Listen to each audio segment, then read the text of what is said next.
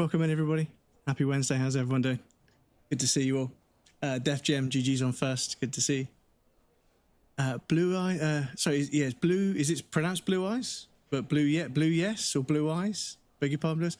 Your two things about life post was on point, brother. I hope you're doing all right. I appreciate that, dude. Yeah, it's one of the most Disco Elysium things I've come across in my mind whilst thinking about or playing the game. As a recovered alcoholic and someone that struggled with substance abuse. Deciding the difference between escaping and actually generating happiness, very important. And also understanding that just because you think it doesn't hurt doesn't mean it isn't affecting you. But welcome in. Thank you for stopping by the stream. It's nice to know that there is some conversion of posting stuff on TikTok and everything else. The man ponders his cooking utensils and gives you a little nod, Luke, acknowledging your thank presence. you for confirming.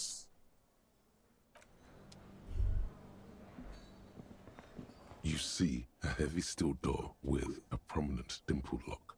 It's painted blue. Right. The cobalt blue surface feels rough to touch. The stainless steel door is flush with its frame on every side. It leads to a side building, adjacent to this one.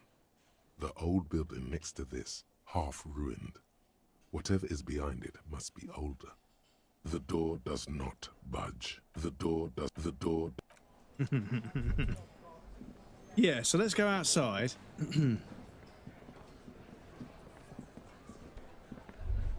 And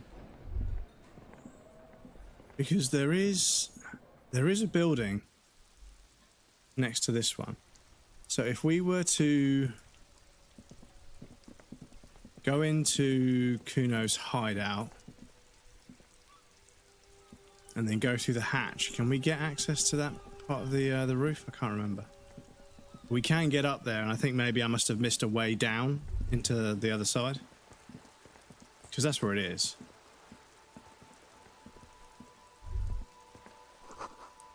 Book is titled "The Man from Helmdall and the Wildfire." I wonder if these are actual books. Jake the Obscure, welcome in, dude. How's it going? Hope you're well. Good to see you. I appreciate seeing you as well, dude. Yeah, I'm not too bad. I'm not very well, physically, mentally, emotionally. I'm not very well, but I'm still here. That's the important thing. I have some tasks to take care of, and I'm in that sort of weird depressive state where I haven't got the sort of oomph to do anything. All I want to do is work and stream and sleep. There's a few things I want to get done over the next 5-6 months before the end of the year. Nothing major, repainting the ceiling in the bathroom and, making some adjustments to the... Oh, no, we have to be... Oh, no, this isn't right, is it? I need to be here. Damn. I forgot. Because I appreciate that, dude. Yeah. Like I say, I'm still alive. I've still got a job. I've still got somewhere to live. I've still got clothes on my back and food in the fridge. I'm still here, But yeah, I've been very under the weather for quite some time now, and I'm very, very low on energy in lots of different ways, not just physical energy, but also mental energy, emotional energy, patience, compassion, empathy. I'm kind of drained right now. And every time somebody's doing something that just, they expect me to just, smile and bear it. I'm like, no, could everyone else just fucking do their jobs? Can everyone else just fucking, pull their weight? I don't want to have to fucking, be kind and nice about someone that's just being a fucking ignorant fuck. This is what I mean. I haven't got any patience or empathy left, and I don't like being like that. I know that, having patience and empathy is a human trait that I need to work on, but I'm very, very worn out, and I just want things to improve in one way, shape, or form. I know that in life, you never have it all, right? If your job's going well, maybe your physical health isn't very good.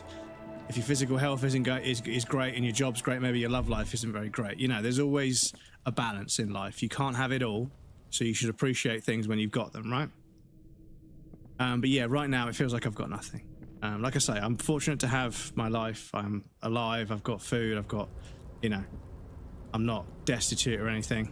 But I am really, really worn out. Yeah, because we can get on here.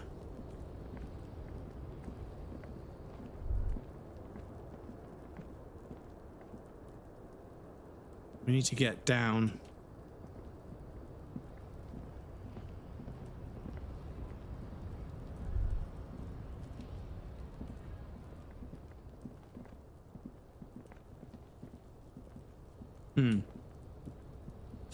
So glad you are here and can watch this lovely game. I appreciate that, dude. Thank you.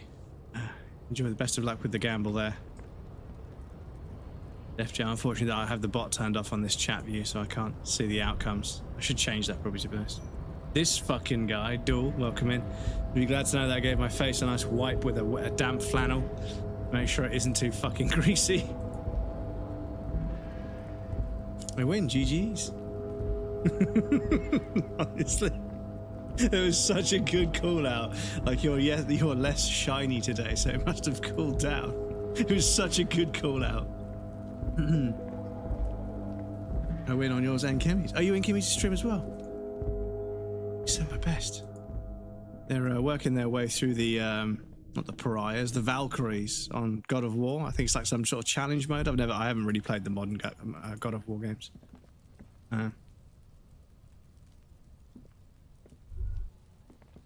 Yeah, this is it.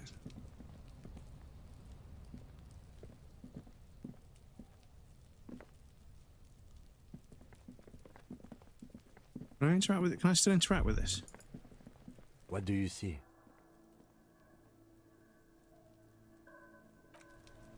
No, okay. How much does he want for these pants? Kuno's like Kuno's dad. Kuno doesn't give a fuck about anything. Yeah, let me. Kuno doesn't fucking. Kuno doesn't fucking care. Let me get a save down because I want to retry this check. Like It's this Kuno's empathy. dad. Kuno doesn't. Empathy. Have I got anything? I think I have. I've got those shoes. Sorry, I didn't finish my sentence. Have I got any clothes that help with empathy? I think I do. I've got some shoes that help with empathy. Esprit de corps.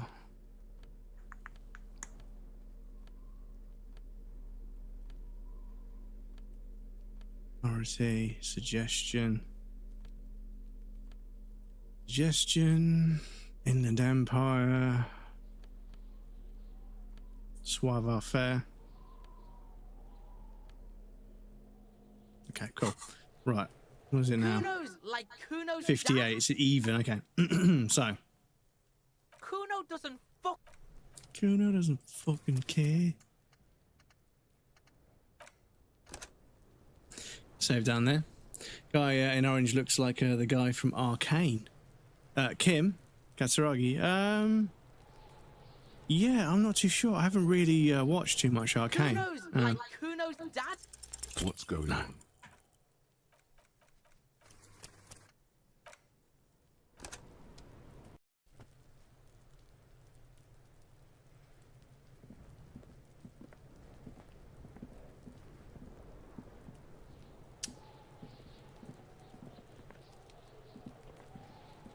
Kuno's like Kuno's dad. You were too pushy last time. Think this through. Try to really understand the psychological bond Kuno has with Kuno S. Just look. While Kuno has no problem being near you, she always hides behind the fence, afraid for her life. Like she's done something very bad. She came up with that psychopathic scheme of screaming for help before. Kuno just wanted to talk to you about his name. Kuno S was the one who wound him up and directed him. All in all, Kuno respects madness. You cannot hope to outdo her on that front. You must win yourself a few minutes with him alone. Kuno S is by far the worst of the two. Kuno has no problem being near you, but the other hides behind the fence, afraid for her life, like she's done something. She came up with that psycho. All in all, Fuck you whispering about? he's whispering too. He's going with it, but watch what happens. Fuck you whispering about!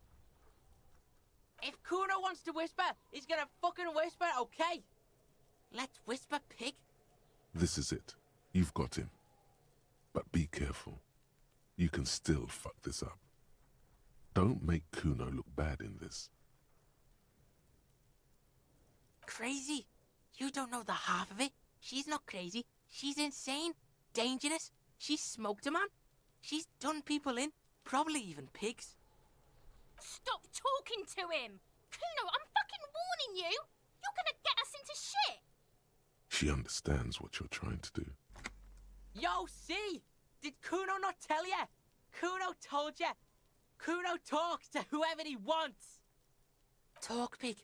Kuno's got it under control. You did it. They're separated. He's even turned his back to her, so she can't read his lips.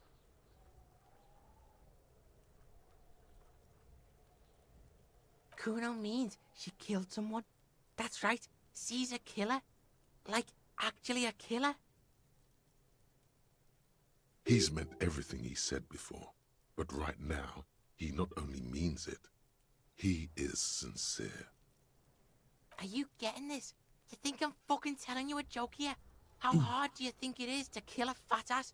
Sweet talk him, then knife him. She's probably killed a pig too. I mean, I'm pretty sure she has. I knew you pigs were too naive for this shit. Good thing Kuno's got her under control. Kuno keeps her calm. The creature peers at you both from over the fence. There is something searching in her eyes. Fear. Yeah, she would have liked to fuck him up, but she didn't. Kuno wasn't around, and C was with Kuno. Look, Kuno's gonna put you at ease. We didn't do it. He speaks the truth, my liege. He speaks the truth, mate. Yeah, she's psycho. None of that kiddie psycho, cat burning shit.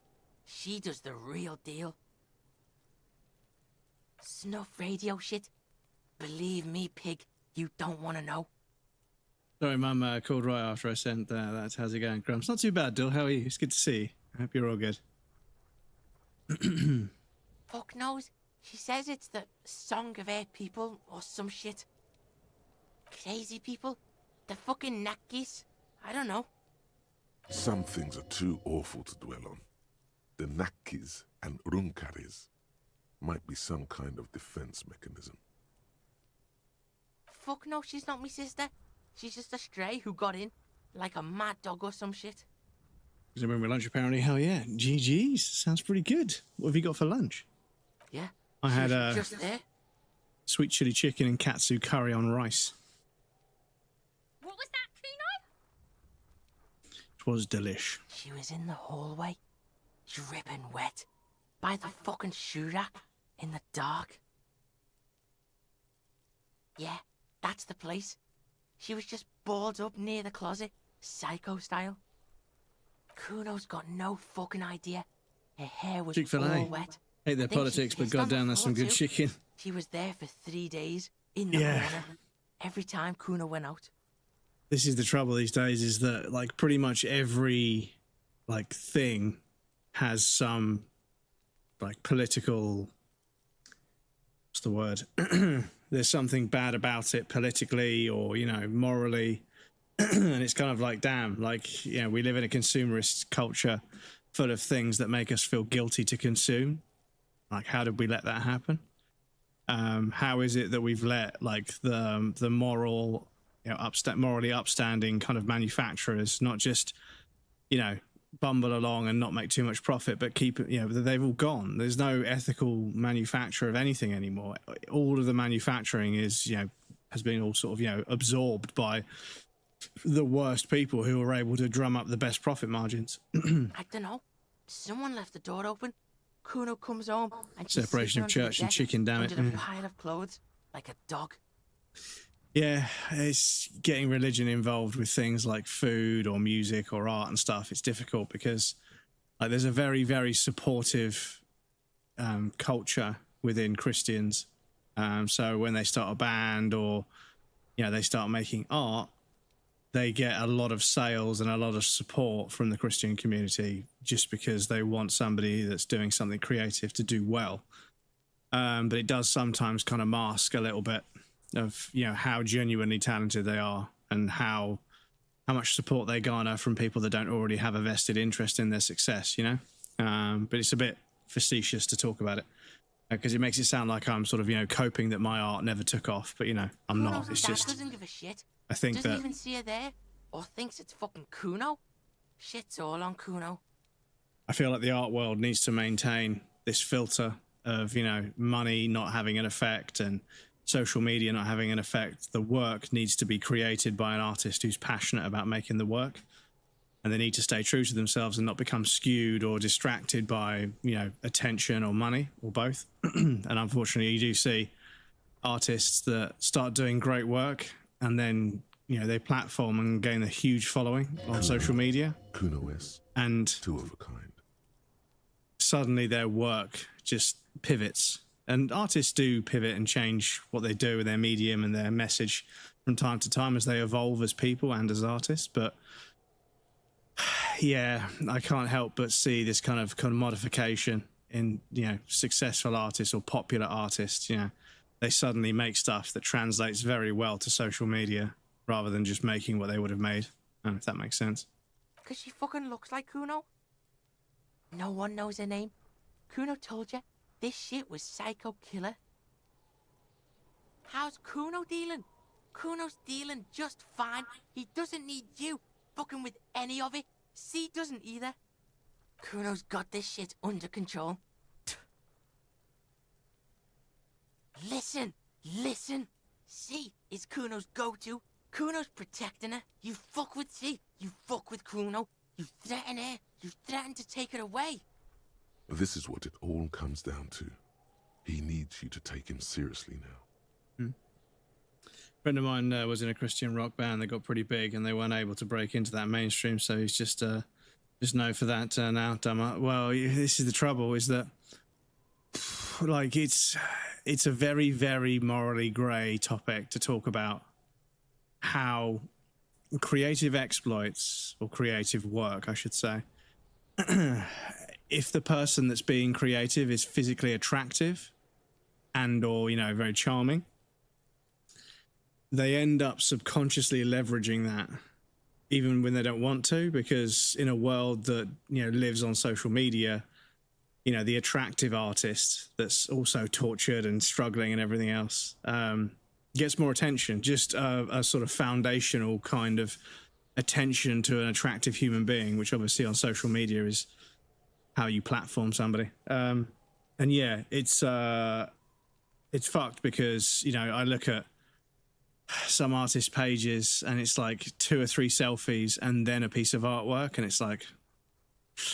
okay. But then I go to some profiles that strangely, you know, ironically or, you know, funnily enough, have like 1/3 of the following and get 1/3 of the attention because there's no pictures of the artist. And I'm like, oh no, man, it's just.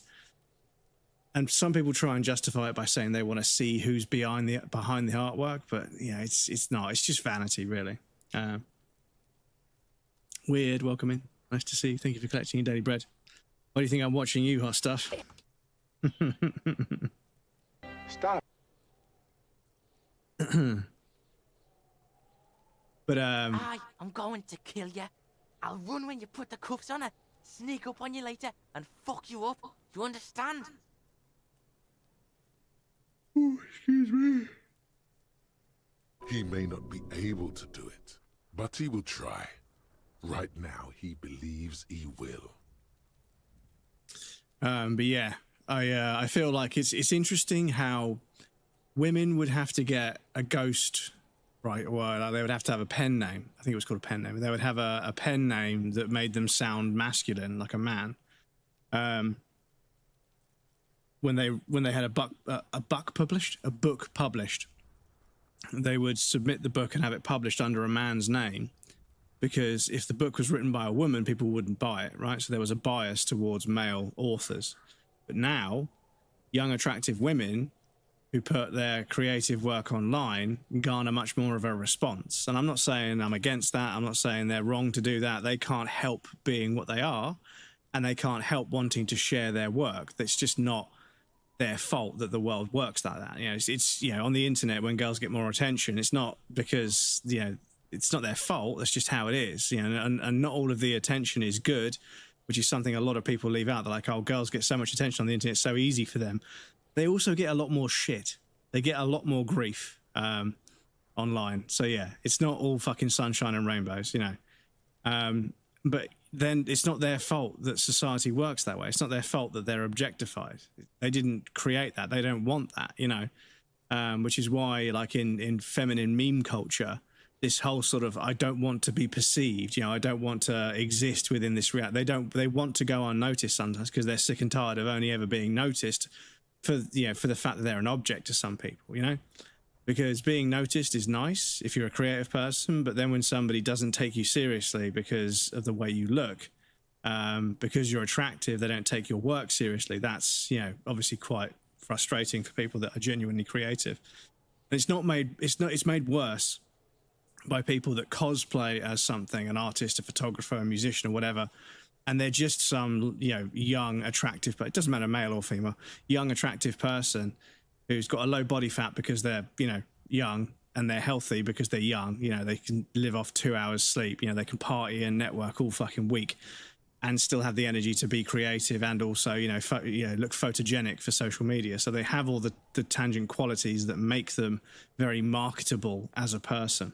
And that's the thing, is that rather than looking at it as this person is attractive and therefore people are biased towards them, it's just the unfortunate fact is that we exist in a world where being attractive makes you more marketable, which is why record labels will always choose the prettiest singer, not the most talented singer, because the prettiest singer is much easier to market, and also the prettiest singer is much easier to then sell off to some makeup brand or whatever, you know, or some clothing brand as an ambassador.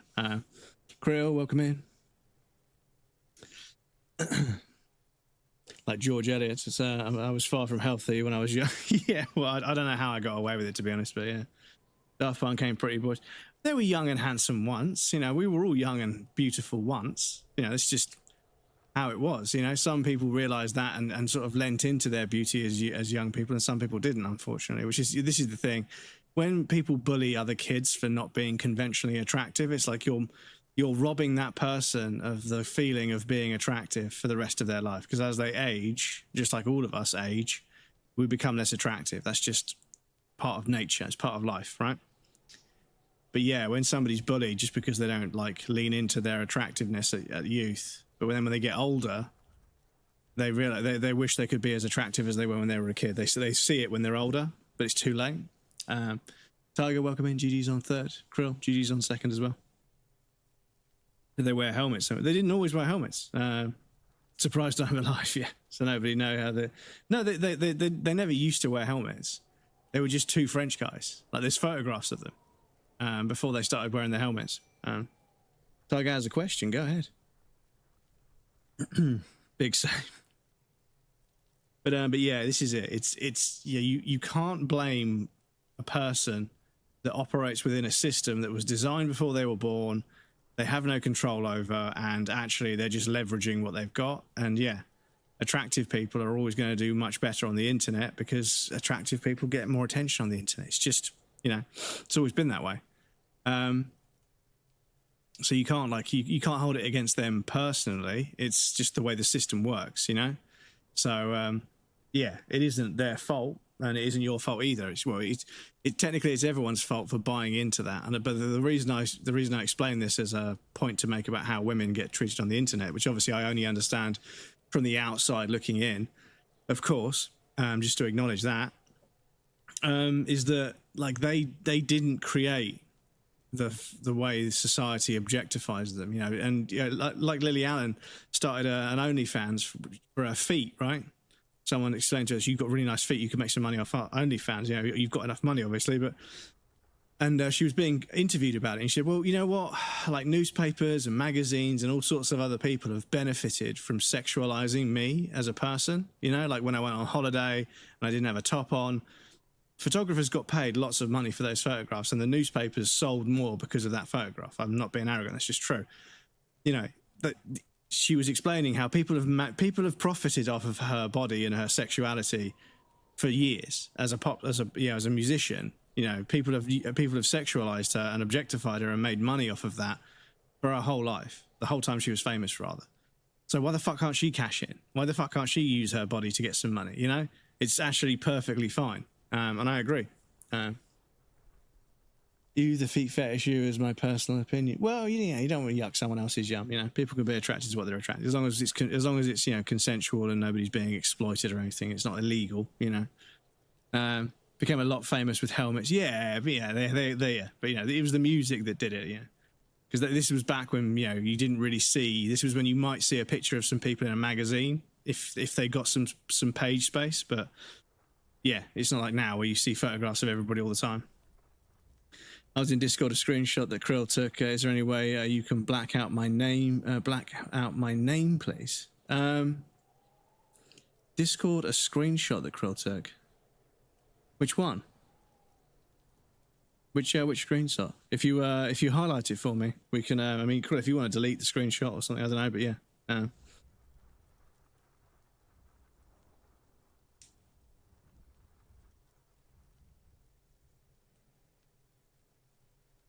All right, now we can do business. Yeah, what do you want? Kuno can hook you up with. Don't hook him up with shit, Kuno. See, relax. He respects the Kuno. Kuno made him respect the Kuno. You respect the Kuno, you get all kinds of shit.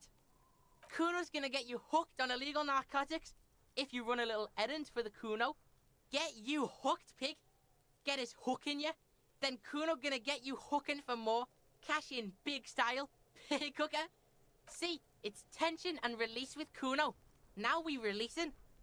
The pan buying shit, that's on now too. 90% discount for Kuno's pig. Kuno can flex. Kuno flexes for hobos. Kuno sees you're in need. Here, pig, we're full now. Performance. Kuno can already see you soaring through the air like a fucking eagle. Pig's in Kuno's debt now. Money debt. Kuno gets it from his dad. Kuno and his dad are major suppliers. That's where Kuno gets his lightning on.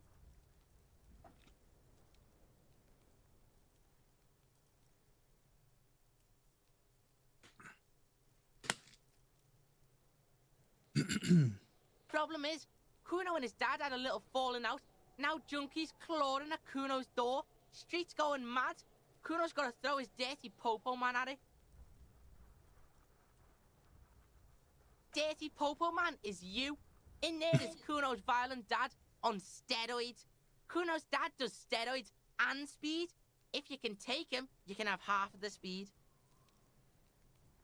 Kuno's dad is a fucking monster. He's the most violent man in Revachol. He doesn't give a shit about a single thing. Is his dad Measurehead? Are you sure you can take on the most violent man in Revachol? In your condition? Like half. A baggie, but like in this vial. That's half a gram, sir. Yeah, half a G. Want it or not? Fuck you talking about half a G? This shit is giant grade A shit. So clean you can barely see it. You can barely see it because there's barely any. Okay, Kuno's listening.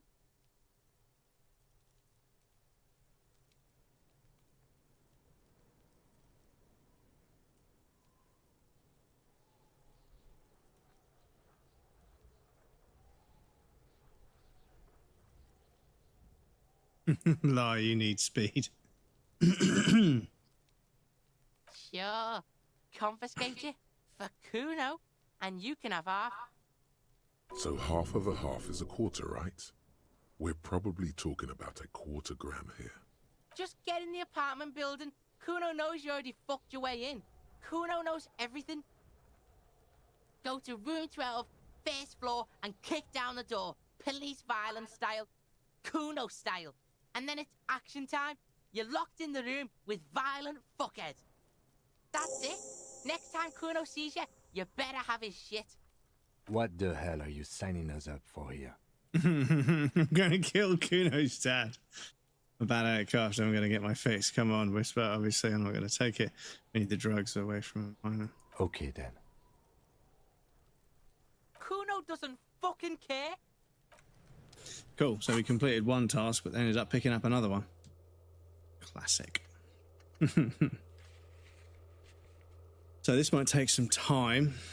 That one I'm still not sure about. We could go speak to Joyce again, I suppose. Although I don't think we've slept, so maybe it won't work.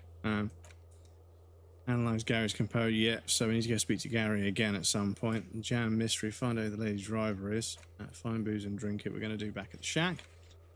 Go to the harbour gates and ask the Jolly Mesk. I need to find out who the Jolly Mesk is. Need to wait for Kim to go away so I can do that. Ask around about the tattoo's possible meaning. I'm not sure who I can speak to about that. Talk to Titus and establish authority in the Hardy Boys' eyes.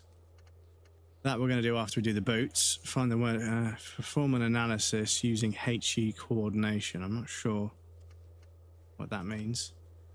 Hold on to the spirits and wait for the signal. 2 signatures forever up. We can do that in the coastal sort of dock area. Call Jamrock Public Library for information. We're going to wait until the next day because it's only open during a certain time of day. There's been some way to talk to this person. Just haven't found it yet. It's definitely not about signs. Well, you could just try again, find your way out of this maze of things to say.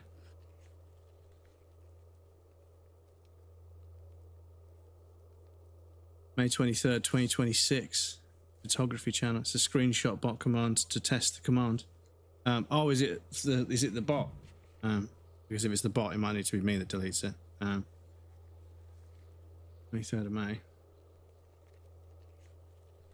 Or was it photography that I sent them to? I think it's photography that I sent them to.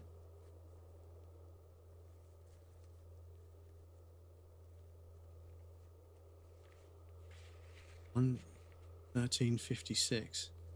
7th of May. 12th of May. Okay, yeah. This one.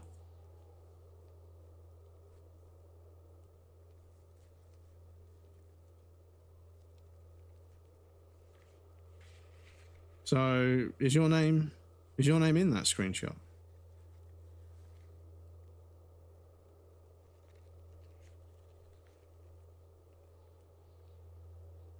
In the phone. Okay. Yeah, well, I'll just delete the screenshot, to be honest.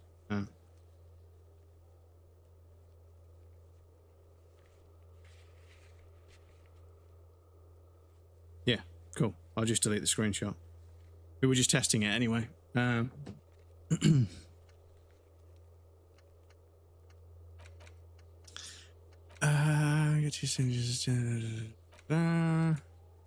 Sync signs is annoyed. No one doesn't want to talk to you. The signs are not in sync.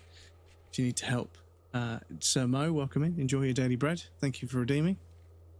Yes, you need to help him and his friends find out someone to prove that you're one of the crew. Who knows what he'll tell you. Okay. No, not to worry, Tiger. Don't worry, it's fine. 19 pieces of daily bread.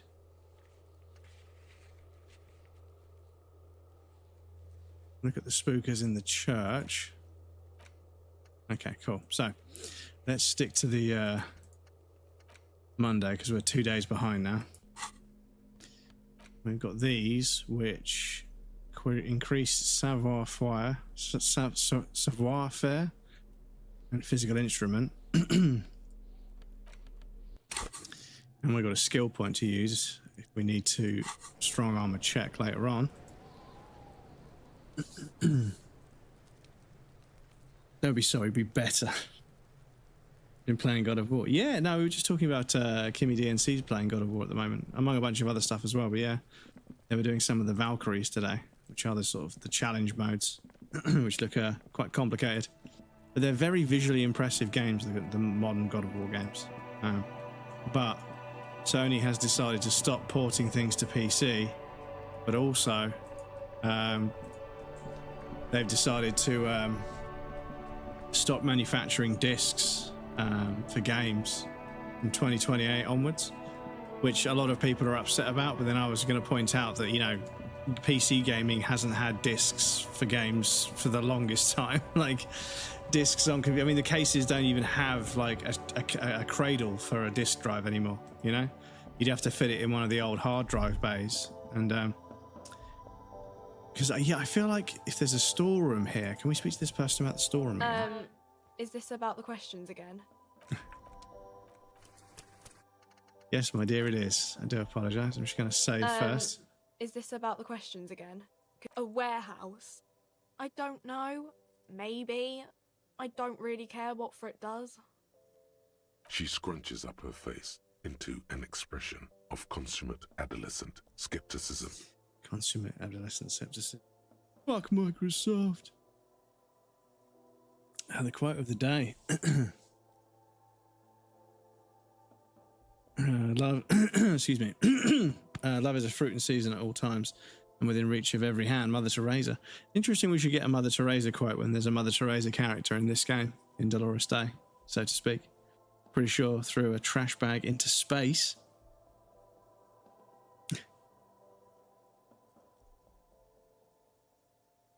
Then a couple climbed on the peak on the Empire State Building to kiss each other. Really? Fucking hell.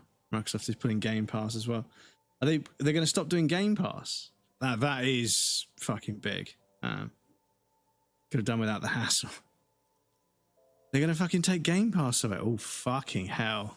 Because, yeah, the new CEO of gaming or Xbox, whatever, has, like, you know, made Game Pass cheaper, but now they're going to fucking take it away? That's kind of wild.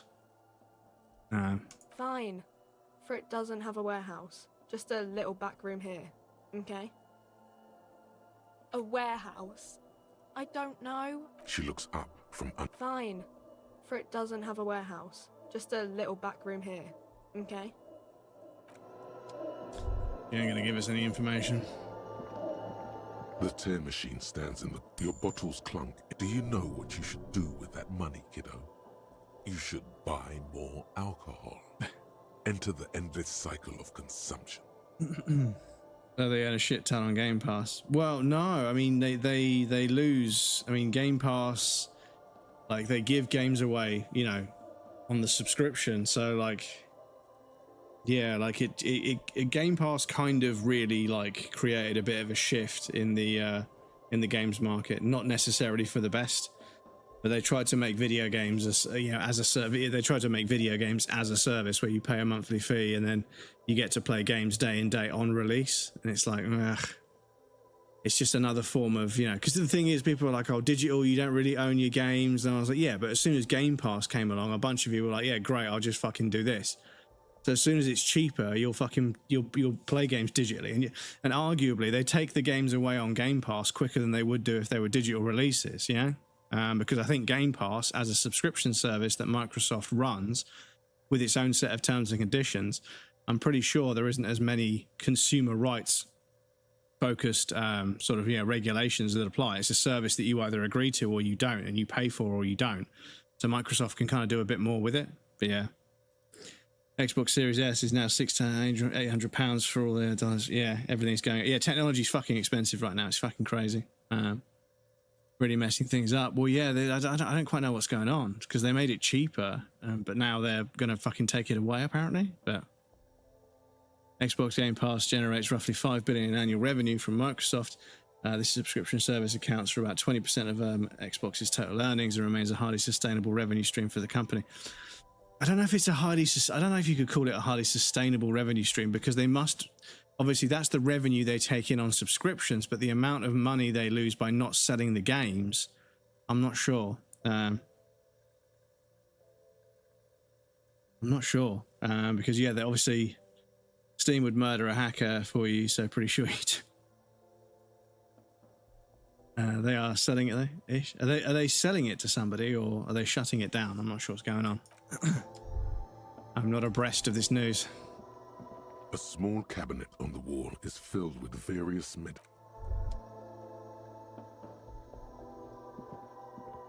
A colorful display of cigarettes and alcohol bottles line the shop wall, inviting you closer. There, in that dark green glass, all in vain. The great flowing river of warmth, wine, alcohol, beer, alcohol, love, alcohol. The beauty, the truth, the poetry of it all. I'm obliged to inform you that both alcohol and cigarettes damage your health. But I guess you already know that. Don't ask. Don't look. Don't do anything here. Just go away. Get back to work. And if they lose money for using a subscription service selling each movie on its own. Well, Netflix wouldn't be able to sell every movie on its own. They don't have the rights to sell. The rights to sell the movie is owned by someone else. Netflix is a streaming service that pays the licensing fee to stream the movie, and then they pay a cut to whoever has the rights to the film. Whereas Microsoft own a bunch of studios, and a bunch of their studios' games are like released, on day one on a service where people can just download them and play them without paying any extra. So if somebody plays the majority of the Microsoft Studio games day one, but they use Game Pass, then they are losing money there. But what they're banking on is people like me. I have Game Pass, but I haven't played a game on there for fucking ages. I mean, we played a couple of games the other day. And I need to start thinking about playing, games on there because, if I don't, there's no point paying for it. But obviously, for 6 months, I played Lies of P on Game Pass, and that meant that for 6 months, I'd saved myself 60 quid because I'd played the game on Game Pass for $9.99. But it's probably been about 12 months since, and I haven't played another... Well, no, I have played a bunch of games. I think if I added up all the games I've played on Game Pass, I'm probably still just about almost breaking even. So it's, But obviously, if it continues to be the case where I don't really see anything on there that I want to play, I will have to cancel it because it did go up briefly, but it went back down again. So, know this: you will never finish your alcohol quest if you don't buy beautiful alcohol. No, Frit only sells legal drugs, like the law says. The pale age vodka is special, I guess. It's stored in pale for a couple of years, which makes it super expensive and super strong. Don't worry your pretty little head about it. Let's concentrate on what's important here. Buying alcohol.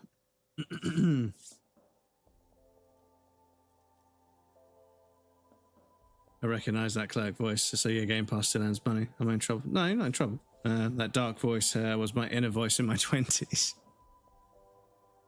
I mean, I already said it'd hurt you. I don't know what else they do. Substances give powerful bonuses to your main stats at the cost of damage to your health or morale. Cigarettes raise your intellect while damaging your health. Alcohol raises physique while damaging your morale. There it is, chat. Summed up perfectly. Use medication, like Nosifed and magnesium, to counteract the negative effects of substances. Note: consuming substances can have unforeseen consequences for you. Yeah, I'm pretty sure that door there is where it goes. But this guy won't speak to us now because I think he's sort of speaking to Measurehead, right? Right to work! Right to work! Sure!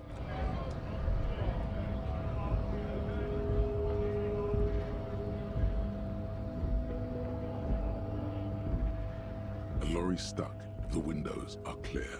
The driver has adorned the back end of the cabin as a... Racist, nationalist, paraphernalia. Likely, yes. He was acting tough before. So, right, let me head down here because...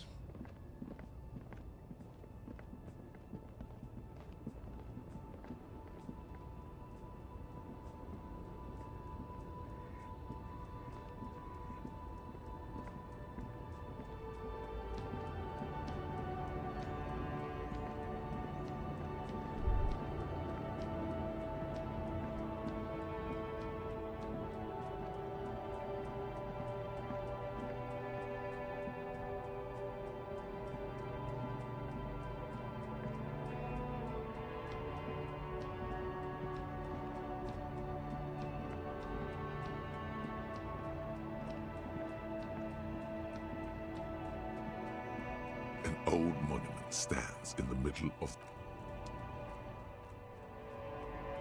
An old encyclopedia? monument stands in the No! Even by the standards Oh, shit, okay, it's of fine. the Philippian kings, old Sumptuous Philip was known for his profligacy. Profligacy. Fuck, I was going to say before I did that check, but it just gave it to me anyway. Excuse me. Stress. One goes to buy a pint on the store and the voice says, buy the Jaeger. Yeah. Yeah, they made it. No, yeah, we're not bad. But honestly, it's fine. We can just forget it and move on. Going on about it would be annoying. But yeah, it's this thing in England where like Jaeger bombs have like weird amounts of Jaeger bombs are then like priced at a certain amount, because it's like, I can have 3 Jaeger bombs and someone's like, it's 6 for £9. It's like, great, I'll have 15, I'll have 20, you know. Like, but for some reason people just fucking love Jaeger bombs. He blew through the whole national treasury, starting the decline of one of the penultimate century's greatest superpowers, the suzerain of Revachol. Because of his fucking cocaine habit. But yes, apologies, chat. I need to pop you guys over on the BRB screen for our first ad break of the stream. Please feel free to get up and move around, grab a drink or a snack. You won't miss anything. I'm going to take a break as well. And we also have anonymous follows over on the BRB screen, so if you're lurking, you want to follow without any alerts going off, please feel free. But I'll be right back and then we'll carry on. Here it's just one price per shot, depending on the size of it. Yeah, this is the thing, is that lots of other places, everything is just kind of reasonably priced, so there's no point doing a deal. Whereas in the UK, because everything is fucking eye-wateringly expensive, as soon as you can wrangle some kind of price drop and you can round it down and not lose money, you do that just to generate income, or just to generate custom, because you might break even on that deal, but it makes people feel like spending more money because they've got a deal already, right? And you only do it on certain days of the week, or you only do it when there's enough stock, you know. But yeah, I think it's more of an English thing because things are overpriced to begin with, so they have to do deals to make people buy stuff. But anyway, I'll be right back and then we'll carry on.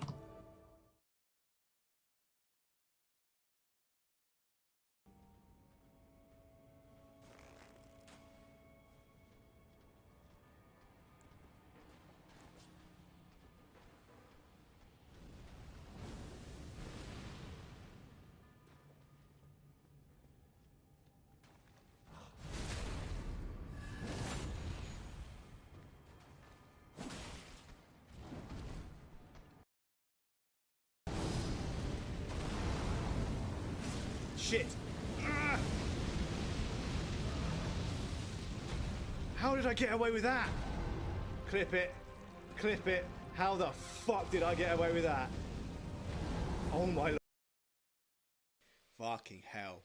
That's a lot of beans. That is a considerable amount of beans. Thing is, can I get a tranquilizer dart into all of them and just let them all fall asleep one after the other? That's the fucking challenge. Because if they do that, I might be alright.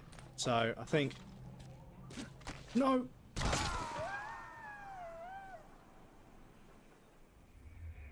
Snake, are you okay?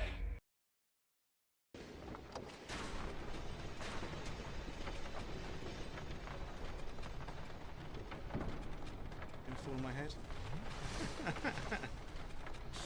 It's not doing very much damage, but it is setting them on fire, but it's not doing enough damage. The rape... I don't want to die, I don't want to die, I don't want to die, I don't want to die, I don't want to die. It's all yours, it's all yours, it's all yours. You sure? Yeah, it's all you.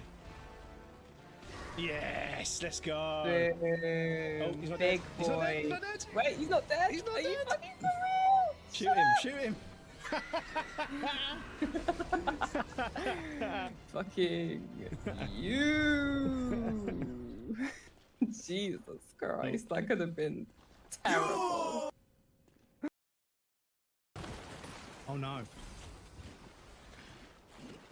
No, that is bad. That is bad.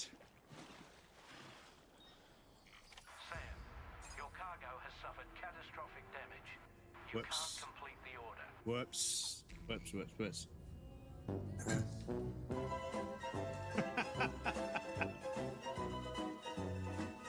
Thank you, Krill. Oh,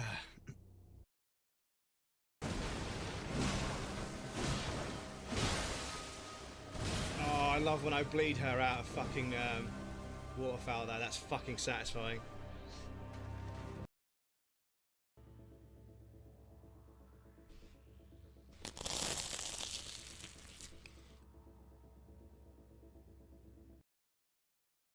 Let's throw a croissant at somebody. Una buona giornata. Keep your distance, pal.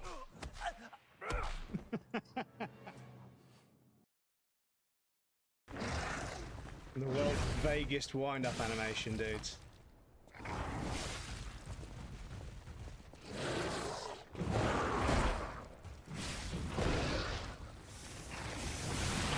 Ha! Get Gascoigned, bozo. Oh, his arm came off.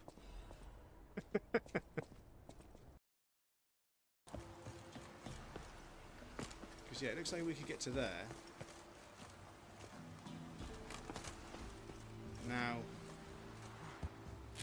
Oh.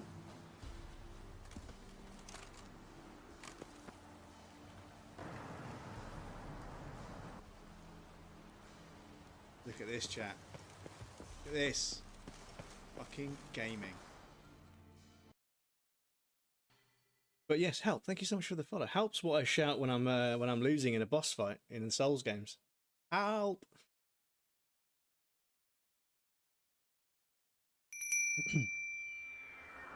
I have stage 3 thyroid cancer, and I appreciate you raising money for keeping people alive like me.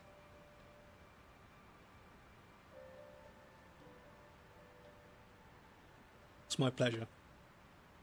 It's my absolute pleasure. And I hope everything gets better for you. Welcome back, everybody. Thank you for your patience. I appreciate that. We never mix our Jaeger either. You just drink the shot of Jaeger, okay. Oof, that clip. Yeah. Somebody coming in to talk about how like charities have helped them with their chronic illnesses and stuff, and it's like, yeah, and like that's one of the things I'm most proud of. Like, some people are like, oh yeah, like I had like 700 viewers one time, and I got like 600 gifted subs one month, and I'm like, yeah. Me and my community raised like over $1,000 for charity collectively in 1 year. And I'm like a tiny little creator with barely any following or any viewership or anything, but collectively we all came together in this community and we made a decent chunk of change for charity. And I have no doubt in my mind that it did some good. And we turned video games and socializing, two passions of mine, into charity that help people, and it's a fucking honor to be able to do that. Yeah. How's the new place? Yes, Jake, have you got a new place? Just freaking tired. Yeah, I think Grill's probably the tiredest out of all of us, but yeah, I'm pretty tired as well. The fall of the monarchy. During no, Rainbow, you keep bringing it up, and that's more annoying than deleting the picture. So just we can let it go. On the Insulindian Isola.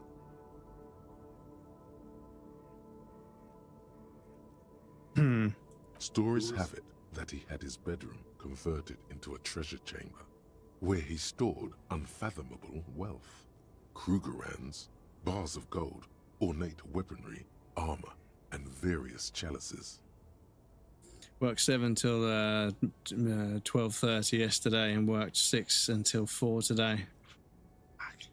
He called it brutal the hours. Sol Auron. It was obscene. There were whispers he slept on a huge pile of gold-dipped feathers, like some obese dragon, instead of a bed, like a normal person. New place is brilliant, just slow on getting my studio up and going. Best of luck getting it set up, dude, without a break. Oof, yeah. And Krill, you were talking to, you mentioned a while back, you were talking to a friend about some investment which might help you sort of move away from this line of work. Is that something that's still sort of pending? Because I hope that's going well. Because, yeah, you do work some fucking crazy hours, dude.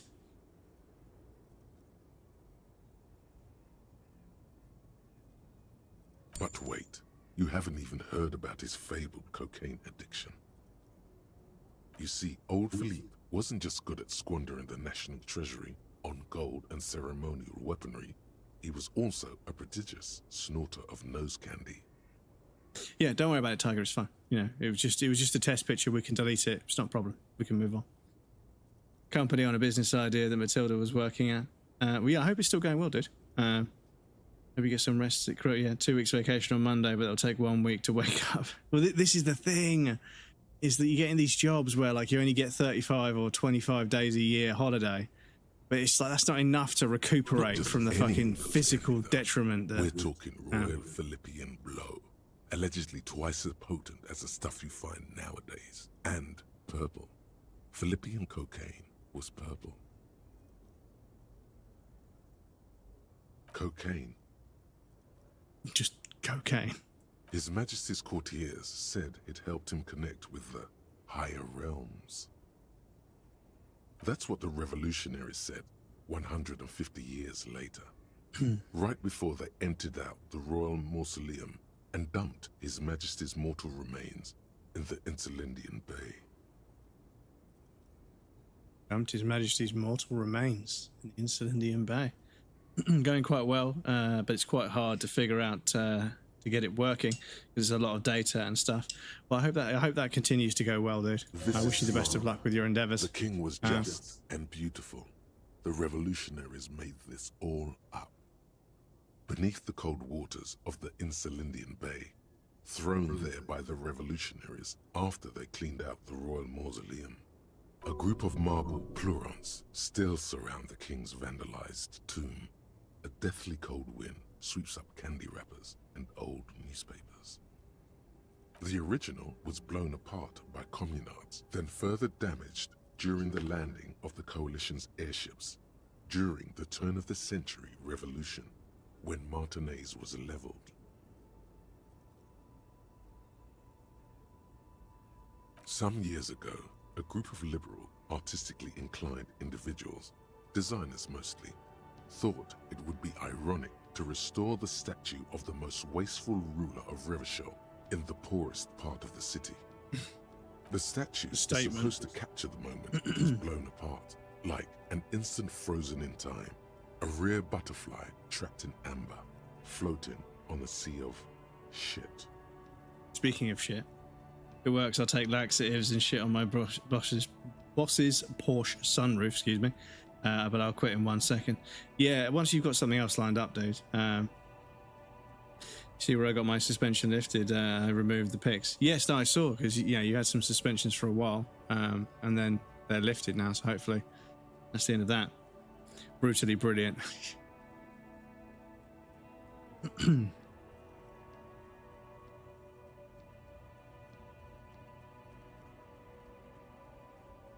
People in Martinez tend to disagree, as do many prominent art critics and thought leaders with more nuanced social awareness than the young ironists. Yeah, just doing something ironic for art's sake. Not really the thing. Hopefully can have more time with Lisa. Yeah, this is it. They only grow up once, so like, yeah, obviously you're doing the right thing now. You're being a good man and working your bollocks off to provide for her right now, but I hope you can find this, hope you can get this thing working so that you can have more time to enjoy their youth, because yeah, they grow up, I'm sure they grow up so fast, right? My friend's kids, I meet them a couple of times and they're like down there by my knees, and then they're like, yeah, they're buying their first cars now, and I'm like, what? I'm like, yeah, it was like 15, 12, it was 14 years ago.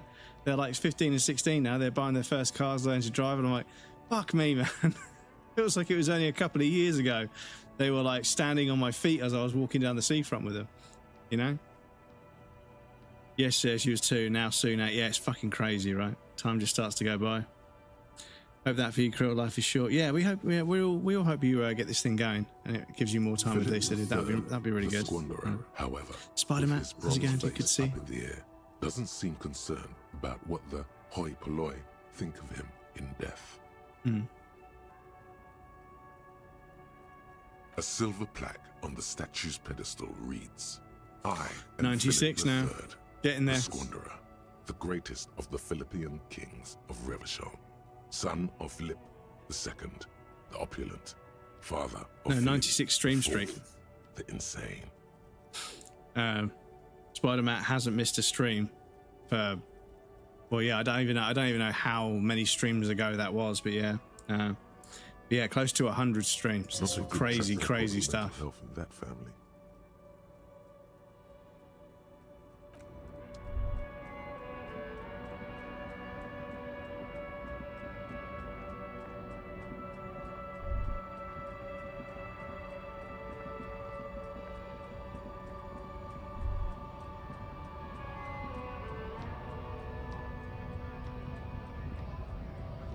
Nerd.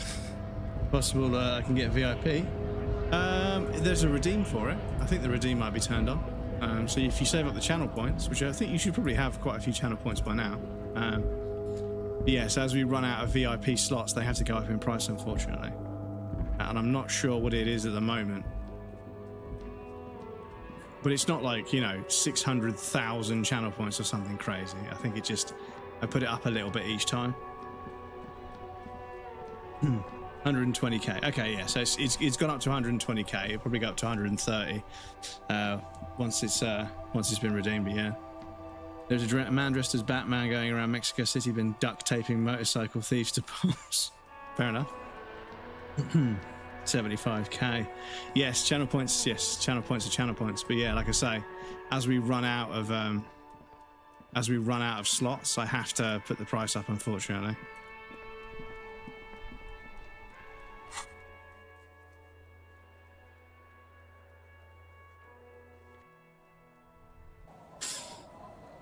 More than halfway. You're getting there, sure. Haven't only waiting for that 1 million redeem. Our tenant, the policeman. I hope the waves don't keep you up at night. What can I help you with?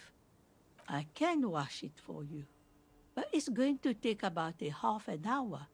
Think you can stay put for that long? Hell yeah. No, we must run around ceaselessly. It would be torture to stay put. Because I keep running around ceaselessly.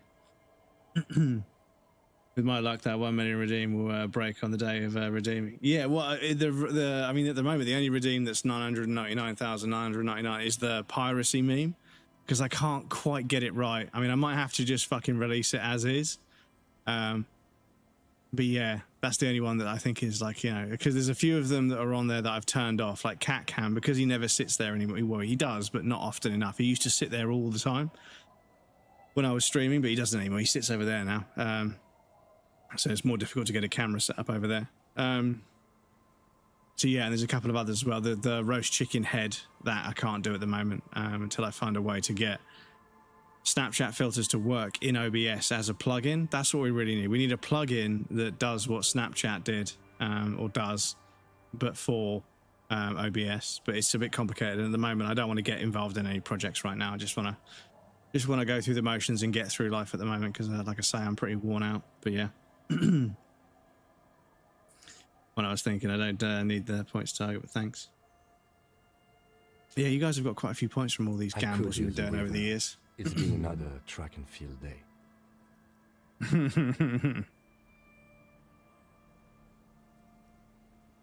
Well, hand it over then, and I'll see what I can do.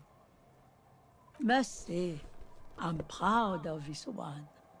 It's pretty nice underneath all that filth. I hope you'll have an easier life in your hands. Eh? What's this about? Come now, I can't read all this scribble. Tell me what it says.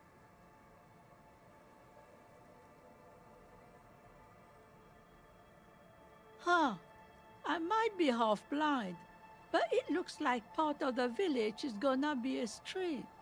The best part. The part we need to get out of our houses.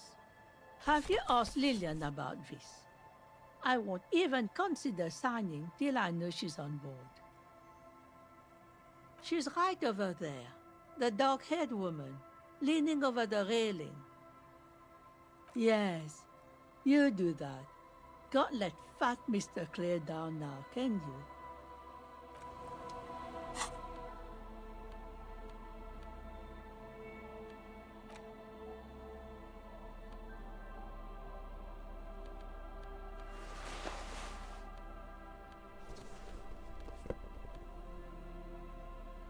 Check me out.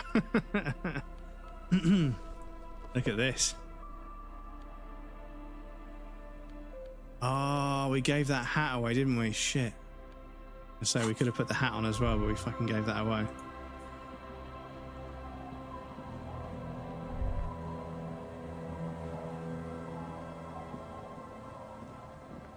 Thank you for the points. Obviously, I don't need any points. I can give myself points if I want. I think I get unlimited points, I think, but thank you. I appreciate that. Kind of you. Give one to Crumbs. Just being sweet. Didn't even know how that worked. Yes. I mean, I don't even know how many points I've got. I would need to go to here. Oh, my back. Excuse me.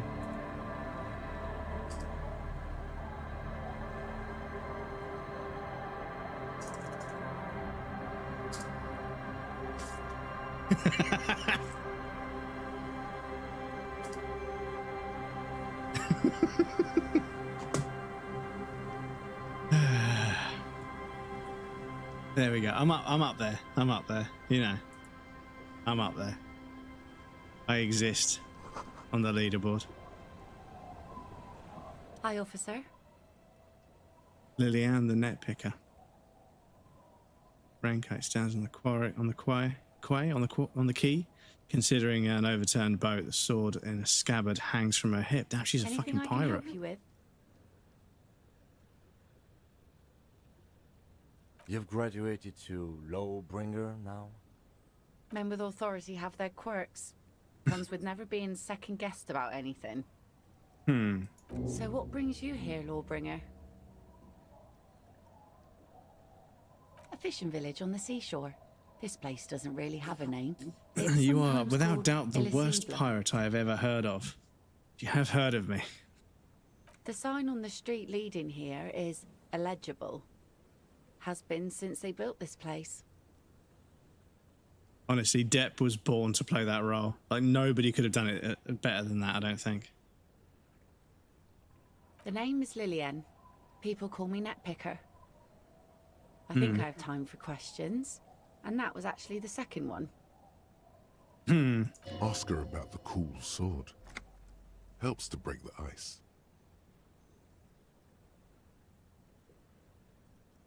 Let's see. Who are you looking for? Well, how can I assist you then, officer? Unfortunately, the factory sold this one with a 3-year warranty instead of a story. It's to intimidate folks, mostly. Not really.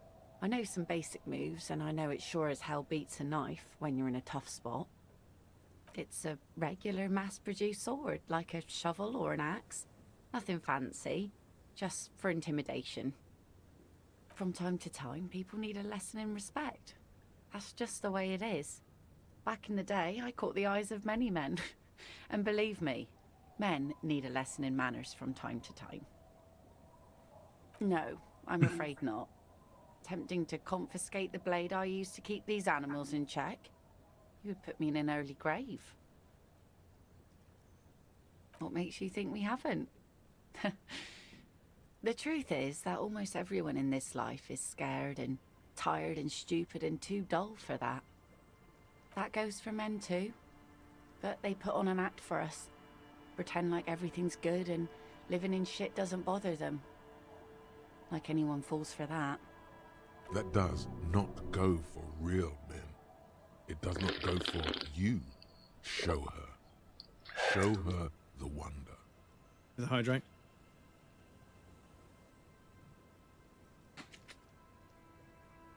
Coach means the expression.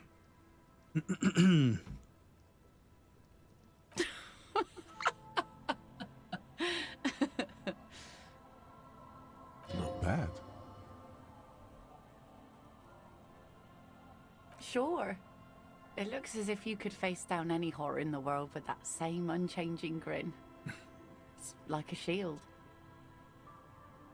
Some went to patch their wounds, their lesson learned. Others were more thick-headed.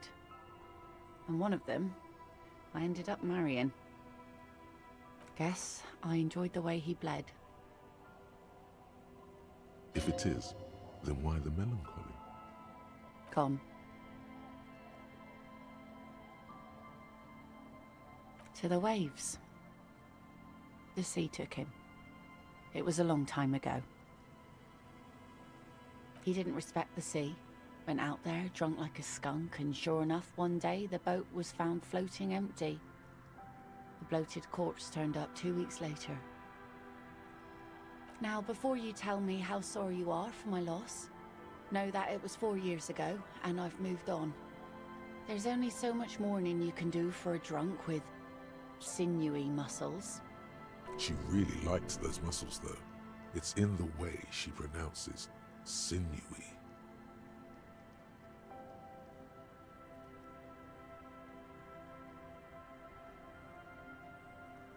Us working folk don't have the luxury to be bedsick with melancholy. I buried him, mourned for an appropriate amount of time, and went on. Life didn't really change that much for me and the kids. This is neither a touchy nor a very interesting topic for her. She looks like she's ready to go on a date with another, better, drunk. Ask her. Both of you could need some action. Like I said, fish mostly. Sail the waves, take care of the kids, pick nets. Right now I'm tarring a little skiff. I sell the fish to people in the Delta to serve at their fancy restaurants. Authentic Insulindian cuisine. Sometimes I also walk to the beach to see what the sea has given up. The sea is full of surprises. This is what is called a conversation. You don't have to be guarded right now. This is what's called a conversation. Honestly, the dialogue and the way it's delivered and structured, it's so internalized, right? Like I'm being told that this is a conversation. I don't need to be like careful or anything, but that's obviously to let the player know. But it's kind of funny that there's this voice in the head that's being kind of a bit patronizing about it. Wood, pieces of glass. Every once in a while we see dead bodies.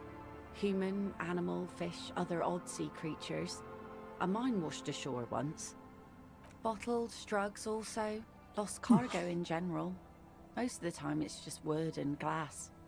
All right. Major choice moment. You only get to ask one thing. It would be weird to say them all. Choose wisely.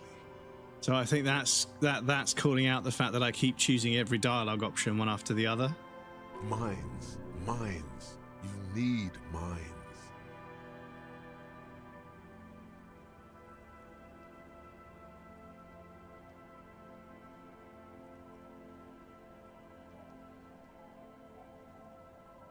Well, the RCM has to wait for another one, because some army folks came by, took it in the middle of the bay and blew it up. The blast was surprisingly timid for such a huge spiky thing.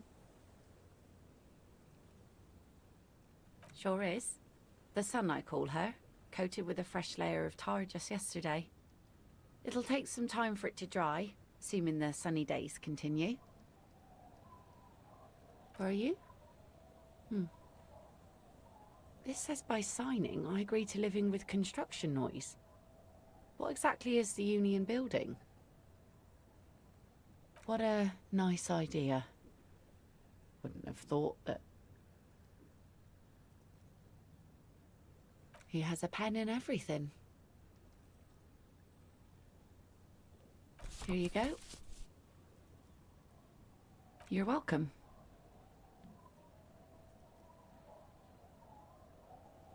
Gesture, right.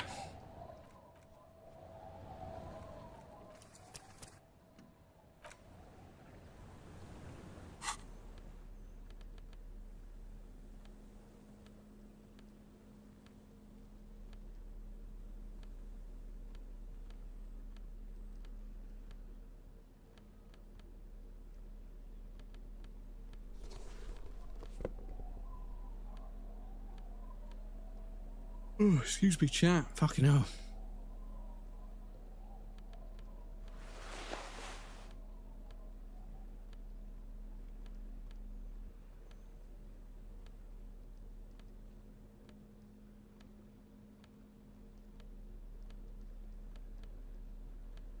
That's minus one suggestion.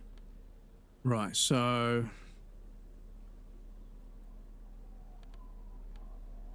That's plus one suggestion, that's plus one suggestion. One drama.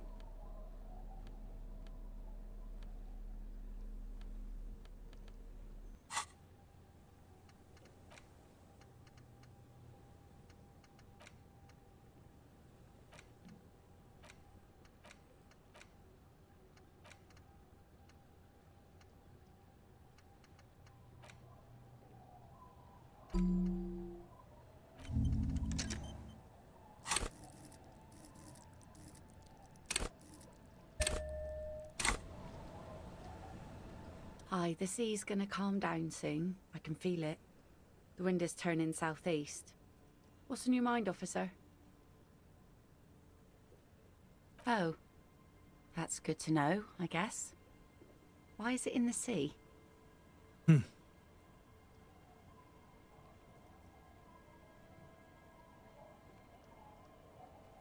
This calls for a funeral, if you ask me.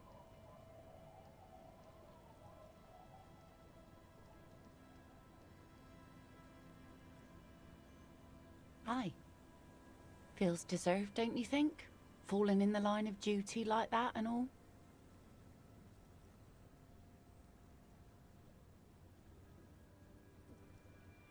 Why odd? Our things are a part of our life world. They're made with our human sweat and they share human history. We should care about them as we care about humans. To some extent, at least. Life world. Someone's been reading up on last century Gotvaldian philosophers. Play it cool now. Oh yeah? You won't even be able to get it out of the water before early June. And where are you going to bury it? Who to invite? What music to play at the wake? Take it from someone who's been through a few funerals. It's easiest to just leave them there and let nature take care of it. That's all we have time for right now anyway. Come back here in June and see how you feel about it then. It's not like it's going anywhere.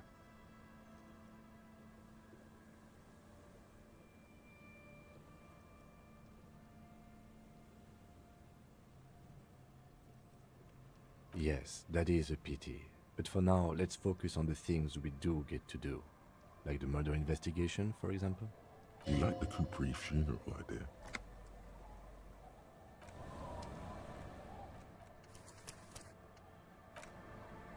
Right, this might take a few tries. Oh, the sea's gonna calm down soon. I can feel it. Oh yes, she does. Is it say impossible or does it just say low?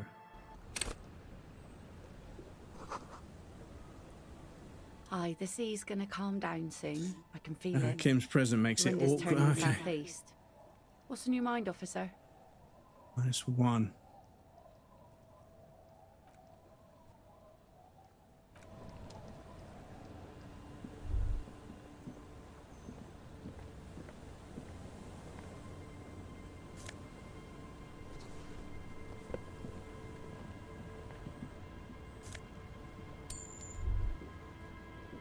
Right, so we've got one signature, which means we can get the other lady's signature, which means we can give that to Everard Clare. I don't think we did that in our first playthrough because I feel bad doing it, but I think it's one of the things that I didn't do in my first playthrough, so I want to do it in this playthrough. The old woman still sits in her chair, continuing with I want to do it on this playthrough, see if it changes As anything. she does so, she quietly hums to herself. Yes, I can't really sleep anymore. Only a few hours a night. It happens when you grow older. My suggestion is, don't grow any older than you already are. That's old enough. What's troubling your mind? Lillian should let her sword make her decisions. The girl just doesn't have the head for it. Either way, I won't sign. You need to check your facts, officer. I said no such thing. Lillian's not the only one who's too trusting. I've seen it all before. You think they've got our interests at heart? Rich men are always selling poor men promises they never plan to keep.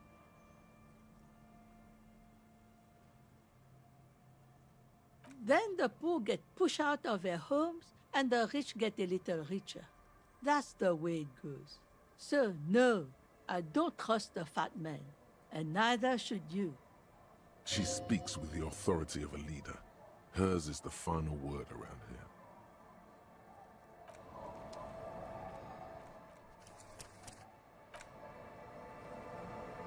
Our tenant, the policeman. I hope the waves don't keep you up at night. What can I help you with? Logic and reason won't work on this old bat. Better go for shameless emotional manipulation. What's the grandmother's deepest vulnerability? Does this feel like a good thing, though?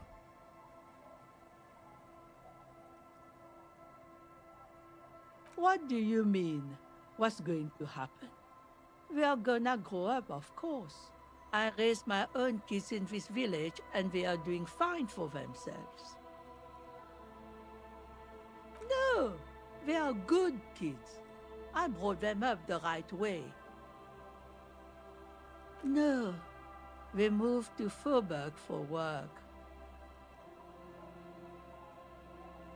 Well, I imagine they'll grow up and leave too. You've got her. Now just reel her in. Then,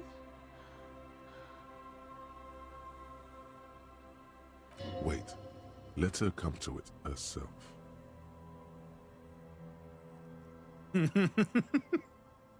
I don't believe the Fat Man's Youth Center is going to change anything.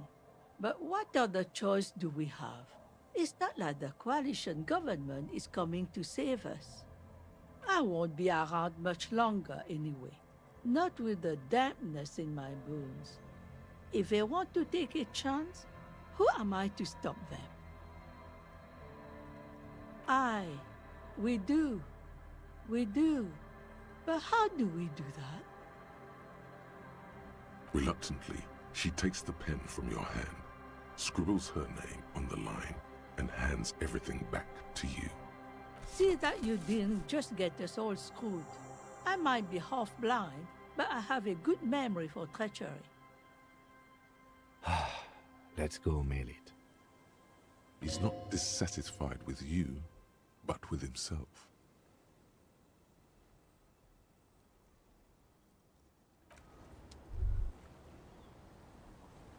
Right, so where do we mail it?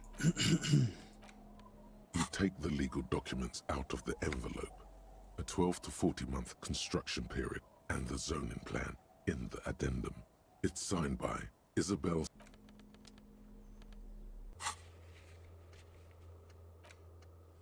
The envelope in the mailbox in the plaza. Oh yeah, that's back at the Whirling and Rags, isn't it?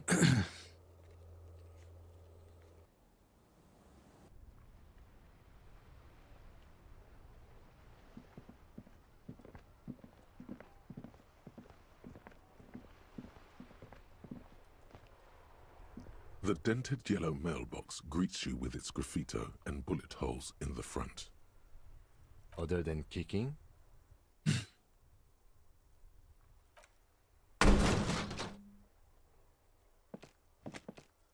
There is a hollow. Your toe has sucked. Cool. You really showed that mail collection box. The lieutenant pats the box on the head.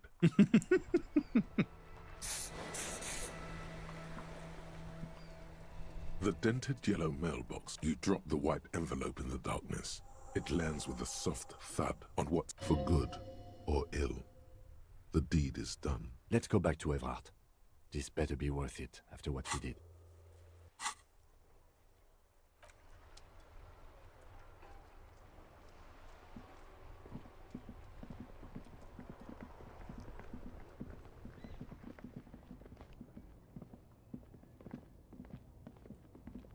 Yeah, the game calls me out for running everywhere, but I also feel like it's really slow to walk.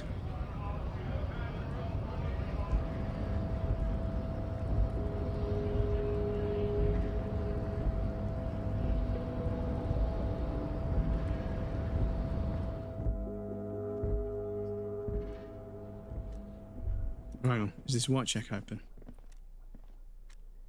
The file cabinet stands steady as ever. Hundreds of documents and the same materials you already went through. Remember, Leo, all items on the list. The drawer slides. Oh yeah, I must have done it already. Okay, cool. Excuse me. Sorry, Ashita No Ray, welcome in. More reminders I need to play this masterpiece. It's one of the greatest works of fiction I've ever experienced, dude. It's literally one of the best video games I've ever played. I think that even on the second playthrough, it's still hitting me how good this game is. And like, not quite as much as the first playthrough, obviously it's impossible, but yeah, it's just, I had to come back to it. I just couldn't leave it alone. It's such a fucking good game. It's such a good game.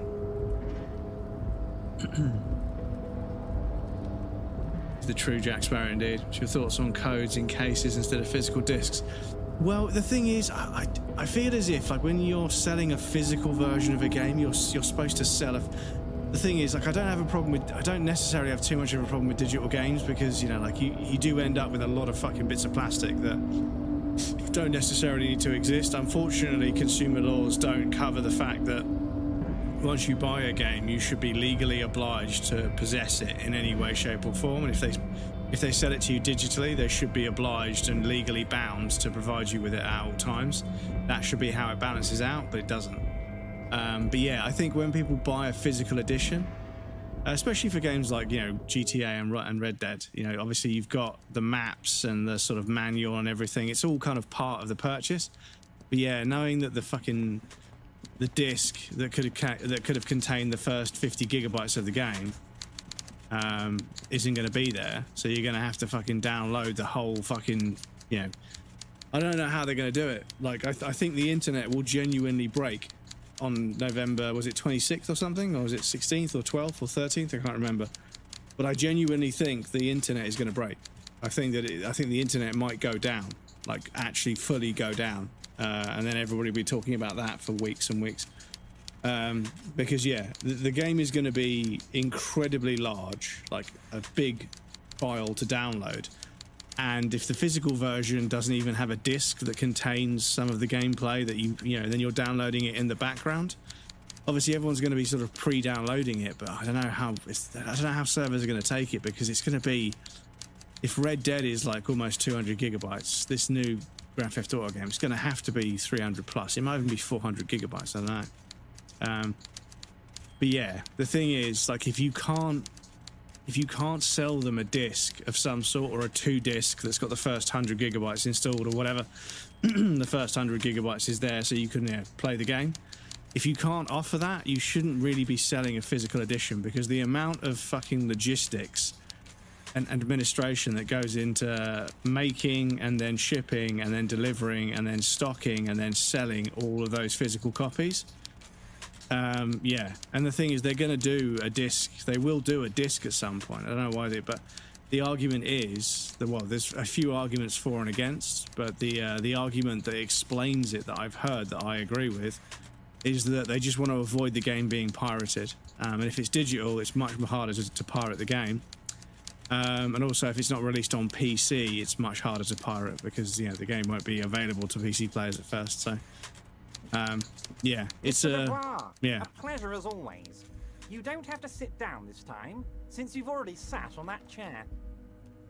But yeah, I feel as if, like, if you can't provide the disc, then you shouldn't really be selling a physical edition, personally. Because if it was, you know, yeah, there'll be a physical version with a disc, but that won't release until blah blah blah time, and then PC will be sometime after that. But yeah, the fact that even the physical edition is going to be downloaded digitally, it means that the most people in history will be downloading a video game on Sony and Xbox's servers, you know, respectively. And yeah, it's just going to be fucking kind of chaos, because yeah, obviously it's not out for a few months, but I don't know when the downloads are going to start. But yeah, as soon as the downloads start going, it's just going to be such a fucking load on the internet. There's going to be so much weight put on the internet, because you'll be trying to send the same 250 to 300, 400 gigabyte game file to arguably billions of people. I don't know how many millions of people play GTA, but maybe it's billions these days. But yeah, it's going to be, the delivery mechanism is going to be pretty fucking sketchy.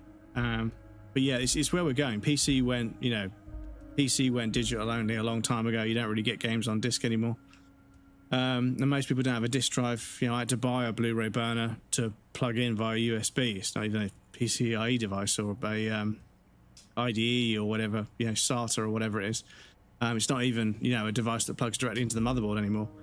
It has to be a separate device. So yeah, it's going to be an interesting one, because yeah, I feel as if Grand Theft Auto 6 is going to be that first example of games being over £70, because they've taken out some of the customization and personalization you can do.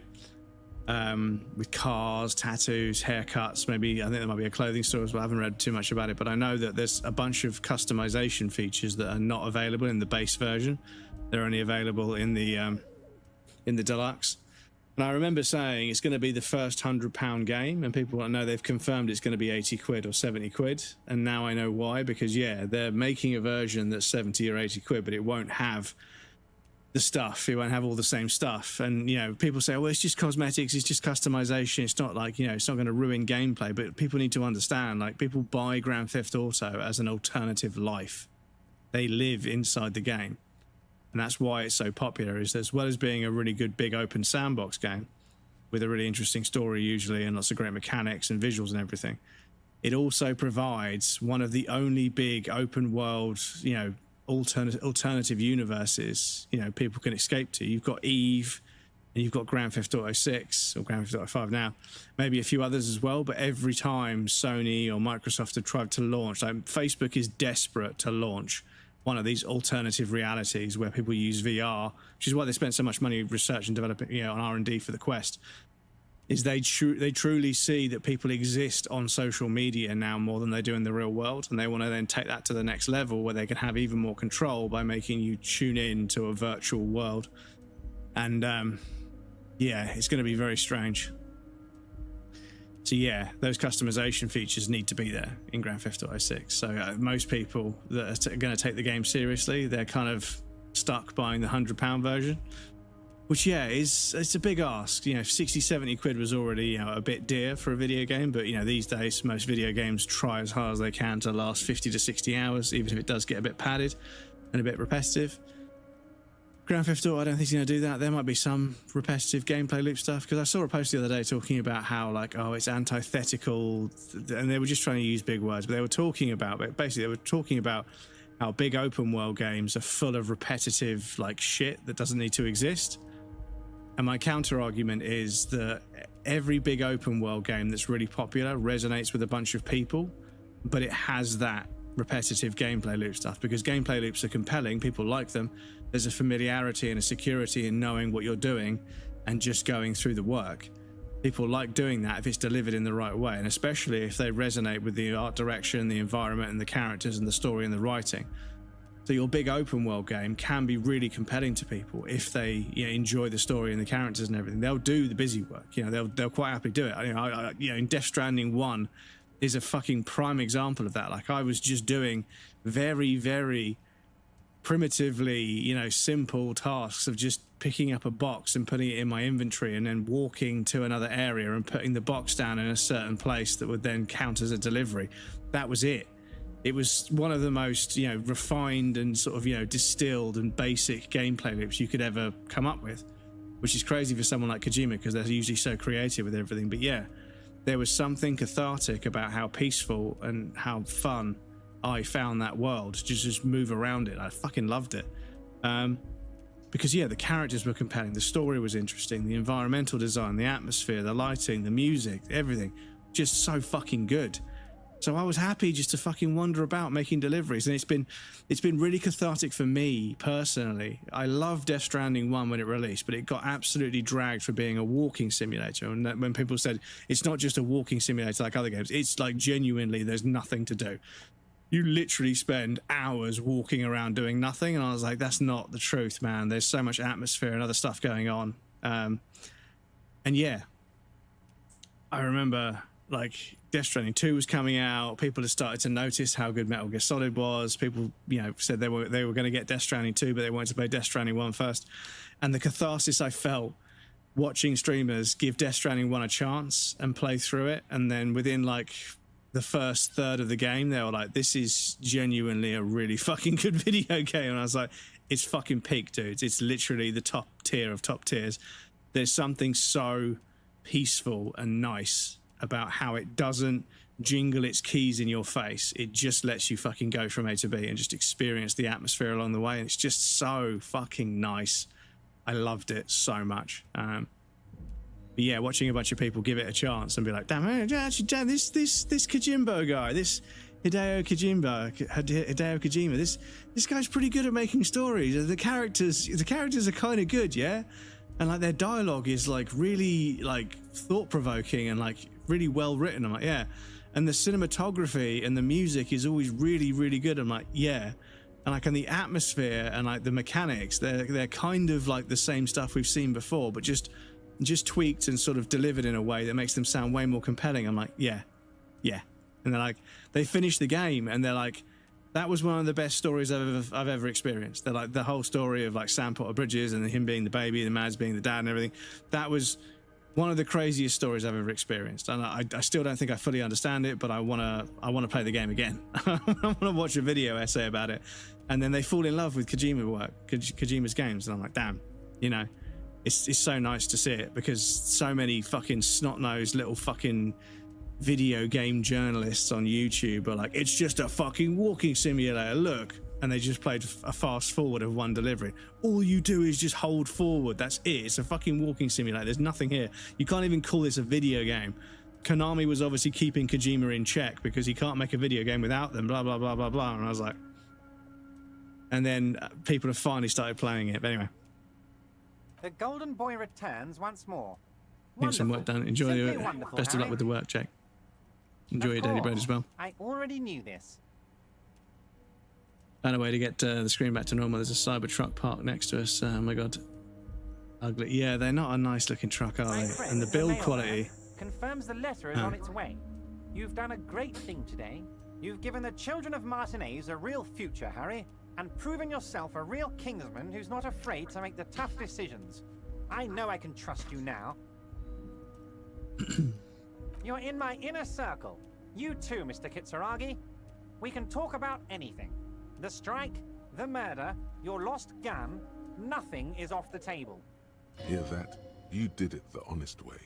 You got the real signatures, and now he's happy. Well done. Finally, answers.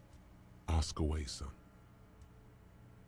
Harry, by now you should know I would never do anything tricky like that.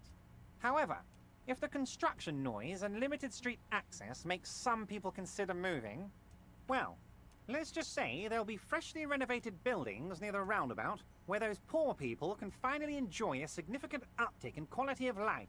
I'm talking real affordable workers' palaces. So the village is doomed.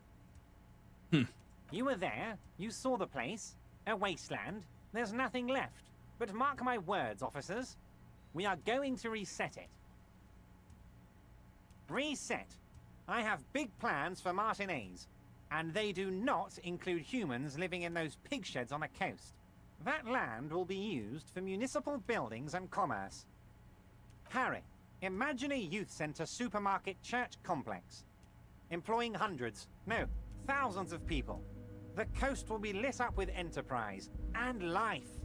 All those ruins out there turned into low-income housing.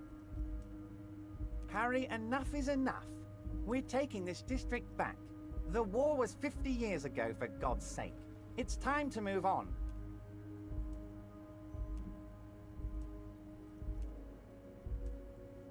Yes, I do.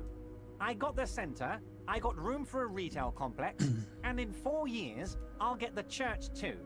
The wheels are already turning, Harry. The wheels of progress. This post-war limbo, I won't stand for it. There are kids practically playing with their own feces out there. It cannot go on. There is true indignation in his voice when he speaks about the state of things, and even a touch of pain. The pain is true. He's seen kids do worse than that. And then there will be a giant statue of him towering above it all. I'm not a symbolist, Harry. I'm a realist.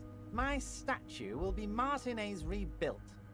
5-story building complexes, kids off speed, and landowners in a zone hating me. That will be my statue. And yours. We're doing this together. You would look nice as a statue. Damn right I'm up to something, Harry. I'm gonna make the working man as rich as Joyce Messier. That's my job. Just like yours is to keep the peace. I did not, Harry. Although I am very, very glad he's dead. Why a war, of course. And what do you have to gain from a war? Victory, Mr. Kitsuragi. I have victory to gain. We are going to start a war with the Wild Pines group and win before they even realize there is a war. Harry, we outnumber them 1,500 to 1, and that's just Martinez. With all the unions in Revachol, and with public opinion on our side, we can hold off 2 men, or 15 men, or even 50 men. The more they 50 send, military the worse trained it's going men. to look for them. They made a huge mistake hiring those guys. No one likes foreign mercenaries. The leftists hate them, the fascists hate them, even the moralists think they're in bad taste.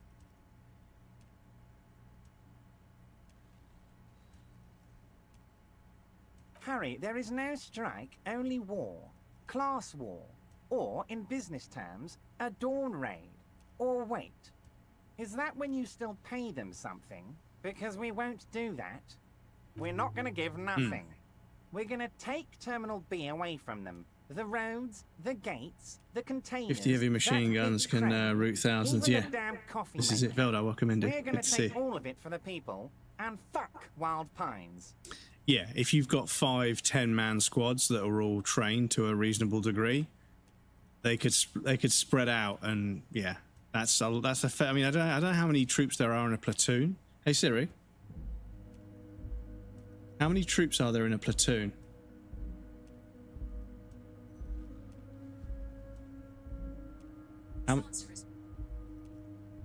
How many troops are there in a squadron?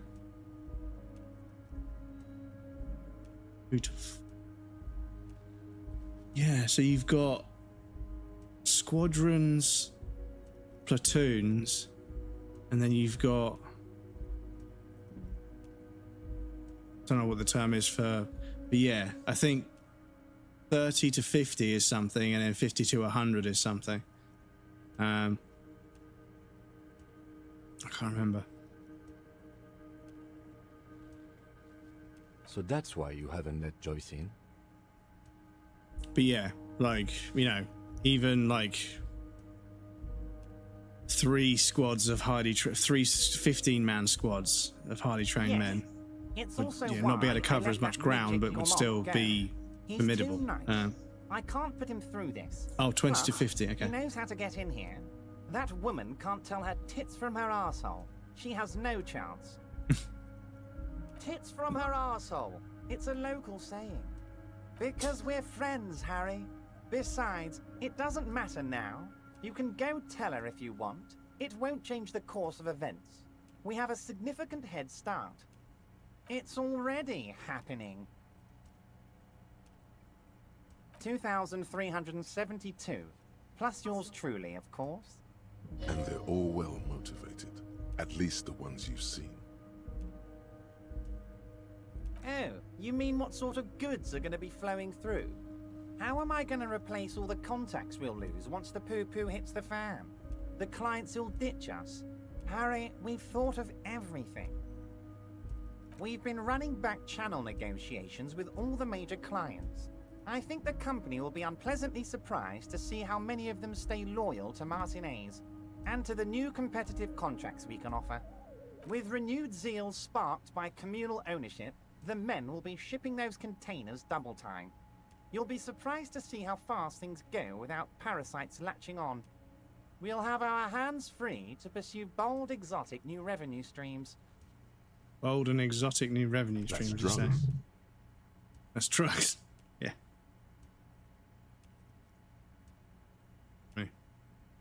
Drug trafficking. Drug trafficking? Don't be stupid, Mr. Kitsuragi. There are perfectly legal, 100% ethical chemical factories on the Samaran Isola. You don't need to be colonialist about it. All they do is produce components to keep the pharmaceutical industry running. That's people's health we're talking about. Old grannies, little babes, people with disabilities. The company thinks transporting these chemicals in bulk looks bad, has bad optics, may be illegal in some countries. The Debarders Union, however, we're all about the large volume column. We're gonna transport the living daylights out of those materials, Harry. So your sick kid can get his benefit, and your wacky uncle doesn't have to come off risperazole. And the kids on the street can get speed and pyrrolidon. I'm an old-fashioned guy, Mr. Kitsuragi. I sometimes grab a beer with the boys, but I have no idea about the things you just mentioned. But if I were to supply ingredients for some sort of rainbow party, I would make sure the Union took a fantastic share. And I'd keep that stuff far away from Martinez.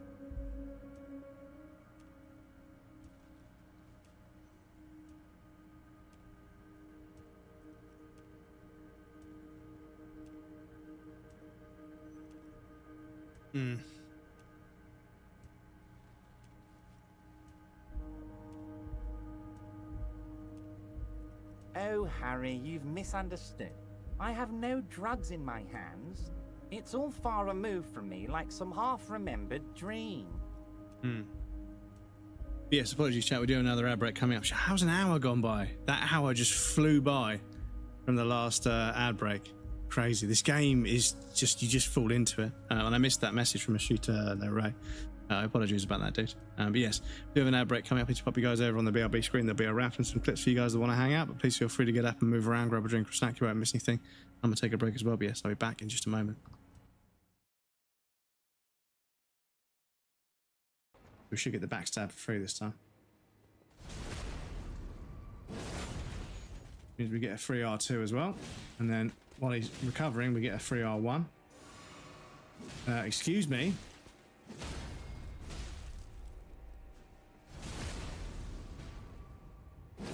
Excuse me. How very dare you? We need to find not just one, but 5 beavers, and literally everywhere, just doesn't have beavers at all. There's 0 beaver. It's just like me when I go on a night out. He's got heat-seeking loads. He is a female porn star's worst nightmare. Heat-seeking loads that do damage.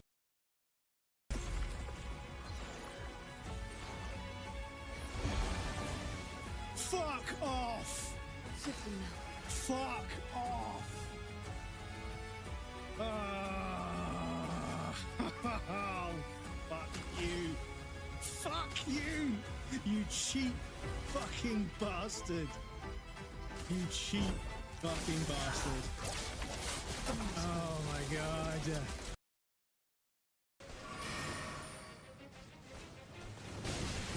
No!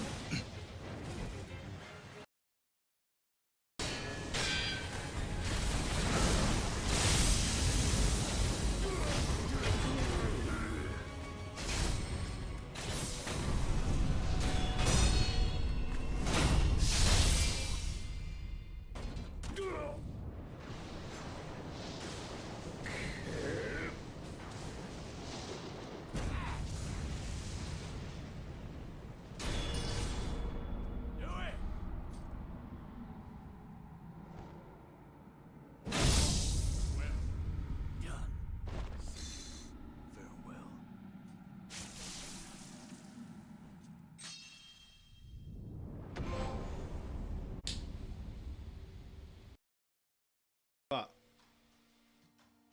10, 9, 8, 7, 6, 5, 4, 3, 2, 1. Happy New Year, everyone. Thank you for everything this year. Thank you. Honestly.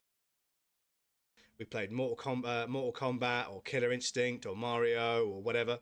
And we were on the sofa together. We were drinking orange juice and eating snack food on our day off from school, playing video games. We were hanging out. And that's what this feels like to me. This is taking me back to being a kid again. And I fucking love it. So if people want to slap a number on it and compare, then that's fine. They can do that. But it doesn't fucking matter. Like, think about all the times when you've been in a stream and something amazing has happened. Do you know how many viewers there were at that point? Do you know how many follows there were at that point? Do you know any of the numerical metrics that were attached to that moment? The time on the stream, the time, you know, the amount of people that responded, the amount of GGs that happened in chat. You don't remember that shit, but you remember something else. You remember how that moment made you feel. That's the important bit. That's the important bit.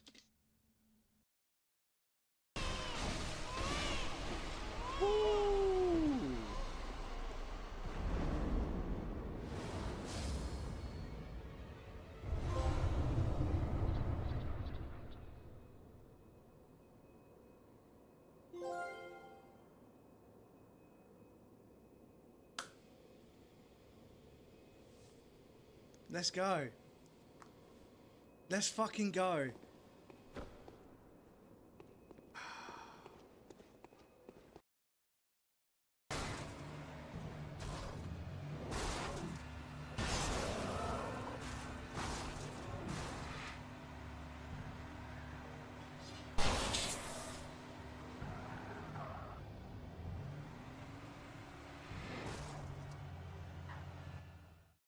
Welcome back, everybody. Thank you for your patience. I appreciate that.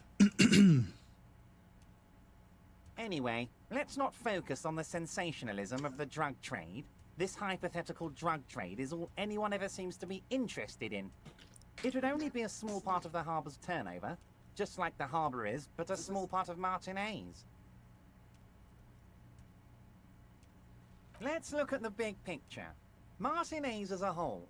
There are little girls out there with dreams of making music. Young mothers who want to start businesses. Models who want to walk catwalks and steel welders who want to weld steel. I'm gonna unite them all into one economic body. We're gonna incorporate this place to Kingdom Come. Everyone's gonna be in on the wealth, and everyone's gonna pull their weight. Let's keep focusing on the drug trade. He was almost admitting to it.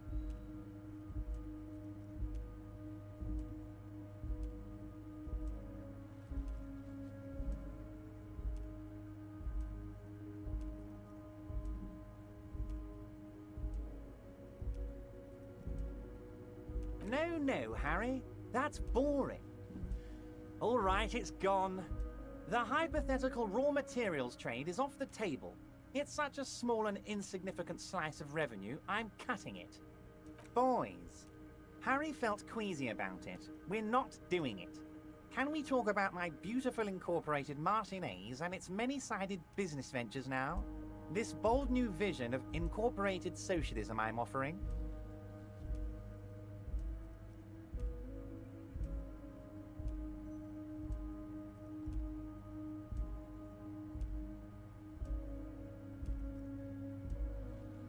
Thank you, Harry, thank you.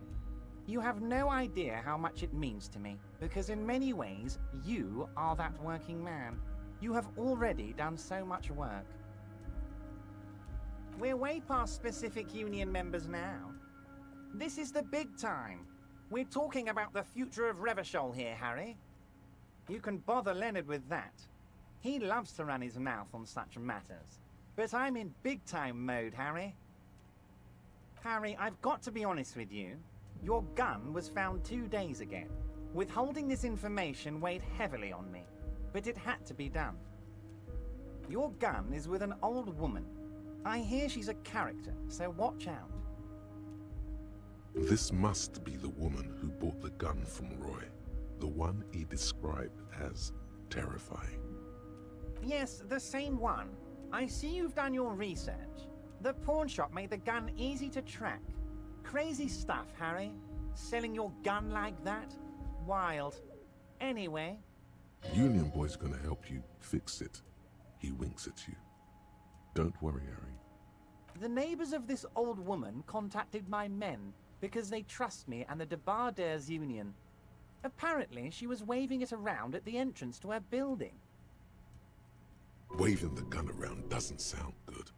None of this does. As I said, she's a character. I didn't have time for details. It sounds like she's unstable, but don't worry. No one got hurt. Unfortunately, I don't know anymore. You're gonna have to go in blind, Harry. But she's an old lady. How dangerous can she possibly be? Oh, and she calls herself the Pigs. There it is again. The Pigs. Like Roy said, not good at all. I, for one, find it refreshing. Finally, someone calls themselves a pig. It actually sounds extremely bad, but let's not give him the satisfaction. I already have. Tonight, starting 10 o'clock, near the old fish market on the coast. The Literally one a on the minute away. boardwalk, a little past the fishing village. Be careful, Harry.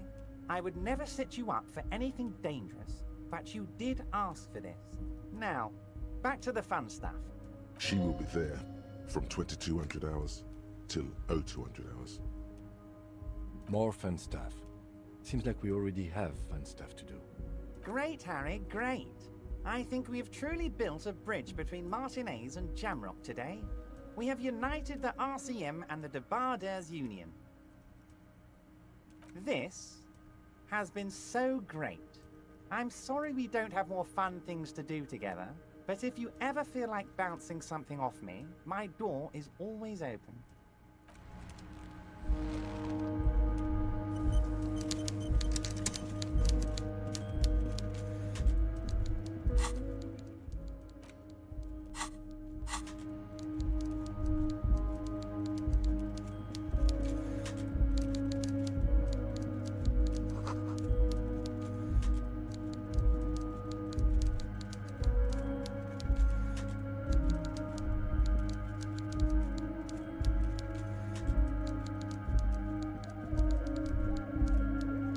You just said something forgotten on the coffee counter.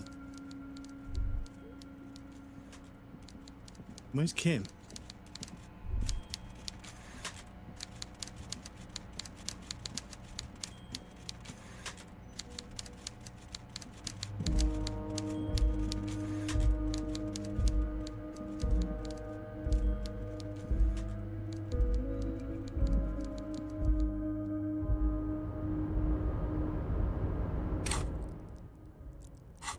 Still got 6 points to use up, so I'll speak to him.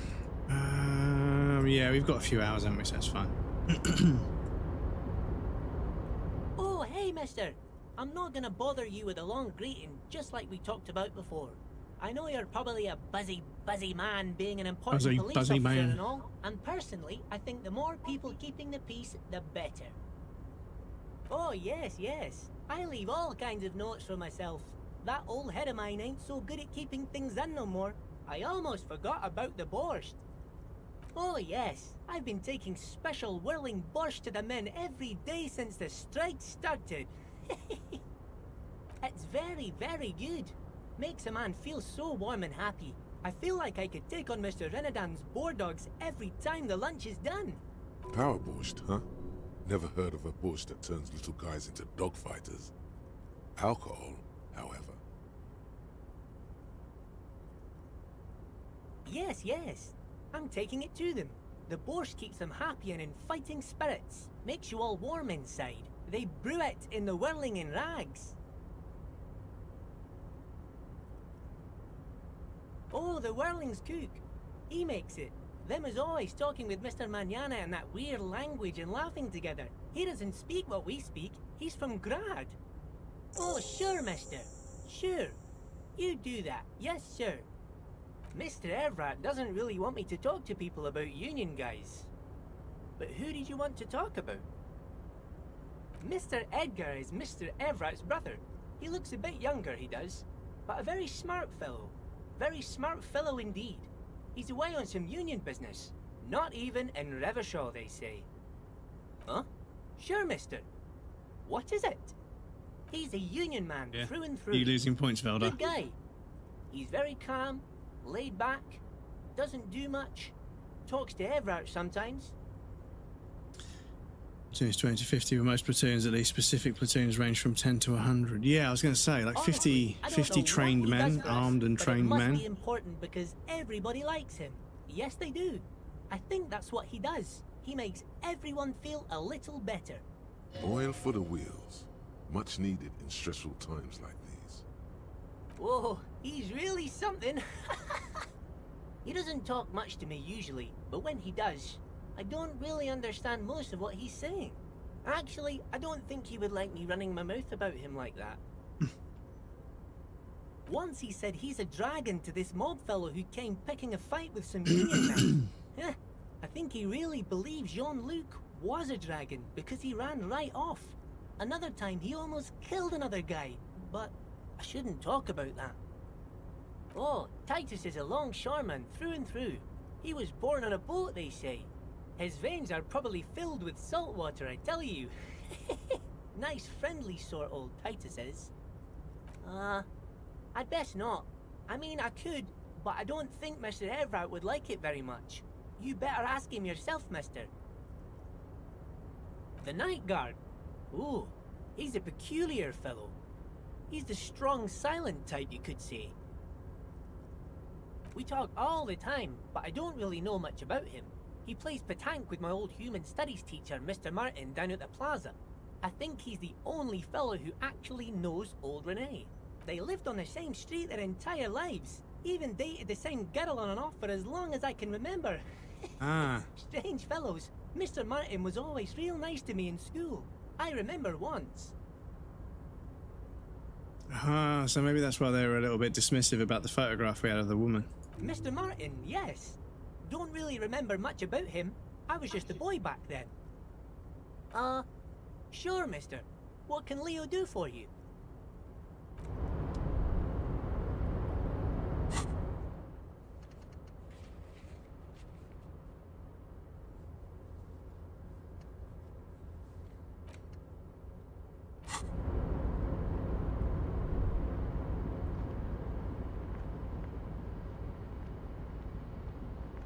So now, do we need to speak to...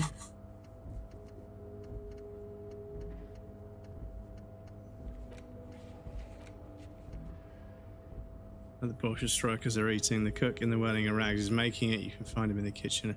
Yeah, so we'll do that tomorrow. In the game tomorrow, that is. Get speed from Kuno's apartment. Take down Kuno's dad. Optional. Get us to talk about her.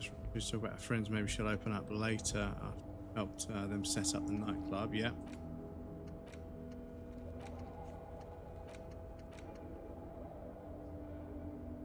Yeah, perform an advanced analysis using HE coordination. You need to find the firearm that killed the hangman. Something tells me it takes some time. Oh yeah. No, once we're in Class's apartment, we can see the window and do a visual calculus on the trajectory of the shot. That tells us where to go. Yeah, okay, that's fine.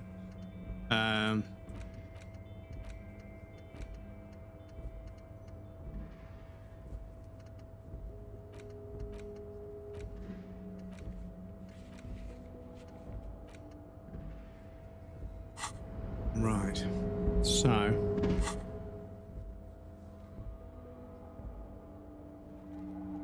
why can I not fast travel?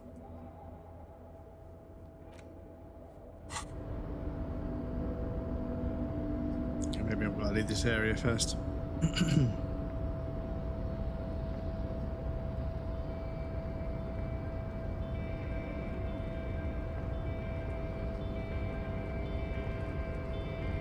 Going to another stream and this dude sniffs me. Sniffs you?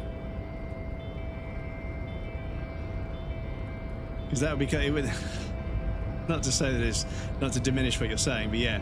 Like if the greeting for a stream was like a video of their dog, like... Because every now and again you get like someone that like films their dog and their dog's just like sniffing right up against the fucking camera's the phone's microphone. And yeah, that would be a cool walk on. Like if somebody walked in and the video came up, like, is that a new viewer? That'd be kind of funny.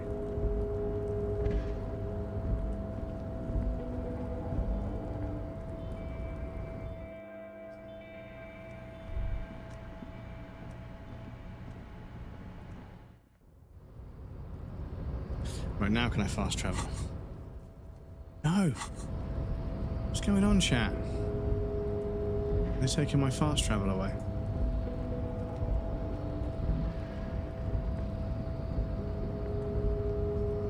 Oh, they're all gone. Do we have to investigate at night? Isn't that what it is? What it is and what it do?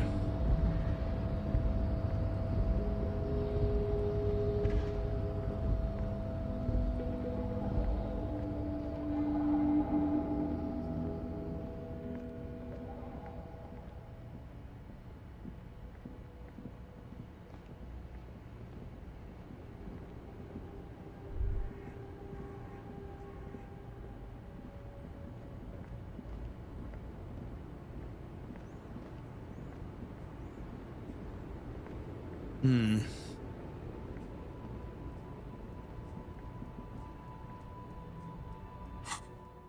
Ah, okay. Where do we want to travel to? Because the cook won't be there at this hour. Yeah, we want to be here, don't we? Because we want to go to the boardwalk and speak to the pigs.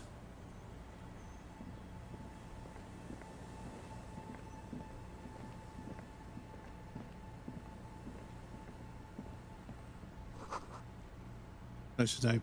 Time to put the kids to sleep. Yeah, that makes sense. He's a mod, so I can't do much, but he gives me weird vibes. Yeah, that's the thing. Like with a stream, like it's very much about maintaining a nice, comfortable atmosphere for everybody. Because you know, if you don't do that, it's going to be really difficult for people to just hang out. That's why I try and keep things as comfortable as possible. And like I say, well, I don't want us to shy away and not talk about certain things, but also we need to be careful about where the conversation goes, because not everything does really need to be discussed at any length.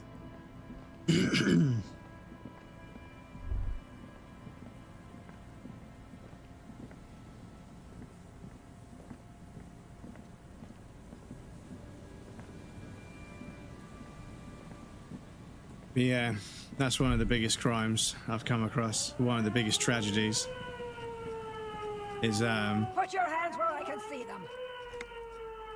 Is when like a really talented, funny, engaging, you know, attractive, dedicated, creative streamer has really fucking rude mods that are like, you know, sometimes they're being protective, and it's like, I get it, but at the same time it's also like, you're just a mod, dude. You know, you're never gonna marry her. Like, you know, you're just a mod. Like, just stay in your lane, right? And they get really protective. And every now and again, like, I'll have a really good rapport with like a female streamer from like another stream. Like, we've got a mutual friend. And then I go to their stream, like, hey, how's it going? I start chatting to them and everything. And then the second anything could be misunderstood, because I'm a nice guy. Like, I mean, in chat, I'm a nice person. Right? I don't cause that much trouble. You guys know that. You guys have seen me in other communities and stuff. But yeah, the second I say something that's a bit of a joke or something, it gets deleted. And I'm like, I can't really say, like, mod, chill out. Like, that was just a joke, because that then, you know, that then starts this whole thing over it. So I'm like, okay, whatever. I'll just let them delete the message. But like, yeah, sometimes I get the impression they're like, nobody else is allowed to be friends with my streamer because I'm the mod. And it's like, dude, grow up. Like, you're hurting this person's growth. Show me your hands. This is the pigs. Show me your hands. Right now! But the other side of that is, yeah, you've got a stream that's fucking really busy and the mods are doing nothing. Like, they won't moderate or stop people saying or doing things. They just refuse to fucking do anything. It's like, damn, dude. Like, Scavenged. Why even be a mod? Battery-powered police lights protrude from her back. The flickering light show reveals a gun in her shaking hand. Madame, please drop the firearm immediately.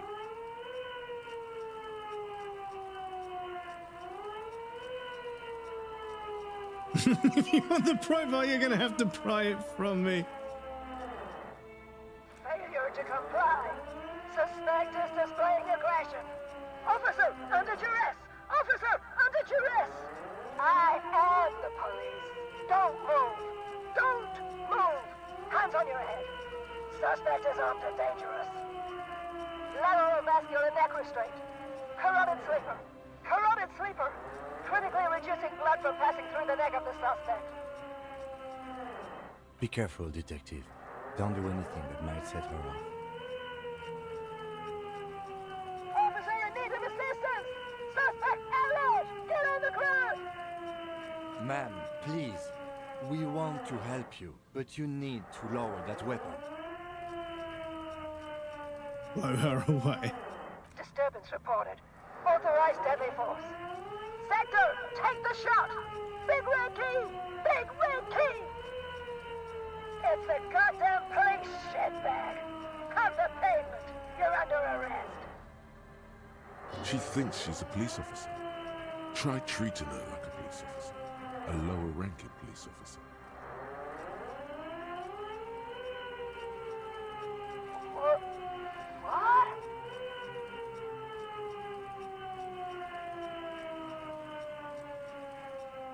Sir?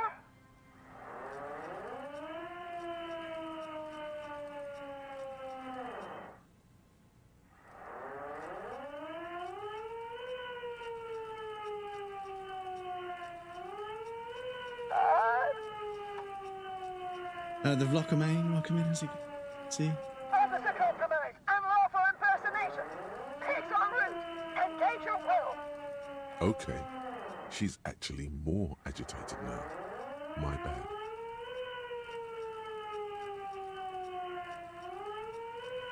Back up. Back up. Back up. Barely surviving. Oh, I'm sorry to hear about that. I hope things improve for you. But yeah, I feel like lots of us are just going through it at the moment, but we've got each other. So I hope things improve for you, dude. But yeah, don't be a stranger. Reach out to people that you know you can trust, that care about you, because yeah, those connections are what keep us going. Horrible hangover. Yeah, okay. Well, that's self-inflicted, but still, I know how bad those can be. So yeah, I still hope that goes away soon. No. Oh, no. No. I thought Mr. Moran. Gareth. Aggravated assault. Man down. Officers in pursuit. Living on a half lukewarm white monster and 2 Zines. Fucking just skirting the air, just riding the fucking lightning right now, dude. What's the situation? I hope the hangover slowly passes, because yeah, I remember like I would wake up starving hungry, because I'd sleep until like 5 in the afternoon, and I'd wake up starving hungry and then make some food, really, really hungover, like just not happy to be upright. I'd make some food, eat 2 or 3 mouthfuls of it, and then throw it all up, and then just not be hungry, but realize I had to eat something before I went to sleep again, because I was worried I wouldn't wake up in the morning because I hadn't eaten for like fucking 12, 15 hours. So I'd try and drink some water and eat something plain, like just bread or something, and just try to fucking straighten myself out and sit really still so I didn't throw up, and then go to bed. But yeah. Impersonating a police officer.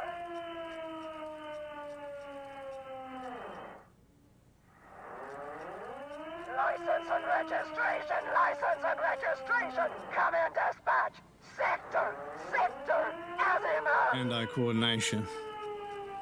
We can't leave. A delirious civilian is pointing firearm at us. Your firearm. You need to solve this. Officer, there is no way I'm leaving it like this. Confined quarters. Assailant coming at me. Split second. Oh my god. God, I almost blew her head off. What is this? This isn't police issue. Police weapons. Bullets. This isn't real. Police guns always have bullets. What is this? Why did you sell me this? Going partying tomorrow as well. I just graduated, so we got drunk on the back of a truck. Well, I'm glad you had a reason to celebrate. But yes, I hope the hangover balances out at some point. Sounds like a Swedish graduation, Danish, but yeah, same thing. Probably same tradition then, and a Dane. But yes, like I say, I hope the hangover is mild, because yeah, I remember waking up and like texting like this, and just 2-word responses, and like just sending voice notes rather than texting, because yeah, I was just so fucking out of it. And then falling asleep after texting a bunch of people, just falling asleep and not replying after that. And waking up in the hallway after trying to go to the toilet and stuff, or going to the toilet and then not making it back, and just being like, fuck, man, I've got to sort this out. This is not good. She looks devastated. Grab the gun right now. This might be your only chance. No one ever cares anymore. Why would they treat me like this? Poor woman. We need to figure out what to do with her now. Nobody's ever around. Nobody ever comes to visit me. Her scratched skin is warm to the touch, but the person inside doesn't even know you're there. She's in a stupor. I've seen this before. God knows for how long. Could be days when they get like this. Honestly, I don't know. Dementia, probably. Dementia and Channel 8, and loneliness. Yeah, looks like a bad case. But the question is what to do with her right now. I don't think there's any need for that. In her current state, and without the gun, she isn't really a threat to anyone. We could let Titus know. This is a perfect problem for the local peacekeepers to handle. They might even know her family.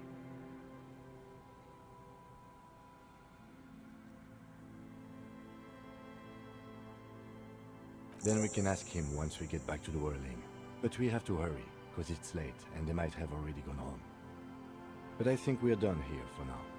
Let's head out. This is done. Please, leave the radio on. She stands motionless, just a heap of clothes and fleshes now. Maybe if you search her once more.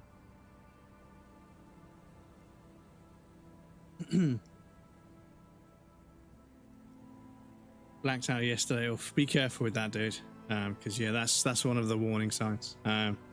Wake having 10 texts to people we one don't remember. Yeah, text from unknown numbers. Oh, fucking hell, man. Scary stuff. There's Roskilde Festival. We're going to get shit-faced. Yeah, make sure you look after yourself. I mean, have, party and enjoy your youth and your time. But yeah, make sure you're looking after yourself. Make sure you rest in between. Try and hydrate and make sure you eat well. Get all your vitamins and minerals to recharge your body between sessions if you can. Heard someone got hit by a train there somehow from the festival. Someone got hit by a train. Yeah, people get hit by cars and it's like, well, it's scary, but I hope they're okay. But if someone gets hit by a train, it's like, okay then. The woman stands slumped. She looks catatonic under her mountain of RCM paraphernalia. Yeah, you would be, unfortunately. Is one of those things a police cap? She doesn't even flinch as you reach out and disentangle the familiar-looking lieutenant's cap from her mountain of RCM paraphernalia. Oh, is that yours? It's hard to say. It's been so long since you wore yours. It's your hat. The old woman doesn't react to your touch. The woman is one of those things a police... The old woman doesn't...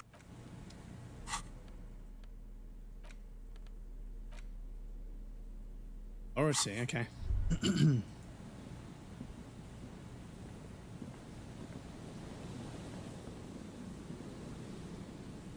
Right, so we've done that. Excuse me. Ask Titus Hardy's and the boys to take care of the pigs. Woman's catatonic on the bulwark. It's their district, their mess, they're responsible. Yeah, I want to see how they respond because they were talking about how we solve all the problems around here, so now I'm going to give them a problem that he's solving and see what they do. Make them put their money where their mouth is. 2 days left, then vacation. Enjoy the vacation. Are you taking Lisa anywhere? Are you going off anywhere? Or are you just taking time off? Because these days, me and a lot of other people, we get holiday to use at work, but all we do is use it just to fucking recover. You just take time off to do nothing.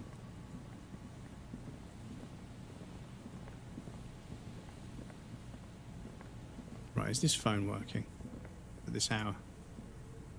You pick up the handset. There's a tone. The machine is operable. Calling. Still calling. Again? Seriously? Someone with a masculine voice picks up. Hello, Gerard speaking. Hello, Gerard. Technically speaking, you're electricity. Is electricity there? Do you want a douche name? Change your name. No, but I got a feeling Al Kick Your Ass is gonna make an appearance if you ever call this number again. Have a good one, asshole. Phone hanging up. Disconnect tone.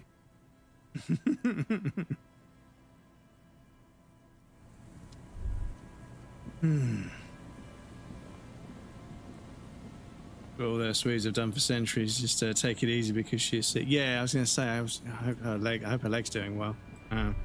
Kids tend to heal pretty quickly and everything, but of course, it was quite an injury.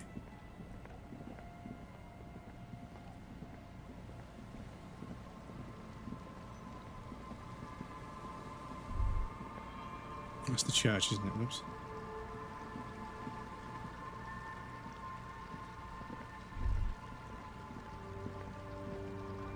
A bit dark, chat.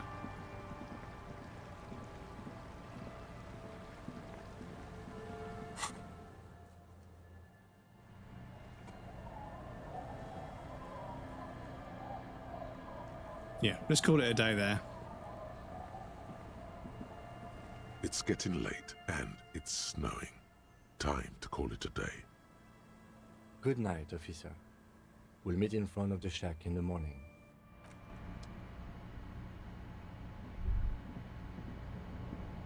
Right, so now that he's been dismissed, I'd like to see if I can go and get those boots off the body. Is that possible?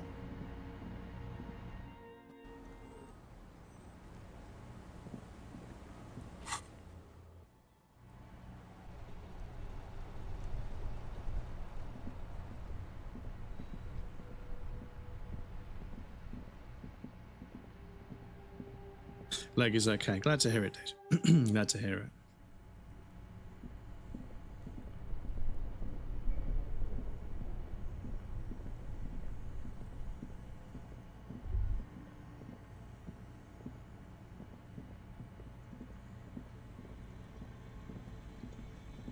The bear's eyes are still glowing red. It's guarding over the freezing corpse hidden inside its belly. The body is reluctant to let go of the boots, as though it were its last bit of dignity. You're going to need to summon all your strength for this undertaking.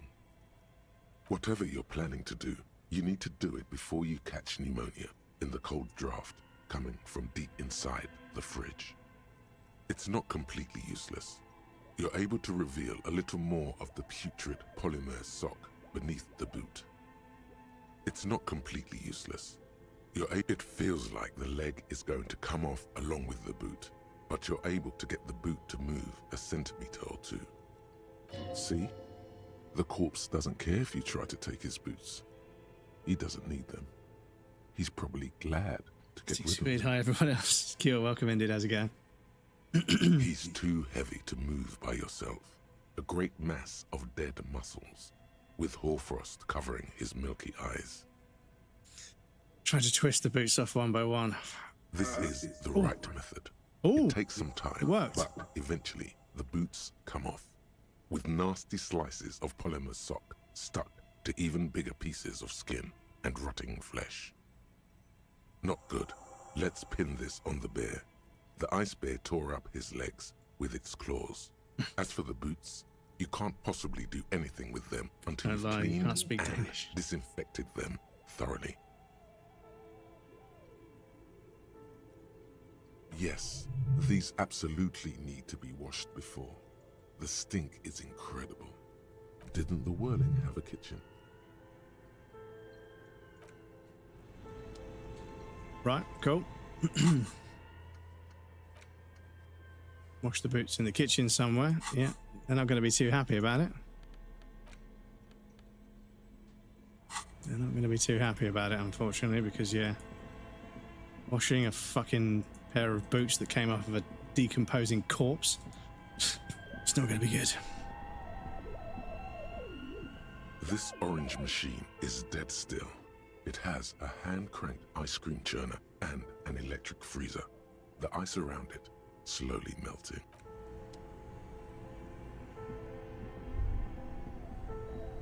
Not melted yet.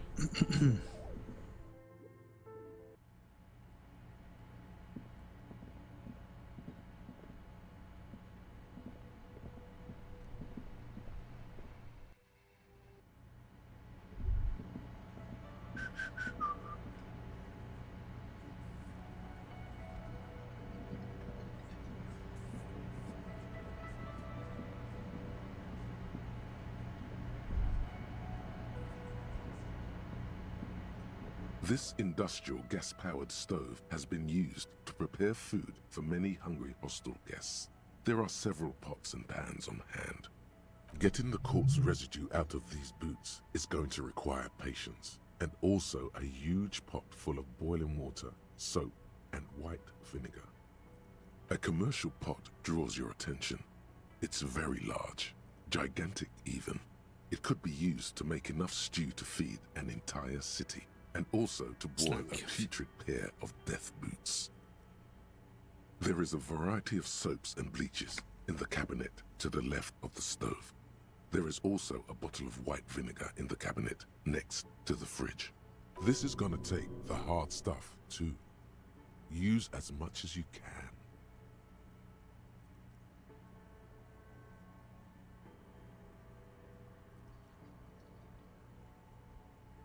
The delicious smells of cheap soap and vinegar waft up from the pot. All right now, chef, light up the stove and boil them. The strong smell of vinegar forces you to step away from the pot. The water slowly comes to a boil. Strips of polymer fabric and human tissue separate from the lining of the boots. They float to the bubbling surface. The boots look cleaner and cleaner. Those bits of human flesh are beginning to look cooked. Ugh. You can smell it too. Fucking hell, man. Just like beef stew. Ugh. That's it, chef. The boots are as clean as they're going to get. Steam, dense with the smell of strange meat, disappears into the vent above the stove. A pair of real beauties. The boots are shiny, hot, and reek of vinegar. Just perfect.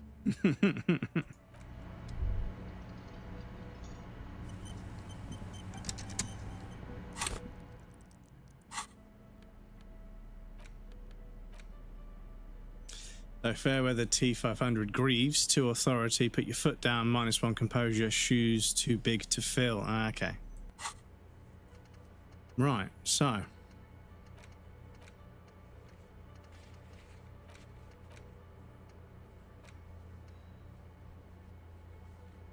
Is there anything we can do before we go to sleep?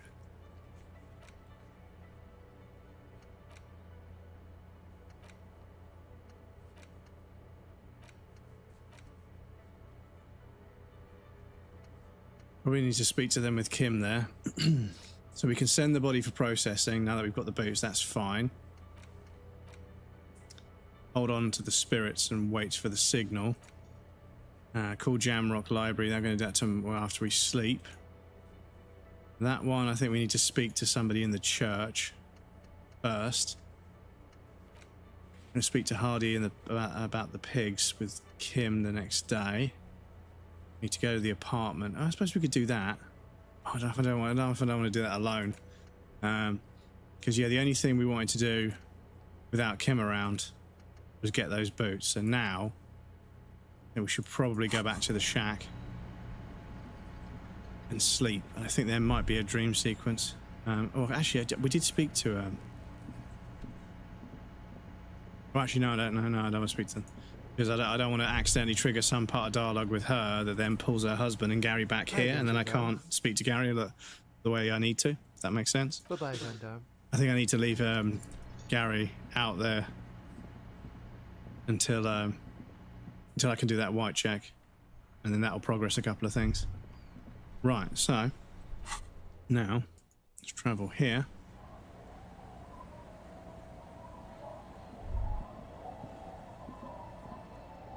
It's getting late and it's snowing. Time to call it a day.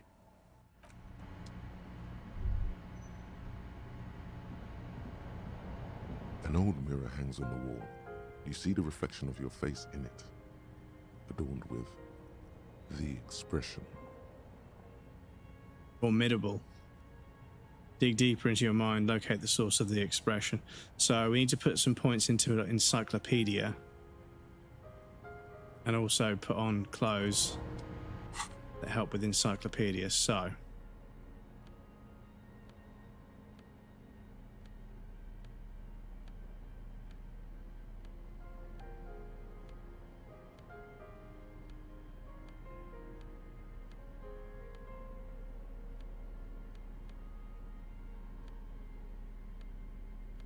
Do we have anything that helps with this? Yes, we do.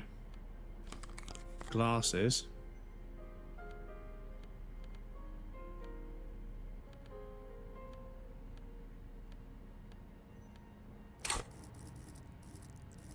Then encyclopedia, I'll pump a point in there as well, just for good measure. An old mirror hangs, which makes it even. You see the reflection of your face in. Cool.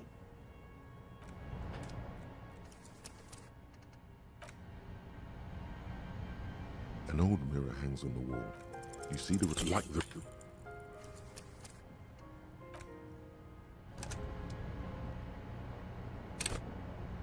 An old mirror hangs on the wall. You see, it belongs in the new, the third decade of the current century. Enough time had passed from the failure of the revolution that, for a fleeting moment, free market economy seemed like the ultimate, uncontested way of life for our species. Things were good. It was smooth sailing. People made gold and champagne-tinted interiors and facades to suit the times. Calling this the Never heard new it pronounced style. like that. But more importantly, disco happened.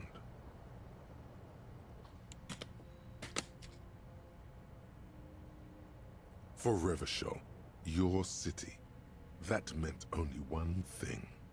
Guillaume le Million. If it doesn't rhyme, you're not pronouncing it right. Out of the dazzling swirl of disco music, in an open air boîte de nuit, somewhere in Revachol West, Guillaume's blonde mane appeared on the screen. He sang some bullshit. Then he made the expression.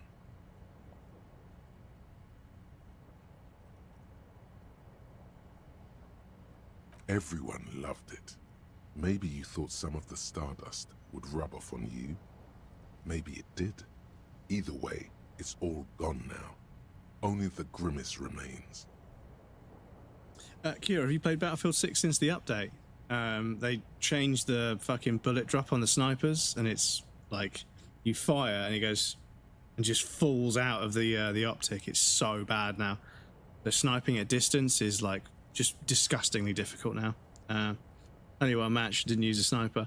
Yeah, I mean, lots of the other guns feel, the recoil and the spread and everything seems reasonably manageable. They haven't really changed too much, but the limb modifiers mean that people actually have to hit you in the head now. So I feel like some gunfights still, they're like over in half a millisecond. It's like, and you're dead. It's like, I don't know if you actually hit me that quickly, dude, but okay.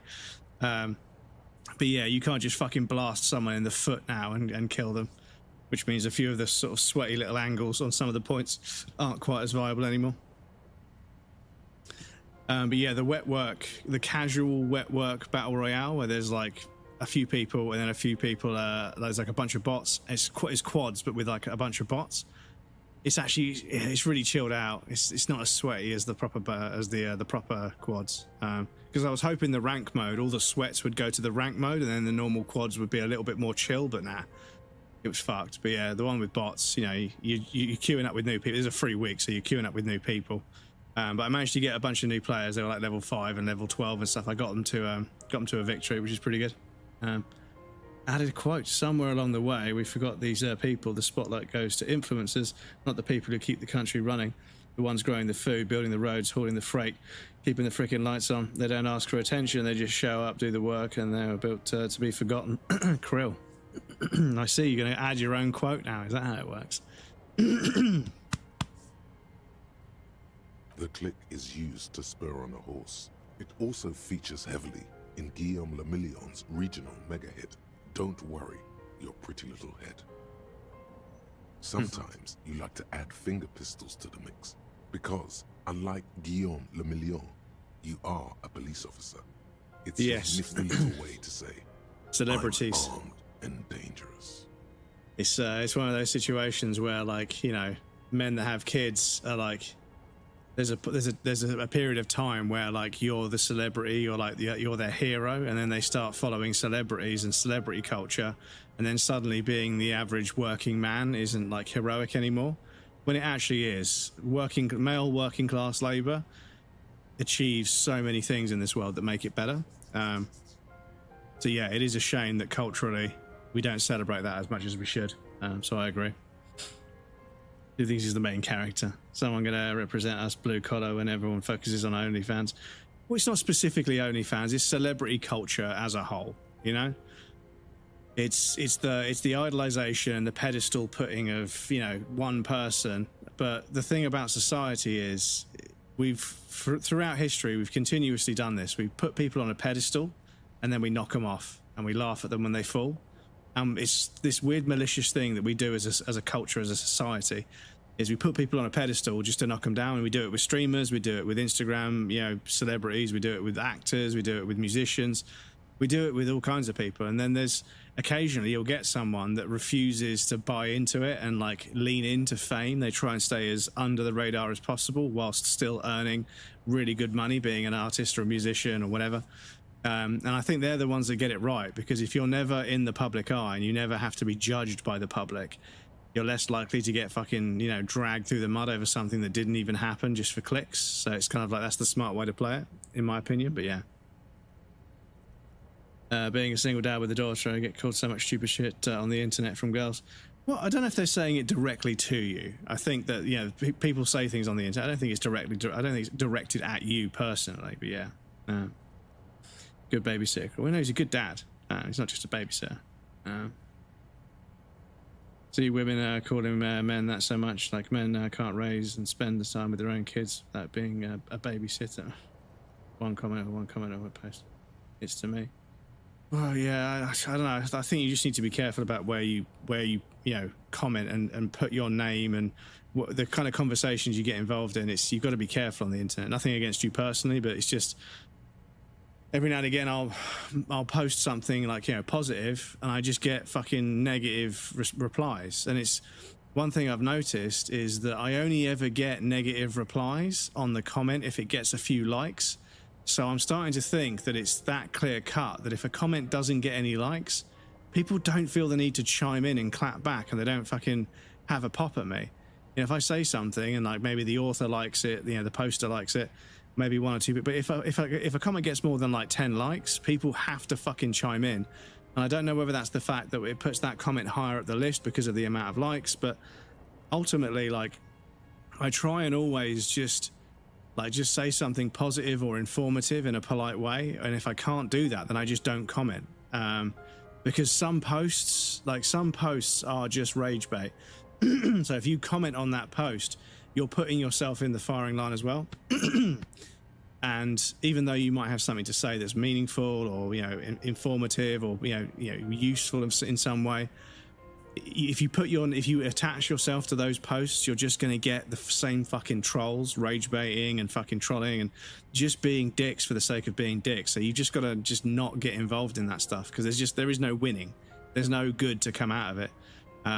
You see something you don't like, just don't fucking react to it. Just keep on moving, because it's the reaction that gets it pushed up the algorithm in the first place. You've got to try and fight back. Face, then and then they take the consequences. I don't know how it works, but don't back down on those morons with failed parents. I mean, well, I don't think it's just women or just a particular ethnicity, because the thing is, we can only tell how much of it is said by American women or American men or English men or English, because we can only judge by the English speakers. Obviously, you guys can, you know, Danish and Swedish and whatever. So you guys might see those other parts of social media, but, you know, I think that there's an awful lot of stereotypes that get generated just off the back of the fact that because there's a lot of Russian people on the internet. There's loads of people speaking Russian, but I never see it because I don't understand it. You know, and there's a bunch of Chinese people on the internet, but I never see it because I don't speak Chinese. But in the same token, I might see Spanish or French content, but I have no idea what's going on, so I can't even really pass judgment on it. All I can speak of is what's going on with English-speaking people on the internet. But yeah, I think a lot of it isn't even true. It isn't even actually being said for the purpose of it being. The thing is, right? Sorry, let me just clarify something, right? I need everybody to understand that 95% of the internet is bullshit. It's difficult to explain, but just because somebody is on camera saying something, it's not fucking real. It's a script. They're an actor. They're paid to say it because it's going to get clicks. It's a business now. So please just stop interacting with it. Just stop thinking any of it's true, because most of it isn't true. It's not the real world. Social media is not the real world. I'm not having a go at you guys, but it's so difficult to try and word it in a way that doesn't end up treading on someone's toes, because there are people saying things on the internet that do raise important questions, but they're completely fucking blown out of the water by fucking massively overly artificial inflated rage bait, where somebody just says something that's going to piss people off and they don't even really care about the thing they're talking about. They're just trying to farm controversy. And we all need to be like switching off. We need to fucking ostracize that shit and stop reacting with it. Because every single fucking post is somebody starting an argument in the comments right now. And as a content creator, when I post stuff that isn't controversial, that isn't fucking clout chasey, that doesn't make fucking aggressive statements and judgments, I just post interesting facts and thoughts about video games. It goes nowhere. But the second I fucking post anything vaguely controversial, I make a statement about something being something I don't like, as soon as I'm negative, that gets all the fucking attention in the world, and it really does weigh on me as a creator, because this is why people don't make good content, because good content just gets fucking ignored, and it pisses me off. And it's not just me, I'm not coping about myself. I see my friends posting good content, interesting stuff that happen in video games, interesting things they're saying about video games, why they like them, what they like about them, how they enjoy playing them, why they think this mechanic is very important, the lighting in this game, or the music in that game, or that particular character. They're talking about the things that they enjoy, and it just gets completely overlooked. But then I'll see some vapid fucking empty brain fucking toxic influencer. You know what I can't fucking stand? It's this demographic and how they say this and how they say yeah. I think this is fucking bullshit. Yeah. Shut the fuck up. You don't. You're just trying to get clicks. Just fuck off, man. Sorry, it's just striking a nerve with me, man. It's just the amount of fucking trite, false bullshit on the internet. It's completely fucked. It's completely gone into the ground. Within my lifetime, the internet didn't exist when I was born. I watched it happen. It was fucking amazing for like 5-10 years. But now it is absolutely fucking drowning in bullshit. And everybody is arguing with everybody, and the government is like, great, all the time, class warfare is keeping people at each other's throats. They won't turn on us, which means me, or the government, and our fucking cronies who make all the fucking money with these fucking factories and industries and companies that pay staff minimum wage. They fucking rake in hundreds of millions of pounds, and then we just don't tax them appropriately. They all get rich. Next time we need to get elected, they donate 50, 60, 70, 100, 200, 300 million pounds to pay for the election campaign, and we get re-elected and we keep doing it. And I'm just, if the fucking human race could just stop fucking bickering over stupid, trivial bullshit for 100 years, the entire world's problems would just fucking start to melt away. If we could just stop fucking arguing over things that don't even really matter. We are not that different. We really aren't that different. If you cut us open, we all fucking bleed. We all need food, shelter, compassion, and connection with people. We are not that different. Stop letting rich, fucking heartless people drive stakes in between us, drive wedges in between us. Stop allowing them to pivot us towards each other in anger. It's so annoying. Excuse me. No European country, right? We have a higher median IQ. Some of those that aren't trolls, they truly believe that all men are rape. No, dude, it's fake. Like, they're saying, the thing is, women don't think all men are rapists. They think that all men are a threat, and they are scared of them because of what's happened to them or their friends, which is valid. But nothing on the internet can stay the same. It has to be embellished. It has to be, like, turned up. So people start making statements that aren't true, that they don't believe, because it's going to get clicks. But it does raise concerns around the fact that women aren't safe. Women and girls aren't safe in society, and they should be. So the problem is, I don't want people making sensationalist, over-the-top statements to get clout when it's going to cloud the fucking conversation and make it more difficult to have real, genuine conversations about how we make women and girls feel safer. This is the problem, is they're doing it for clicks. They're not doing it because they care about the issue. It's just a very hot topic right now. They'll be doing it about something else in 5-10 years' time. Once one issue ceases to be the hot topic and another issue is the hot topic, they'll all start talking about that. Because that's what they do. They're fucking grifters. They just piggyback off of controversy. That's all they do. Yeah.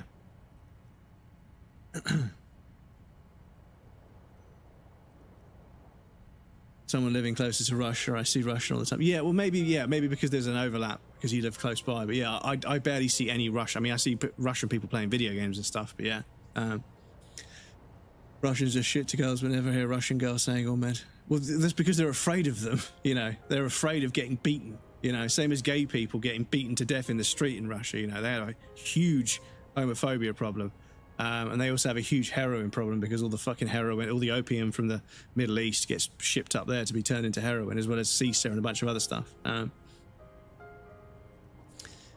Stuff and cancel culture that we have. Yeah, 99%. Yeah, well, yeah, 99% of it's bots. It's rage bait or bots. It's all fucking just designed to make you angry about something that isn't really representative of the truth.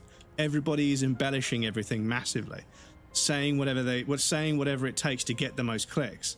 And that's not to say that what they're talking about isn't an issue, but actually the severity or the severity of their statement might be elevated, but the issue is still an issue. I'm not going to say that it isn't an issue or they're making the issue bigger than it is, because it is a big issue. That one in particular is a big issue. Women and girls don't feel safe, and there's stats to back that. Yeah, there's a reason why they feel unsafe.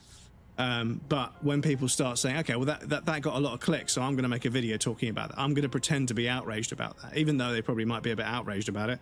But if they just embellish it a little bit, it gets more clicks. But even explain this, I feel bad. I feel like people are going to try and twist and contort what I'm saying. I'm not in any way, shape or form trying to take away from that as a discussion that needs to happen so women and girls can feel safe. But I feel as if men's algorithms are being targeted with stuff that's over embellished to then make them respond by being misogynistic, because if they're going to say that, then why? Because they're trying to pivot us towards trying to pivot us against each other. And this is the thing, is that if they pay someone to say something on a post and then pay to boost that post so it gets some traction, yes, it's a real issue, but the statement is being poised as a way to aggravate men, not to educate. And this is the thing. When posts are clearly embellished to aggravate rather than educate, that's propaganda. That's trying to radicalize young men into thinking that all women hate them because they are a man. That's not true. Women won't hate you if you're a good man. The fact of the matter is, there are too many women who have been mistreated by bad men for them to feel safe. That's the problem. The threshold is not right. It's not there. There are too many bad men, and it's too difficult to tell the good ones from the bad ones because of how deceitful they are. And that's just unfortunately how it goes. So yeah, when something is like, it's aggravating people rather than educating them, that's the distinction I think that needs to be made, is that there's a difference between a social media post that's designed to educate you on how bad things are and talk to you about the things that you could do that would make it better, versus the posts that I see from the male-centric algorithm that I've got. Because I follow a lot of, I follow a lot of stuff that would consider me an ally, or, I'm an advocate of equality. I think all people should be treated fairly. So I see stuff where they're talking about, this is how you can protect people. This is how you can spot the signs. This is what you can do as a man that isn't violent or will get you into trouble. But then on the other side, what I see is, Tansu, welcome in, how's it going? But yes, we do have an ad break at the moment. I'll be right back in just a moment. But yeah, I see both kinds of social media posts. I see the posts that are designed to be educational and helpful and try to solve the issue, and then I see the posts that are like, well, they're going to say this, so why the fuck should we even try, and blah, and that's the fake shit. That's just designed to aggravate people. You need to separate that stuff, because it's not true. It's just trying to fucking prey on your insecurities, like a lot of social media is trying to radicalize people by preying on their insecurities. But anyway, welcome in, Todd. So it's good to see you. How was the stream? Hope you had a good one. Is it okay if we do a shout out for you with the clip? Would you prefer a non-clip shout out? I don't mind, whichever one you prefer. Welcome in, Raiders. It's good to see you guys. How's it going? Coca-Cola and McDonald's ketchup. Okay to criticise the scum of both sides. Quality after all, not me. Not to be rage baiting either, of course. Yeah, this is the thing. Is that nobody's perfect. Nobody's perfect, and I think that when one side starts to launch slander and aggressively embellish statements about the other, that's when it descends into a fucking argument. And at that point, nobody's learning anything. Everyone's just getting their back up, and then there's a reason why they then start to embellish other things to try and justify their point of view, and the manipulation has worked. You know, that's radicalization, and that's it. So yeah, we can't have that. We can't have that. Certain group of people won't talk about why they're unsafe. Also, starting January 2028, new game releases on Xbox will be digital only, no physical discs. Yes, they're going to move away from discs, which is a shame. But I think PC moved away from discs and has survived. So, I think the fire station close to me is messing about. I've heard every single kind of siren they have available for like 10 seconds. Yeah, maybe they're just doing tests and stuff. Either is fine as always. Could be showing off to that kid too. Like the station is good to just, yeah, if you get kids excited about it, of course. Did a D-Rust run of Control, not going to grind it, but I might do a run here or there because the fun of the suit. Yes, no, I'm going to replay Control because it's not for, when does it release again? Is it September? Because I think we've got a few months before it comes out. I want to play it the month before. I want to check how many hours I've got in Control on my account, and see if I did like a 40-50 hour playthrough, so I'll work that out how many streams I could do before, you know, this time of day. I see 10-year-olds running about at 22 when they're on vacation. But yes, if I do this, non-raiders, please feel free to swing by and say hello to our lovely friend Tonsu, who just raided, who's doing a D-Rust of Control at the moment. But this is, oh, what game is this? What game is this? Are we trying to get out of bounds? Are we being... Oh, is this Stellar Blade? Is this Stellar Blade? Is that the one with the lady that's not wearing... You know, it looks like the one with the ladies that isn't wearing very many clothes, which I'm a little bit nervous to play on stream, of course. Stellar Blade, yeah. Very interesting game. Yeah. Apparently the parry system's pretty interesting, but yeah. Like gang members from Malmo. Anyway, I suppose I can't take a break now because the fucking ad break's over. I talked all the way through it, but yeah. Japanese game never have much clothing. Yes and no. I mean, there's also this whole sort of like look at Western developers, and they show like, you know, the God of War Laufey and, you know, Ellie and, you know, Abby and a couple of others and Aloy, and they say, well, thank God for Eastern developers, and it's just a bunch of like really sexualized teenage girls. It's like, damn, you think this is like an aha? Like, look at these female characters that are so much better in Eastern games. Those are like teenagers, dude. Like, that's anime. And the girls in anime are usually like 15 or 16. They have a huge, they have this huge kind of cultural, kind of, in my opinion, a cultural issue with idolizing and objectifying like schoolgirls and like just girls that are clearly under the age of 18. And it's kind of normalized because of the culture. But it's an aspect of anime that I've had to kind of, you know, explain that I'm not interested in, because I've watched many different animes that have had amazing stories, but when somebody suggests an anime to me and I watch it, and within like, you know, 20 seconds there's some girl running around with her chest bouncing around in a loose shirt, and I'm like, you know, they're trying to get people into it because they're trying to create these characters that they can then tease them with, and then, you know, make episodes where they pretend to reveal them a little bit, and it's a bit, it wasn't that bad back in the day. Like Samurai Champloo definitely objectified the female character a little bit, but not super bad. It wasn't that bad, but it gets so bad these days how pornographic these school children end up being, and it's like, I just don't, you know, I don't want to subscribe to that. I'm not interested in that. I want to see a good story. So I speak to my friends that watch them and say, does it have any sort of like, you know, overtly sexualized, you know, teenagers in it? Is it a bit pervy? And they're like, yeah, that one's a bit pervy. The story's good, but it's a bit pervy. I'm like, nah, I'm good. And a few of them are very good. They know that I won't watch that sort of stuff. So this one's really good. Barely any sort of pervy weird shit, just good story, good animation, good music. You'll like it. I'm like, cool, I'll watch that one. But yeah.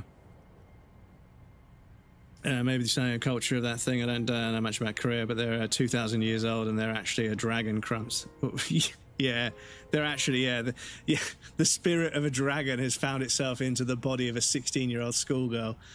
And for her powers to work, she has to be wearing a bikini. And it's like, dude, it's so fucking cringe, man. Come on. Like, just don't objectify the children. Like, please. Just don't objectify, because the male characters that are sort of supposed to be like attractive and sort of, you know, objectified, they're all fully grown muscular men, right? They're all fully grown, fully developed, like at least 23, 24, right? They're fully developed men that are just young.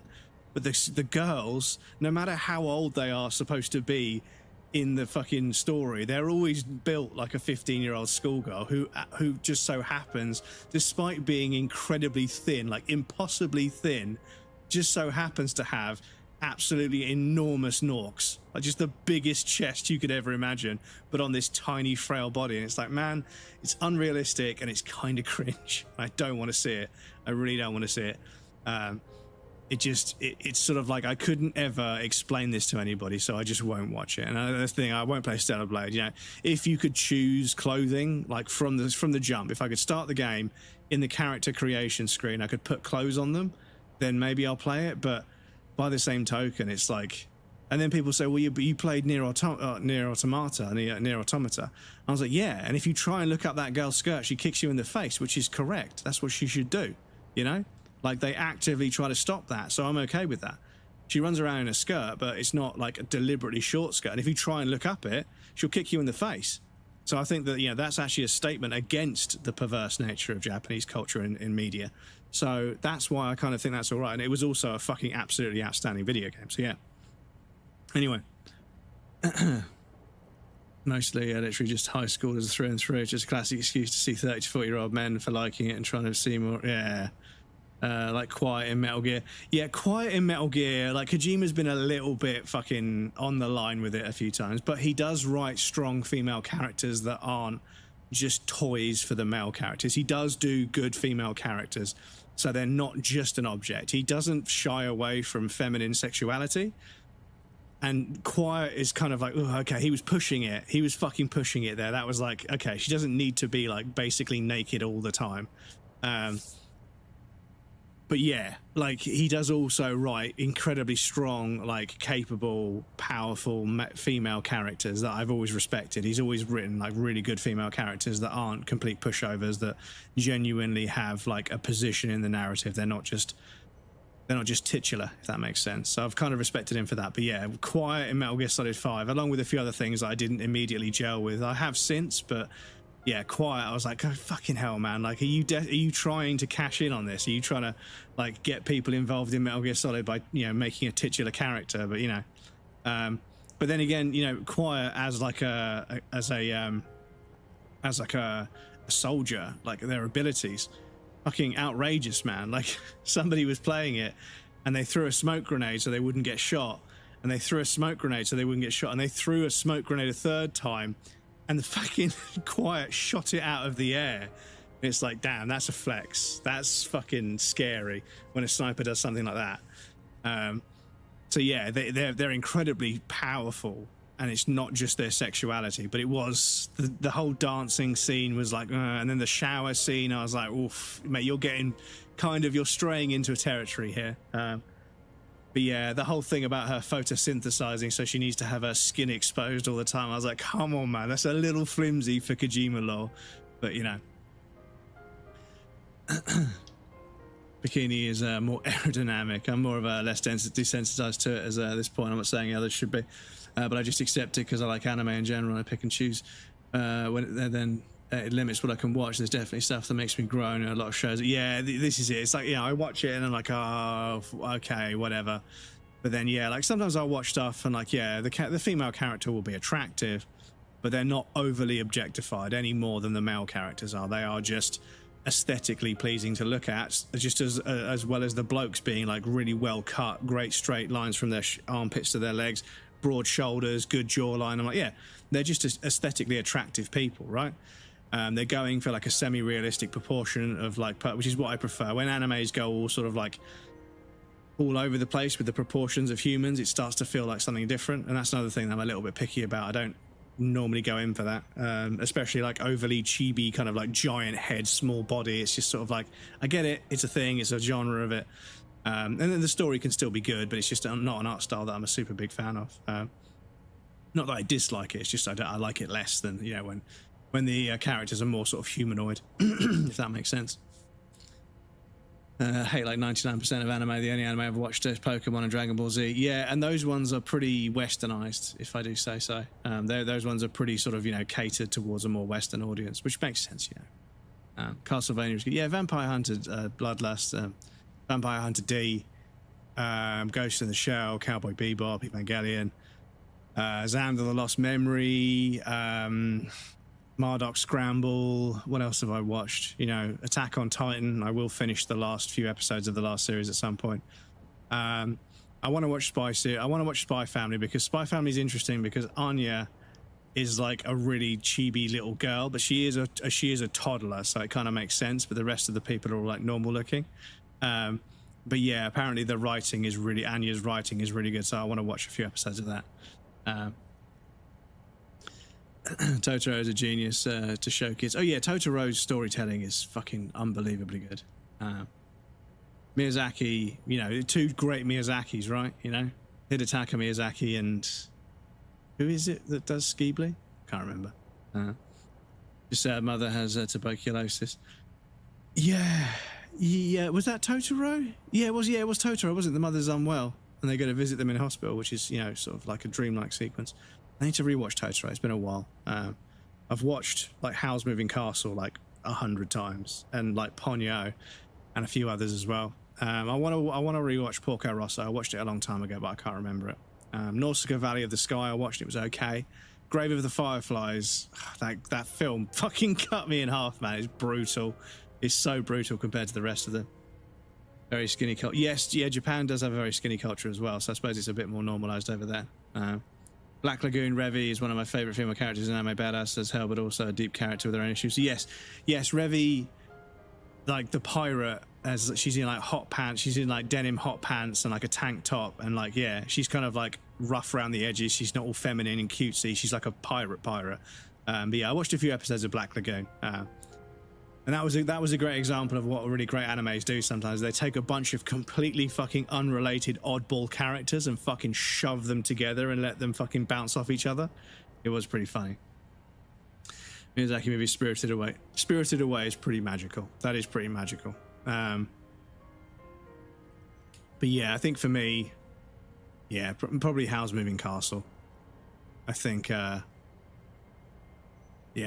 Spirited Away was one of the first ones I watched, but yeah, like the fact that they're bringing them to the cinema, like the art gallery down the end of my road, had a showing of Princess Mononoke, so I got to watch Princess Mononoke in a cinema, and it was an art gallery cinema, so it was mostly empty. It was just me and like 5 other people, and yeah, it was pretty fucking special. Hearing people's reactions, everyone was respectful, nobody made too much noise, but like when, like, you know, when he had just hugged her instead of like, you know, fighting back, everyone was like, But yeah.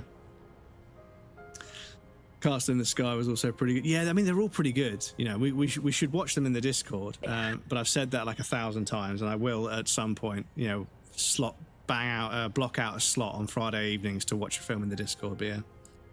Haven't watched any Miyazaki Ghibli movies yet, though I've watched like 400 seasons in general. Yeah, I mean, I think that they're animated in a Japanese anime style, but they don't follow an awful lot of the characteristics of your average anime show. I think that they're kind of more like films. Like, you've got anime films, you know, there's a few anime films that I think deserve way more credit. Like Garden of Words is, like, visually it's beautiful, but the story is also really beautiful as well. Even if it is a bit weird about a high school student and a teacher and everything, it's a bit weird, but you know, but yeah, films like that, it's just sort of like, you know, and Your Name, the concept of Your Name is crazy as fuck, you know, and there's obviously a little bit of like weirdness going on there, like, you know, they wake up and they've swapped bodies, and like this guy's just like basically squeezing his own tits, and this, you know, this girl's younger sister's like, it's time for breakfast, what are you doing? He's like, squeezing, because that's exactly what a guy would do. Stay with me. All stand for the national anthem, please. Yeah, Your Name was fucking good. Spirited Away, My Neighbor Totoro are so big in Denmark, even my parents watched them. Really? Were they really popular over there? I see. 1,200 days worth of anime I've watched. Fucking, that is quite a few. That is quite a few. Anyway, video game. Sorry, I've been doing a lot of talky streams because it's a very talky game. So, but we're going to play the video game.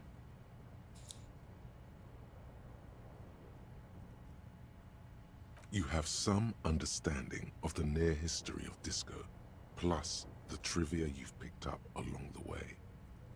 Episodic memory, however, remains in the dark. It may never return. You should prepare yourself for that. There is a vast ocean of time between right now and the expression. Looking good on you, or anyone. 2 decades, if the calendar is to be trusted. Humanity has run aground in that time. It's a different world now. The expression is a relic. It doesn't have to be. You can swoon over Guillaume and his champagne-corked smile whenever you want to. Maybe some of the stardust will return. Electrochemistry, okay.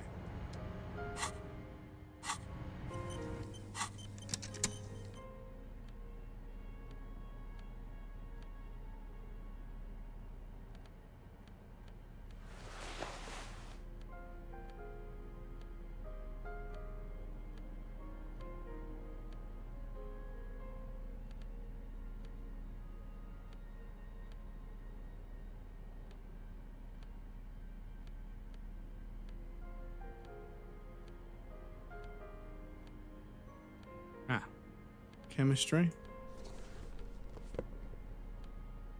This is genuinely a really interesting system where like your clothing helps you buff for certain checks, but it means you end up throwing together some of the most cursed outfits you could ever imagine. Electrochemistry +1. We've already got trousers on that do that, yeah? Yeah, we've already got -1 reaction speed. Okay, well I suppose. Oh no, that minus is suave effect. Well, perception, authority, composure. Okay. Right, and electrochemistry. It's already 7, so I don't feel like we should fucking chuck another point in that, to be honest. Feels like it'll be a bit of a waste. The pockets of these new jeans are perfect for sticking your hand into. Makes you look cool, calm, and collected. As your hand enters the pocket, your fingers brush against something soft, yet crinkly. Hey, it's a chewing gum wrapper. It reminds you of the fruity juice of apricots. You should inspect it closer if you have time. Something about the wrapper's texture is familiar.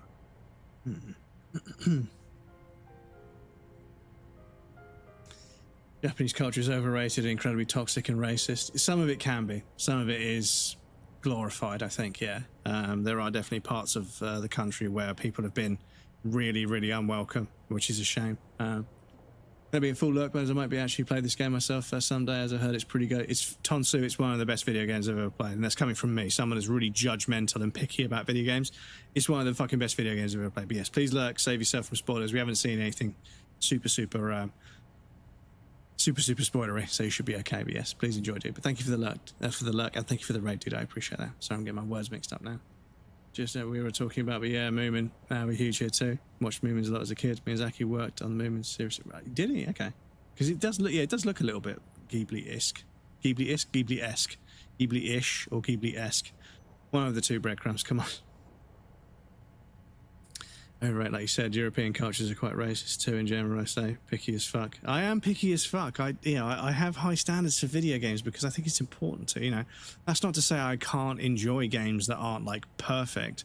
I can see value and merit in almost every video game I've played. I've only ever really given up on, like, maybe 2 or 3 games in my entire life. I've played almost everything through to credits, even if I haven't super enjoyed it. Because I feel like games can finish well. I think games can be mediocre but then finish well, and I appreciate that a lot more than when a game starts well but then just dies out and becomes mediocre and then ends badly, and it's like, oh, that doesn't feel like a good investment of time or money. But when a game starts off, it's like, it's not really getting going, or it's difficult to really get into for various reasons, but then it starts to be okay, and you think, okay, I'll play through it and I'll finish it, and then it finishes, you're like, yeah, okay, that had some qualities that were pretty interesting. I don't think they all came together in a way that made it a 10 out of 10, but it's a good 6 or 7, you know. It's not bad, you know. It wasn't great, but it wasn't bad either, and that's just how some media is, depending on your subjectivity, I suppose. But yeah. Look at the hitbox game. You have played many, so you know what it should be. I'm not for you. Yeah, well, I'm 41. I've been playing video games since I was like, I don't know, maybe 8 or 9. And yeah, like I've played. I mean, I've spent long periods of time playing multiplayer games, just playing one game. But yeah, since PlayStation 3, I've been kind of branched out. I mean, PlayStation 2 as well, but I lived at home, so I was obviously sharing it with my brother, and also had loads of other stuff to do because I was a kid, darting between hobbies. But yeah, I think, I mean, I got a PlayStation 3, and I played a lot of different stuff on PlayStation 3, and I played a lot of stuff on my computer. And then PlayStation 4, I played a bunch of different stuff, and I've always played weird, quirky indie games. And yeah, I've always had an appreciation for lots of different types of game. And at first, I was thinking, oh, why can't I not just settle down into a niche? And then I realized I don't want to settle down into a niche. Like I wouldn't play a text adventure like this if I'd settle down into a niche. You know, I wouldn't play Viewfinder, like a camera-based, you know, Polaroid camera-based puzzle game if I'd settled down into a niche. I wouldn't play Bloodborne if I'd settled down into a niche. I wouldn't have played Death Stranding if I'd settled down into it. The fact that I refuse to settle into a niche or a category and just play that means that I end up, you know, just I mean, I've downloaded a fucking like a survival horror-esque kind of, you know, indie game called Heartworm that I've heard mixed reviews about, but I want to try it out because it looks like it's going to be kind of, you know, a fun revisit to the formula of like fixed camera survival horror. But I don't know if it's a survival horror game. I think it just uses that as a genre, as a category. But yeah, I don't know much else about it other than it's got mixed reviews. So I want to see what the deal is. So I think we'll play that at some point. But I want 100% Disco Elysium because I played it a year ago and I haven't stopped thinking about it since. You know, and I should be playing it now rather than fucking yapping. But yeah, 8 to 9 late. Well, I mean, I played video games before that, but I was literally incapable of understanding what was really, really going. I wasn't analyzing them or like enjoying particular things about them. I was just making Mario jump around on the screen. I wasn't like aware. I wasn't comprehending what was going on. I was just playing a game. You know, good way. It was lights and colors. You know, there's pain in there somewhere. Lights and colors and sounds, right? So I was not like really understanding the video game. I was just playing the first couple of levels, you know, not finishing the game or anything. So at that point, you know, lots of the more mature games went completely over my head because I wasn't mature. I was a kid. Whereas now I'm still not mature, obviously. But only me that remembers when became aware, like walking out of a fog. That realization, that moment of sentience when you become self-aware.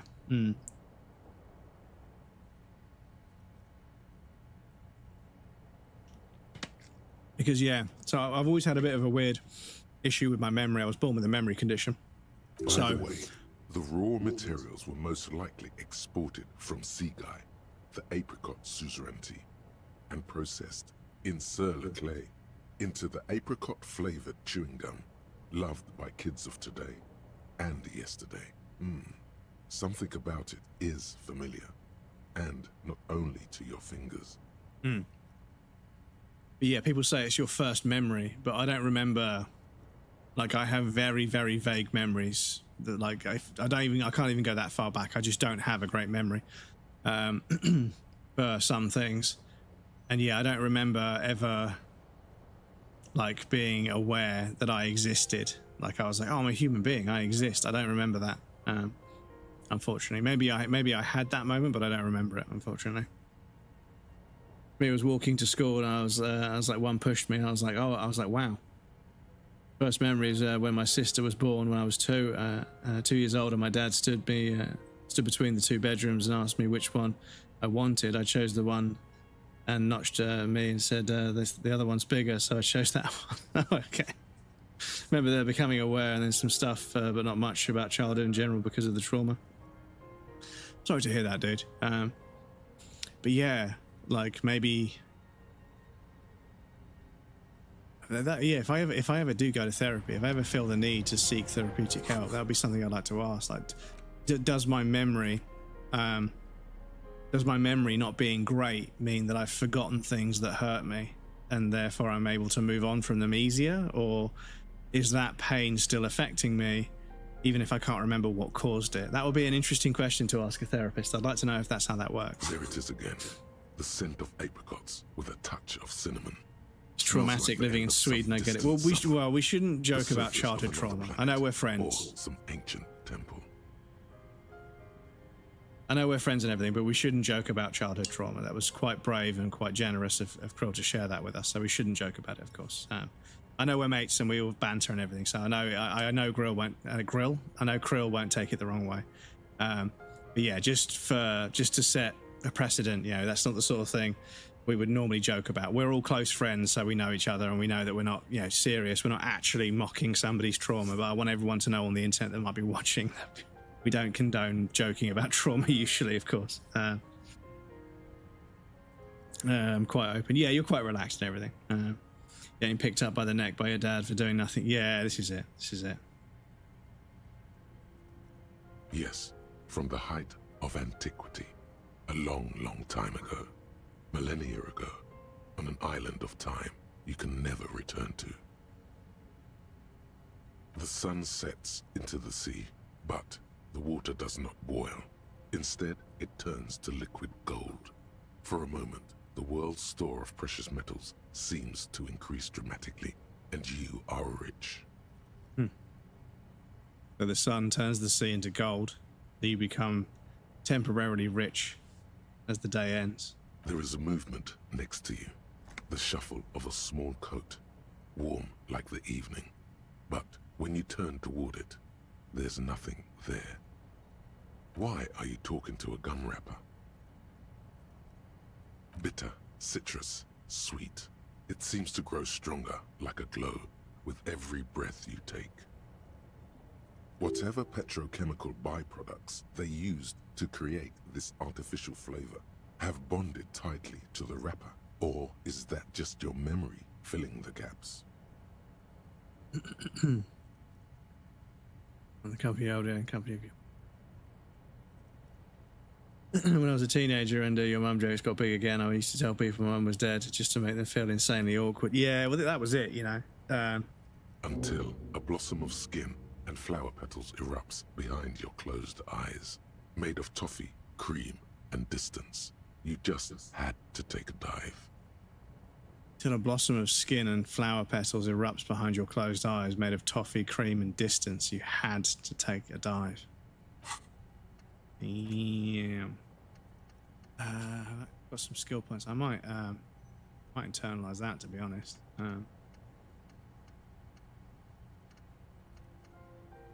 So many thoughts, though. This is the thing.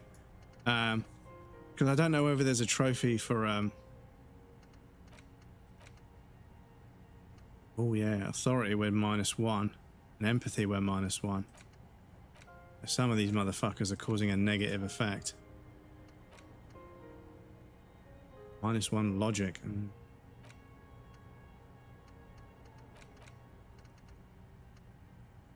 Because I don't know if we need to internalize all of them, to be honest, but sure. Your heart working overtime, trying to keep up with the panicked synapses firing all over your brain, moving liters of blood through you, panicking. Because the thing is, I remember like someone would make a joke and say, "Oh, your mum, blah, blah, blah." I was like, "You can go and tell her if you want." Like, you know, she's a wife to a man and she has 2 sons. Like, yeah, she's got no problem dealing with men. Like, she'll just fucking slap you, or she'll talk you down. Like, she's really good at talking people down. She doesn't take any shit from anybody, so you can go and tell her if you want. You know, go and tell her that yourself, see what happens. Yeah, exactly. Feels so familiar.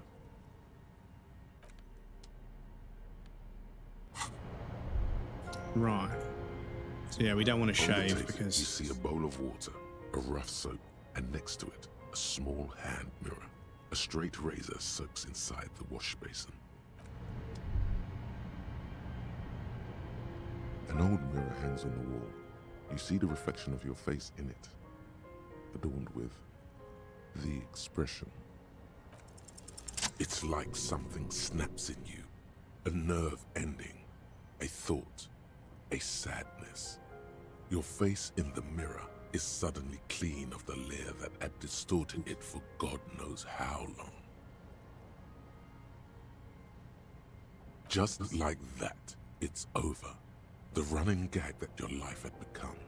A sad old man looks back at you. -1 morale. Also, in my inventory,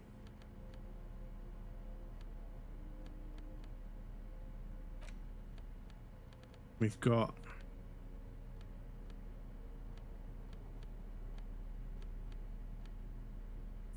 blue medicinal spirits.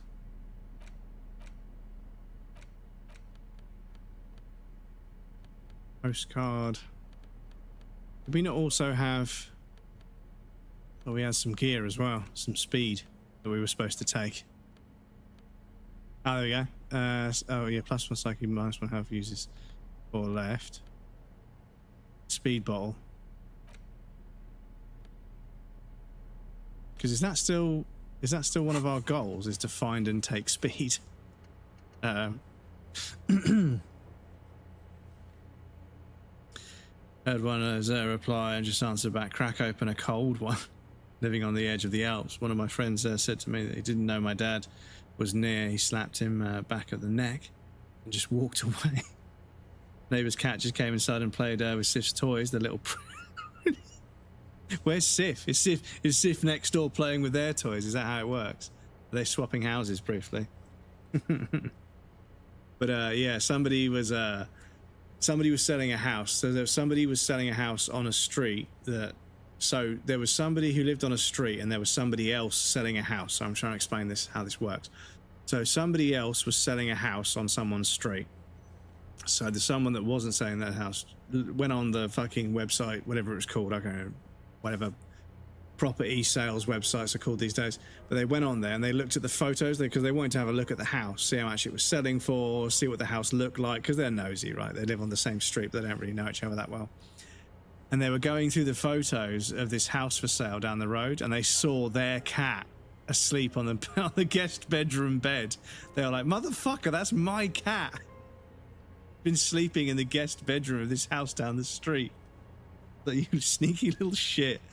And yeah, I was like, Dad, they got a cat just like ours. Like, motherfucker, that's my cat asleep on the bed in their guest bedroom. For fuck's sake. We've done a load. We've done most of Tuesday, haven't we? Yeah, we need to speak to the Johnny Mask in the harbour gates. Yeah, find booze and drink it. Feels really bad. You take the edge, you find a bottle of alcohol, put it in your hand, equip it in held inventory, and the magic will happen on its own. But the thing is, there's also there's an achievement. There's also a what's the word for it? A task, an objective. Everything now is getting ready for the end game. For the love of God, do not remove it till the magic happens. Hold on to the spirits and wait for the signal. Does that relate to... I might check if that relates to the bottle of spirits we've got. Excuse me. She was literally just watching him. Sif now reacts to the name Batman, which so happens to be the name of our neighbour's cat, so I'm pretty sure when he calls for Batman, Sif runs along together with him because they're buddies. And he gets a snack and he shows up at the door to... I see, yeah, there's a snack involved, of course. Looks to me like she's expecting a snack if I say Batman. Back home in Sweden, who was 90, used to let the cat into her home and cuddle with him. Stuff. And he had a diary that we got to read later of all the days with Morris the cat and how happy these moments meant to her after her husband died. Yeah, that's it. Because you get people that they try and steal other people's cats, right? They sort of they put food out and then they start coaxing them into the house, and it's like, yeah, don't feed somebody else's cat. It's not okay. Stop trying to pretend to look after somebody else's cat, especially not when, I tell you what, if you're going to feed the cat and try and look after it when the vet bill lands, yeah, you can help out, right? No, okay, yeah, so don't, That's UK behaviour, yeah. So. Not sure how we're going to do that. Find booze and drink it. So I'm going to check because I'm a little bit unsure.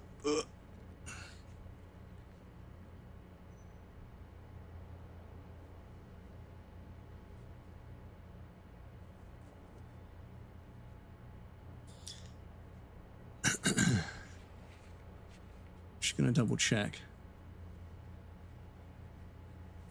Quest, that's what I was trying to find the word for. Can be triggered until day 3 as a prerequisite. You need to possess, but not necessarily wear, the horrific necktie that is looped around the ceiling fan in your hotel room. You don't need to collect the horrific necktie immediately upon starting a new game, but you need to, at some point, have it stop starting the quest. You also need 3 real. Assuming you have the horrific necktie in your inventory, starting on day 3, repair the water lock, cross the canal, go northeast to the fishing village, look at the 3 drunks hanging out in the near western part of the village. Speak to Rosemary, the man wearing brown, and go through his dialogue topics until he mentions he's got a special drink. He initially says he's selling it for 300. I'll talk to him about it. Anyway, at one point he'll mention he's only selling it for 3 real, and he'll stick to that price if you don't correct him, buy it immediately. Keep the bottle of spirits in your inventory until you start to find the suspect. After confronting the suspect and coming back to the hotel, the horrific necktie will tell you need to put it into the bottle of spirit. Put it into the bottle of spirits. If you accept this, you'll permanently lose horrific necktie, but continue the quest. Okay, so yeah, we do have to hold on to this bottle of spirits. So I know now. Okay, cool. I know now, so that's fine. So I'm going to keep that up because I might have a look at that a bit later. Excuse me, my chat.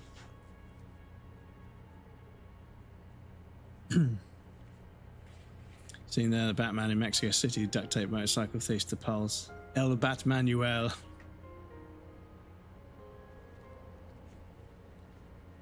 He's like, he's the hero we need, but needs to do it lawfully. Parents' cats also entertained the elderly neighbours. They came over and asked if it was okay. They gave the cat snacks, and my parents were like, yes, okay. So now when their cat sees their elderly neighbours, they just run over to greet them for snacks. This is it. This is how you can win a cat's love. I mean, Bubba loves company, so the fact that I play with him all the time means he loves me. But he does also love his treats. If a bit run down, still, you've earned a rest. Yeah, let me I'm going to do a save here just in case I have second thoughts and need to load up on day 3. Let's go to sleep and see what horrific dreams we have. Across the room, the heating system hums its soft lullaby. The mattress feels soft and sheets warm. Right, it's rats on their forehead. Moments for the world to fall away. So yeah, somebody's bike got stolen in Hastings, up the coast from me, and Hastings has a big BMX scene.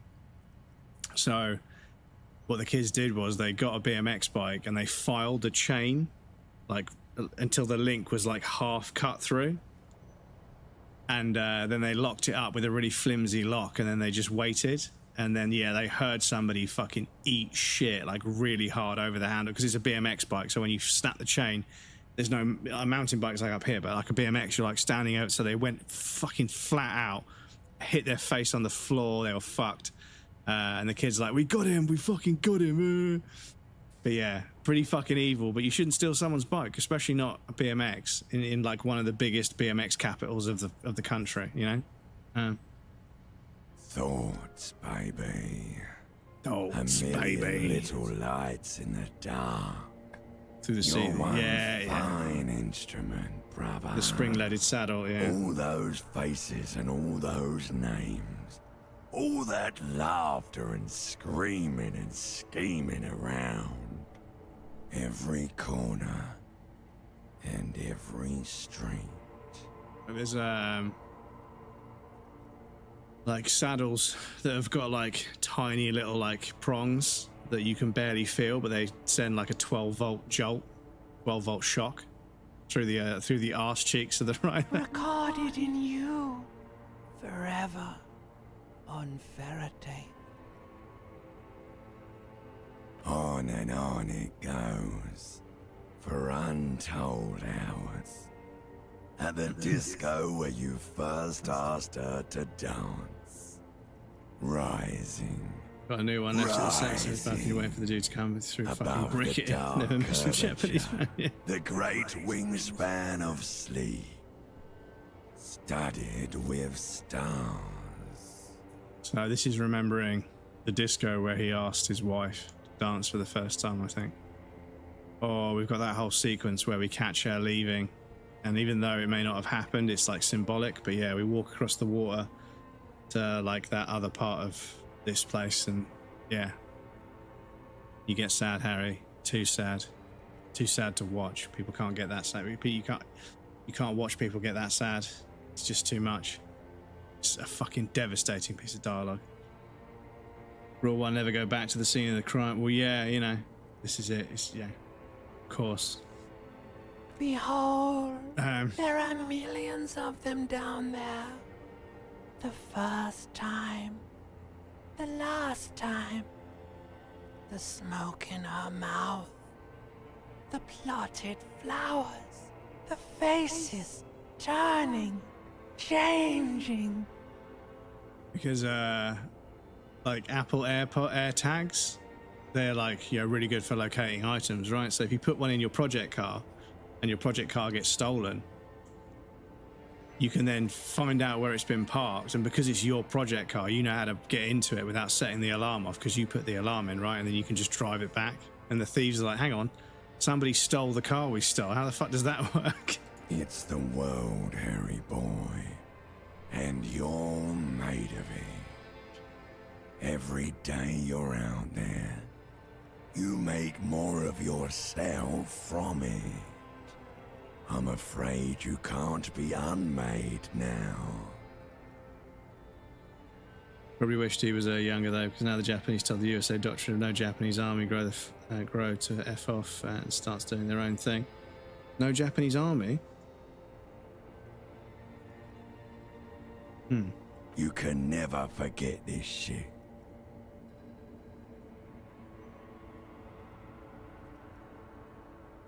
Beautiful. It's stuck on loop, whirling, spitting out words and images. You're the son of the world again. Harrister, a ceaseless agent. Picking up litter and old newspapers. Collecting your little bubblegum wrappers and idiotic picture postcards. Meaningless keepsakes. Reading your awful letters and recalling things, aren't you? The endless names of the world. An address book you are. The map of a city.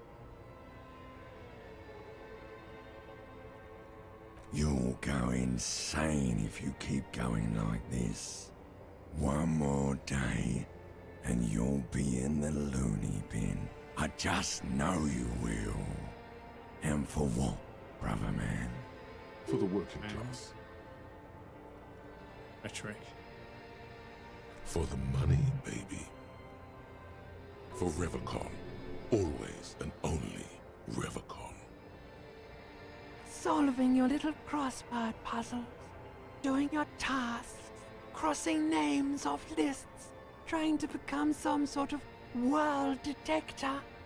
It won't make it okay. It won't put smoke back in her mouth.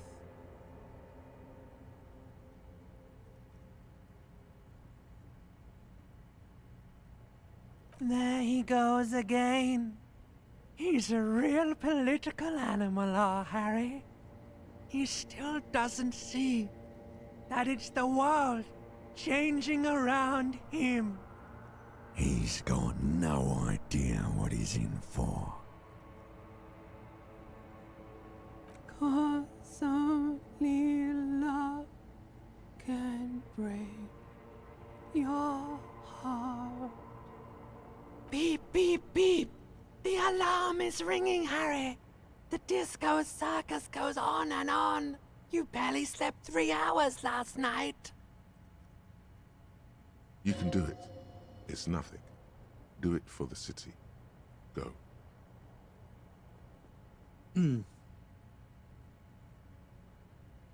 They were only allowed to have a defensive minimum after World War II. Oh, yeah. So many plans for his day, but Sif decides to come inside covered in literal poop on her backside. So after trying to clean her after being woken up at 3 in the morning, I discovered my sink faucet was leaking and it was dripping down into the cabinet below. So here I am, 3 in the morning with a poop cat and a panicking trying to get the water down. Yeah. So my toilet started leaking a little while ago and it's completely seeped into all the wood. So I've had to take the board off. And luckily my dad's a plumber, so he came around and we fitted a new flush pipe coupler for anybody who cares. It seems to have stopped the leak, but I want to leave the board that goes behind the toilet off just to let it air out and dry out, and then I'm going to hoover it. But it's just another job that I need to do. But yeah, it is what it is. But I did have a tap leak, and the floor got wet, and where I was standing, where I brushed my teeth, it's kind of sunk because I was standing on a wet floor that was sort of, breaking down. But yeah, Yeah, I'm gonna have to leave it because obviously it's a small bathroom. I have got an extractor fan, but it's just very damp in there because I have a shower in there twice a day. So it's going to take its sweet time to dry out. But yeah, fortunately it isn't leaking anymore. It's not a problem that's going to continue. So I just need to just wait it out. But yeah, why did you show your cat? I was out of cat litter, so I went for the. I was out of toilet paper, so I used the cat. In the hole in the ground. Potter. Let it dry properly over a week or so. Yeah. See, I thought you were talking about the poop on the cat's butt, let it dry, and then it's easier to take off. And I was like, I suppose, but yeah. But you know, you mean the wood in the bathroom, sorry.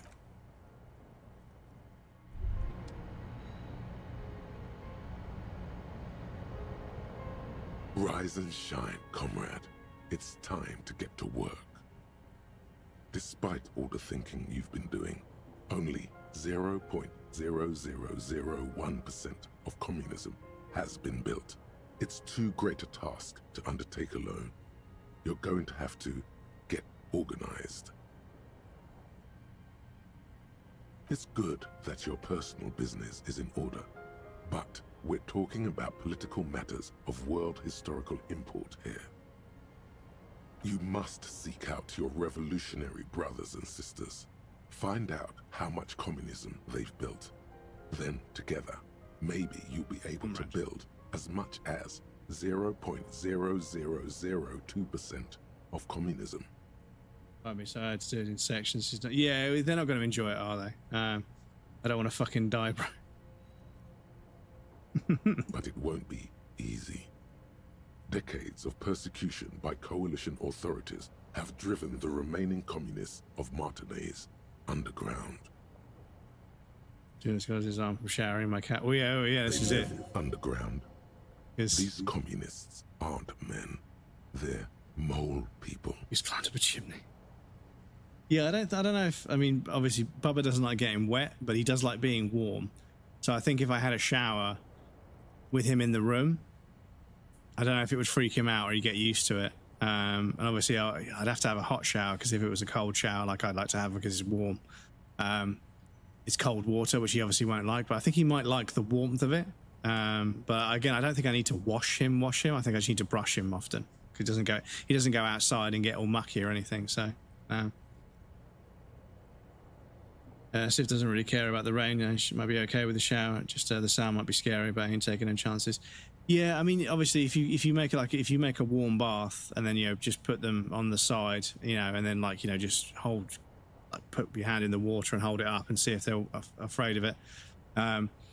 But yeah, I think once they've got wet and dried off again, the trouble is getting the cat wet is one thing and soaping it up and then rinsing it and everything's going to be, but drying them off, they just don't dry straight away. And when their fur's wet or damp, all the dirt on the floor sticks to it, so they just get dirty again. So yeah, me personally, I think just brushing a cat on a regular basis is probably the way to go, because they do clean themselves. But if you brush them, it helps get rid of most of the loose fur, obviously.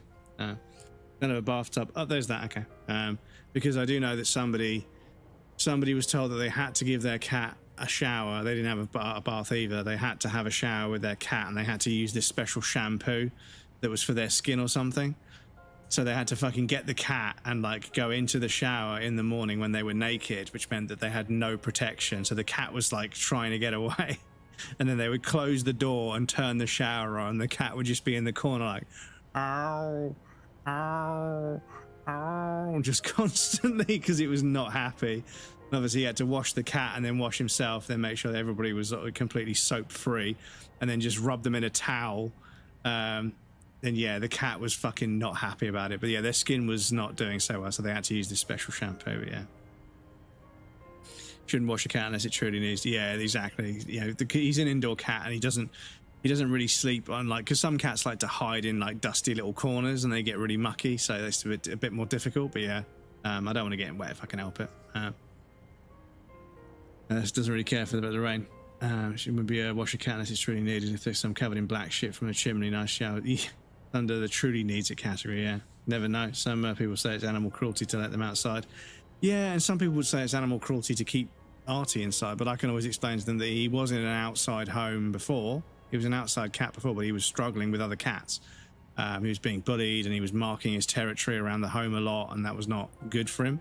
And the family gave him up because of it. So the home that he was in said to me, he needs to be off the ground floor. He needs a place with no children, preferably a flat that's spacious, and he needs somebody to be around all day. And I was like, well, I work from home. This is a picture of my flat. This is where I live. I'm off the ground. There aren't that many local cats in the area. I know of one or two that I see, but they never come in the car park here. So there aren't any other cats around. They're like, yeah, it seems like a good fit. So if you want to take care of him for a few months and see how you go. And they said, yeah, just send us some pictures of him and what he's been up to, and we'll let you know. And I was like, okay. And then within a couple of weeks, I sent them a video of him rubbing himself on the legs of furniture and sitting on my lap and everything. They were like, he seems very well situated, so I think it's a good fit for him if you want to keep him. I was like, yeah, of course. He's been with me ever since. To let them be inside depending on the cat. Yeah, the biological, of course, meant to be outside. Yeah, for sure. Keeping cats inside is animal cruelty unless the cat doesn't want to go outside or doesn't show an interest in it. Yeah. I mean, Artie likes to look out the window, but I think if he was outside and it got cold, he would be like, I want to be indoors. So I think he wants to go outside until it's cold, and then he would be, so he doesn't suffer. But yeah, he occasionally wants to go outside in the hallway, but but yeah, he doesn't. He would get bullied by fox. There's foxes that live in the bushes in the car park, and there's other cats a bit further out. So he would struggle with that because he wants to be friends with everybody, but not everybody wants to be friends. So he probably tries to be friends with other cats, and then when they fight him and tell him to go away, he probably gets defensive, and that's why he marks his territory. But yeah, his temperament, he's as chill as can be. So I think he's happy the way he is. But yeah. The birds have 3,000 years to get used to the cats of Scandinavia, so it's complete bullcrap. Of course, it's Scandis saying it mostly either. These communists live in the ground. These communists aren't men, they're mole people. Part of the coalition authorities have been persecuting communists the whole time. We'll help me fire up Mazerov's socialist sausage grinder. How am I supposed to find them if they're hiding? Let your nose guide you, detective. You must mean my nose. My huge and highly functional brain. No, we meant your nose, as in that swollen muck detector in the center of your face. It just happens to be perfectly calibrated for sensing communists. Failure. Fucking hell. What does communism smell like? Failure. Fucking hell. Oh, this game. That's why you're perfect for the job. No one's got a better nose for failure than you, Harry. Ornithologists, people are batshit crazy. Facts, I've told you all. People sometimes complain there are no real communists left in Martinaise. But you can smell their presence. They're out there, waiting for you to join them. Incidentally, during the waning days of the anti-centennial revolution, a number of Revacholian communards constructed elaborate hideouts in abandoned root cellars, hollowed out tree trunks, and even residential sewage tanks. This latter phenomenon gave rise to the early anti-communist slogan, "The future's bright when you flush out the white." And in root cellars, hollowed out tree trunks, and even residential sewage tanks, this later phenomenon gave rise to the early anti-communist slogan. First, you'll have to locate the remaining communists in Martinaise. When you get near to someone with revolutionary potential, your nose will give you the signal to establish contact. You should begin by interrogating those lawless malcontents at the Dock Workers Union. They're an obvious place to start.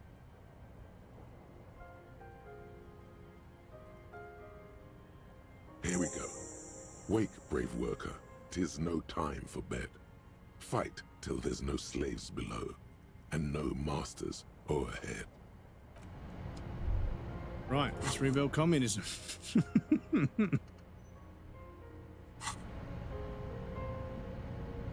Kim, have some business. Kim's just...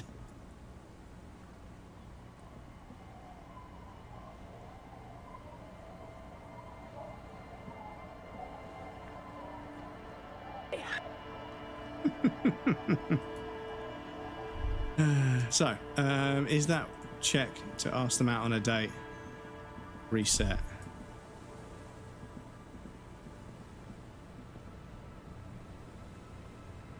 Waves are beginning to die Yes. down. Look at those little bastards. Oh no. Simmer down. Simmer Kim's. down, Oh, bastards. okay. Damn. So what I should have done is ask that. Oh, got some stains from the smoothie on my fucking collar. Oh, I should have done. I should have come back when Kim wasn't around. Suggestion, isn't it? Esprit de corps.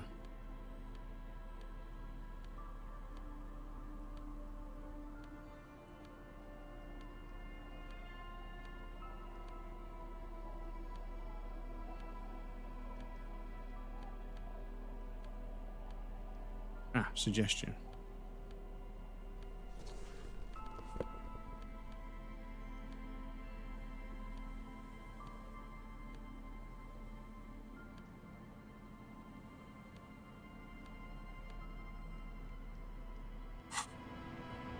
Waves are beginning to die down.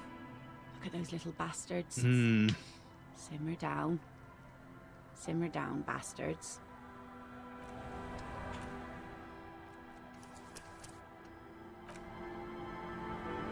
Waves are beginning to die down. Oh, yes, shit.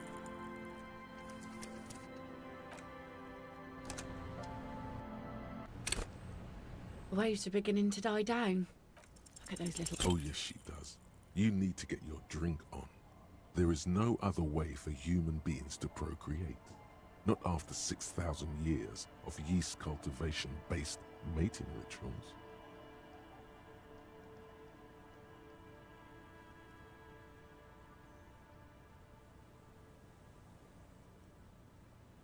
Alcohol? Connect? I'm not sure I'm following you. That's a good impression. You really cracked me up, officer.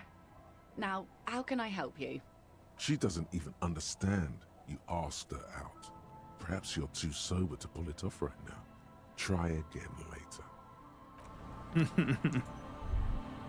Right, okay.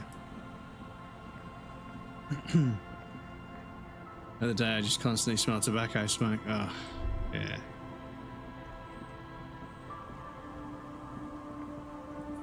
Allez-vous, allez-vous, hein?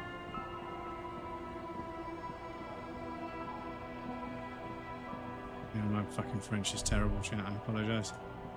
I do not remember enough. So what do we want to do today? Not on the old agenda. Yeah, we're going to approve our authorities to Titus Hardy.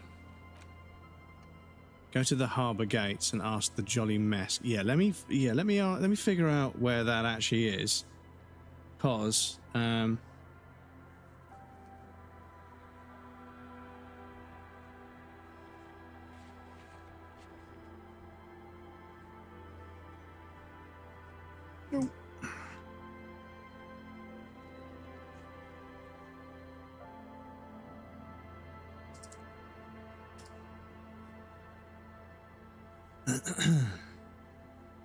the Jolly Mess refers to Gary. Oh, the Gary decrypted back. Okay, yeah, okay. Sorry, it refers to them as something else. We should just call them Gary, to be honest. So they were up here, weren't they?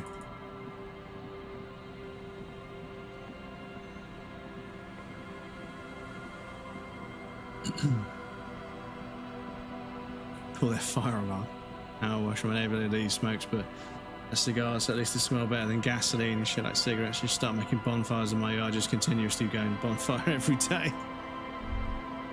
Well, yeah, I mean, there are places where, like, it's customary to have a fire going at some point, you know, at sort of all times.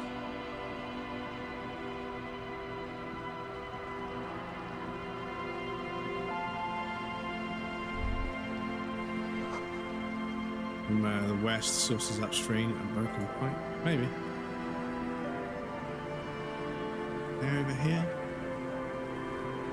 Yeah, I think they're over here, aren't Hopefully they're still here and I can save and just keep doing the check until we get what we need. Napalm loves tied to Dove's bonsai. Honestly, fire pit with a grill would be nice. Yeah, no, I have a little fold-out barbecue that I've been using for years. It's pretty good. I got it somewhere. It was on sale at the end of a summer one year, and I haven't taken it out for ages, so I really should, because yeah, it's definitely worth it. So I'm going to get a save down here because I think I may have already tried to strong-arm this check, but yeah, those small buildings that people can use free out in nature and camping, they're called shelters. Yeah, you find like fire pits and stuff that have been built and left behind for people to use if they need them and stuff. And yeah, you're supposed to obviously leave them how you found them, and if you found them, even if you found them like fucked up, you're supposed to tidy them up and like look after them and everything. Because yeah, it's nice when there's public spaces that people respect. But yeah, in England, if you put something for the public somewhere, someone's going to burn it with a lighter or crash their car into it or fucking cover it in fucking acid or fucking paint stripper or something, or just vandalize it, because people are the worst in the UK. The people that cut down that tree, there was a really famous tree in a valley that's like a landmark, and two guys cut it down for no fucking reason really, other than the fact that they're fucking idiots. But they've been sentenced now. But anyway, we do have an ad break coming up, chat. I missed the last one, so I definitely need to stand up. I'm going to pop you guys over on the BRB screen. There'll be a route for some clips for you guys that want to hang out. Please feel free to get up and move around, grab a drink or a snack. You won't miss anything. I'll be right back, and then we'll carry on.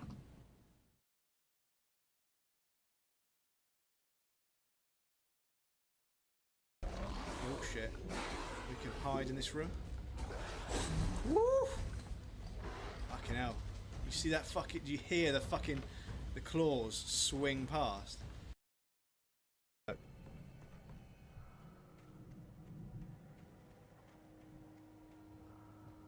The basement. Oh dear. Excuse me. I think if we're a little bit less greedy, we can get this. I think.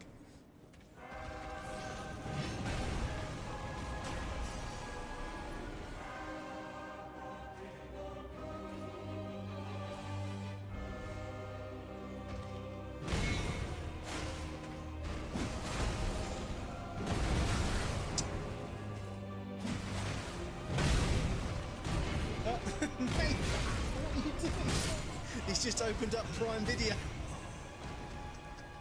I can't see. I can't see. Mate, the sabotage. Really, the sabotage. The sabotage because you want attention, is that it? He just pushed the Amazon Prime button on the TV remote and suddenly Bob's Burgers was on the screen and I was like, the fuck is this? What kind of movie is this? Right.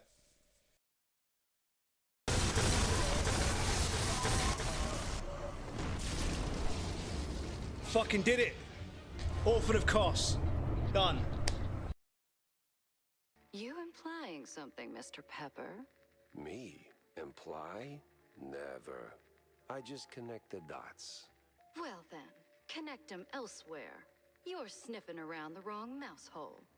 This is my office. Like, what are you talking about? Like, this is my office. What are you doing here? See?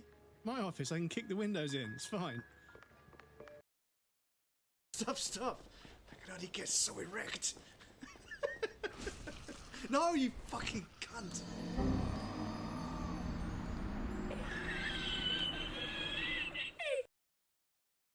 I never get ads. Brave browser. Oh, okay.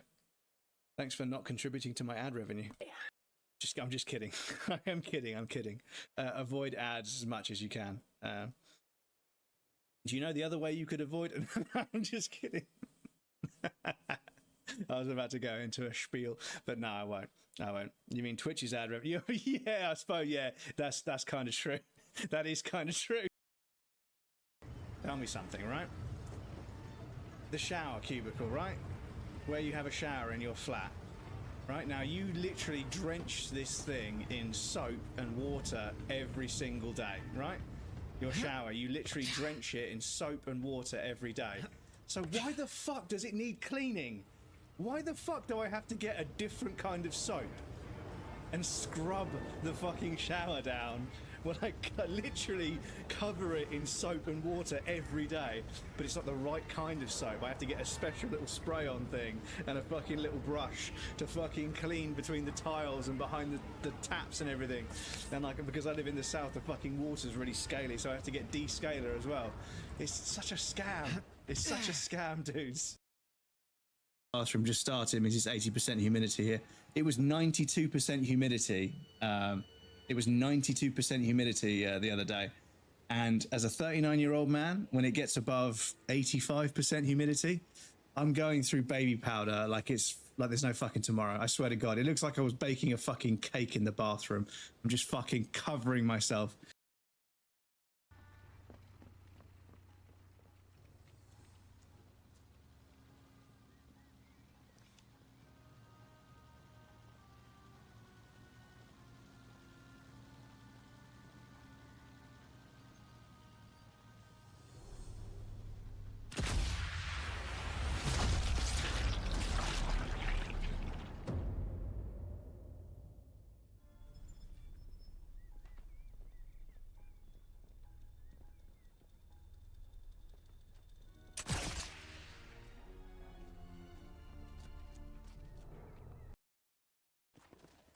We need to find not just one but 5 beavers, and literally everywhere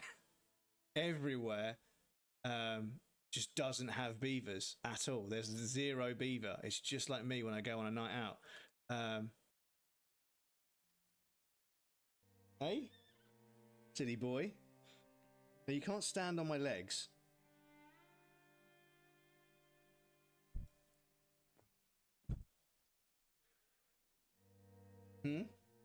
What's this?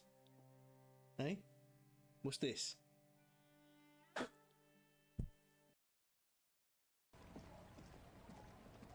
Oh yeah, I haven't got bot crumbs filtered out. Oh fucking hell. Speaking of bots, get fucked. Put it down.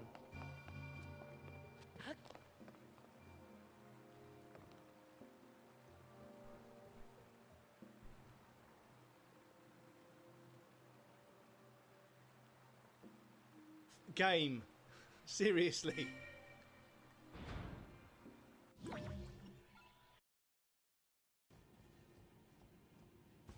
No, you fucking prick. How the fuck did we get away with that?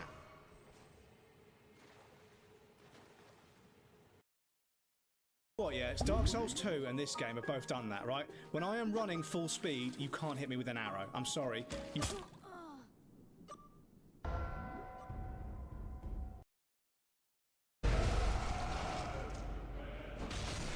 Oh, I still can't get the visceral. Come on. Oh. Woof.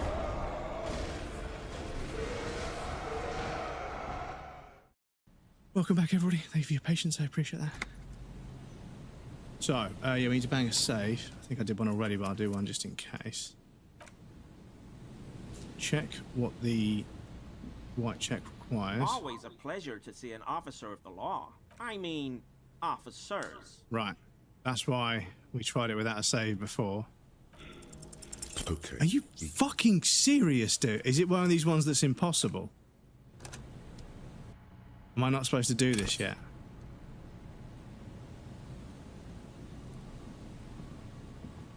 Always a pleasure. I mean, officers. Composure.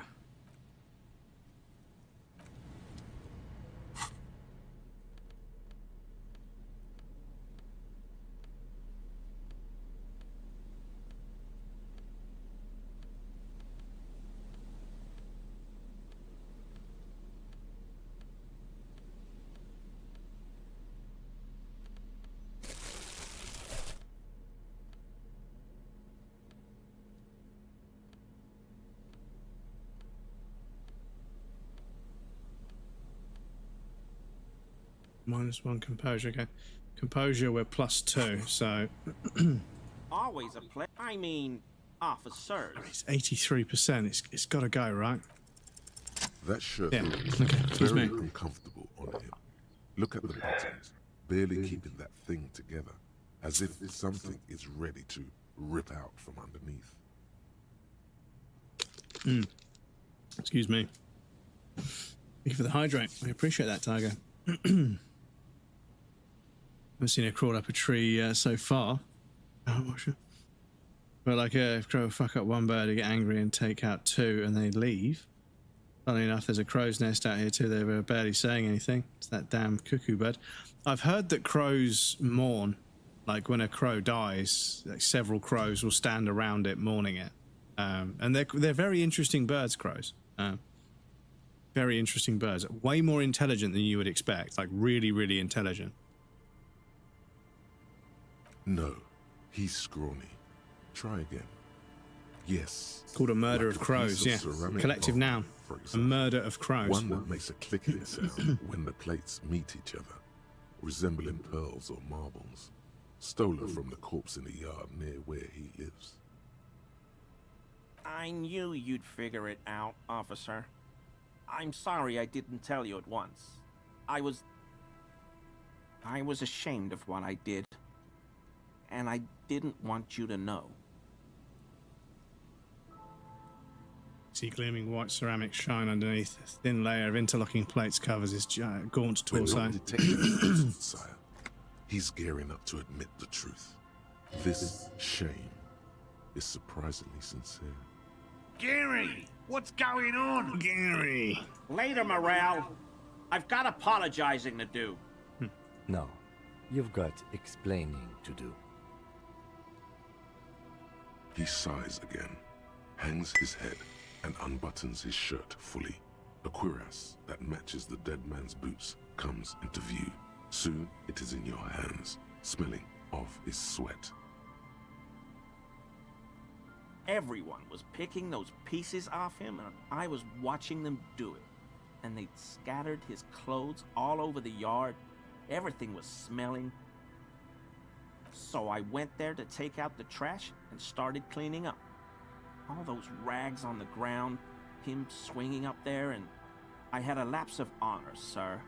I thought, he's a foreigner. They all say he wasn't from here. Still deserves respect, dude, especially in death. Like every time you go outside, if you kill them, if you kill many, they leave. Worked for my cat at least. They attacked him, but after he killed one, so they started eliminating them. Crows will also communicate to other crows about humans that are bad towards them, so they can literally make enemies. An entire flock of crows. Yeah, exactly. Yeah, exactly. That's why I leave them alone. But yeah, like people in India and various other sort of, you know, tourist places where it's like quite chaotic, they train birds to bring back money. Like they give them a piece of money and then they hold a treat out, and the bird drops the money and they give them the treat, and then they pick up the money and they give it to the bird, and then they hold a treat, and they train them and they set them to fly off, and they fly around the city picking up banknotes wherever they see them on like restaurant tables and cafe tables and flying off with it. And yeah, bringing it back to the apartment where the person lives, and he exchanges it for treats. So they end up with this like drawer full of money that these birds have stolen, and apparently they train the monkeys to do it as well, in places that have like, you know, macaque and the smaller kind of like, you know, small monkeys, whatever they're called, marsupials. Do generational enemy to them. And tame crows too. They can speak. Magpies are famous for that. They chirp and they bash their beaks together and stuff when they're happy, so they kind of like purr. So they're really interesting animals. Used to have a flock of crows that would land in their trees. My grandpa would shoot at them and they'd fly off. Then he tried to stick a black broomstick out the door. They wouldn't react, and the moment the rifle barrel came out, so they flew off. They could tell the difference between the broomstick. Yeah, they're not stupid. They're smart. Can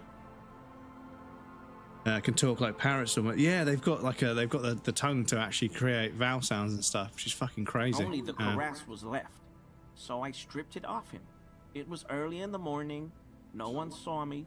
I took it with me. It was a mistake. Had I known it'd give you guys trouble, I wouldn't have... Fuck. Talk like parrots. Yeah, they're able to speak. So, here's a question for you, chat. If you had a bird living with you in like the place where you spend the most time at home, and it was one of those birds that picked up on phrases and stuff, what phrases would it pick up for you?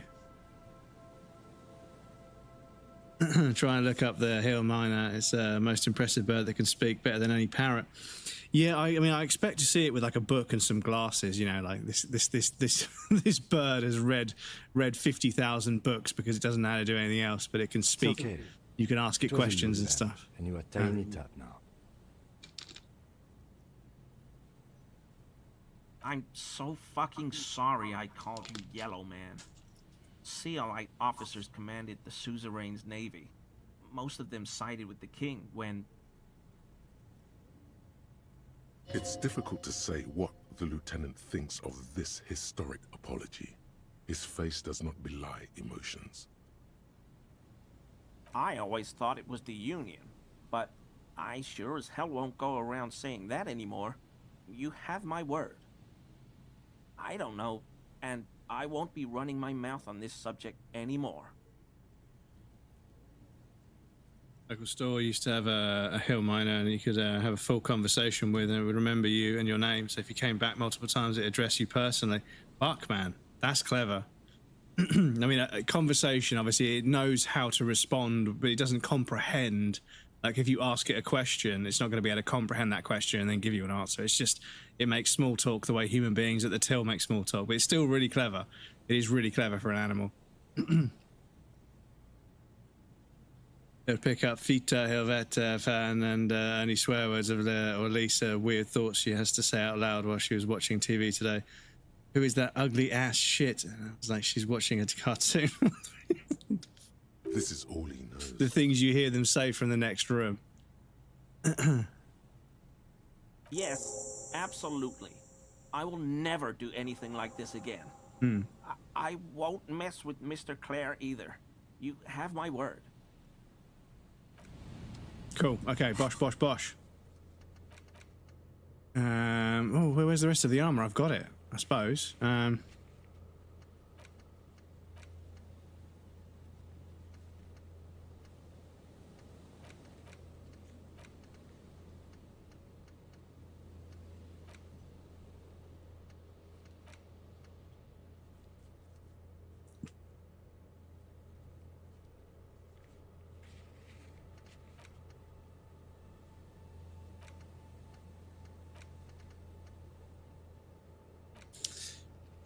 Right, so let's go get the body sent off, and we can also call in the body as well.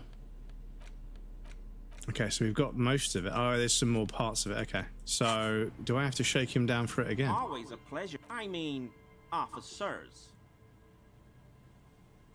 I told you. 'Tis true, sire. This man simply did not know what he was getting caught up in. I told you. 'Tis true. Yeah, okay. I'm not sure there's anything else we can do. Hello, hello. What can I do for you, officer? Hell no. I had no idea. And I'm still cross with him, to be honest. It's not like him. He's got his quirks, but dishonesty, disloyalty are not one of them. I'm quite a cockatoo, and our old bird was alone with the dog. He used to be like, bad dog. Yeah. They antagonize dogs as well. Yeah, it's fucked. Thanks. And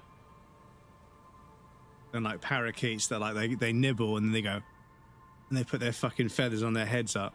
He's still glad his friend stood up for him. I've just always liked animals and puzzles. Searching for cryptids is a bit of both. He seems reluctant to talk about himself, but he'll open up, if you prod a little. It's not child's play, just because I have to traipse through the mud every so often. Real. I know you think one is a respectable profession, while the other is superstition. Everyone does. My methods do not differ from other scientists. I simply draw upon a wider variety of evidence. And I have more hope that something truly surprising might happen. Your nerve endings ones tell you there is no such thing as a positive surprise.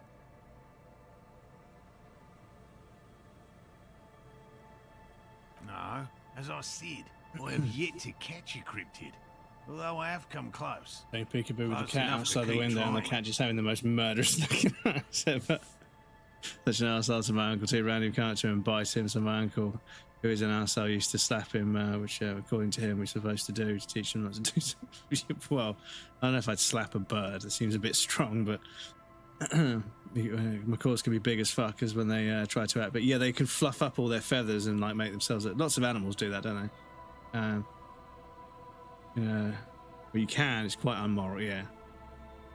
Used to want a macaw as a teenager, but luckily I was smart and realised having a pet for possibly 90 years. Yeah, they live fucking really long lives, right?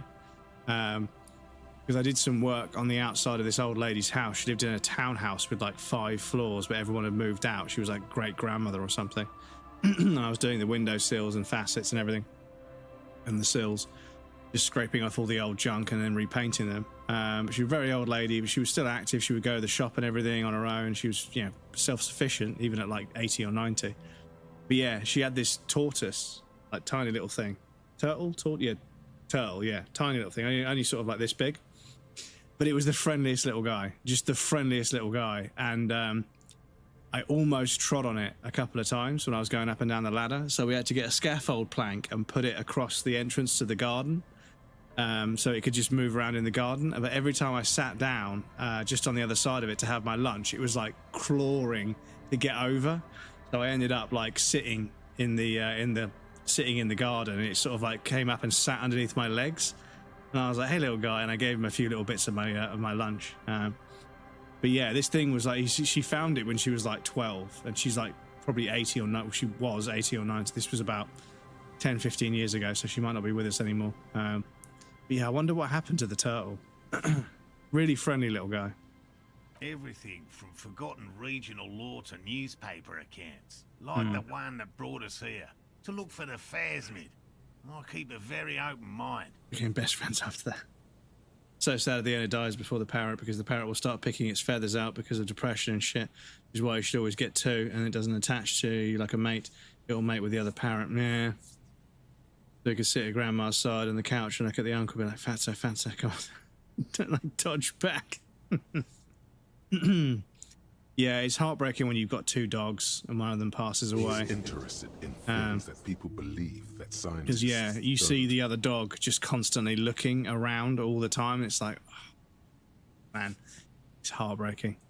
Most establishment scientists only care about reputation and remuneration, not real research, and certainly not the truth.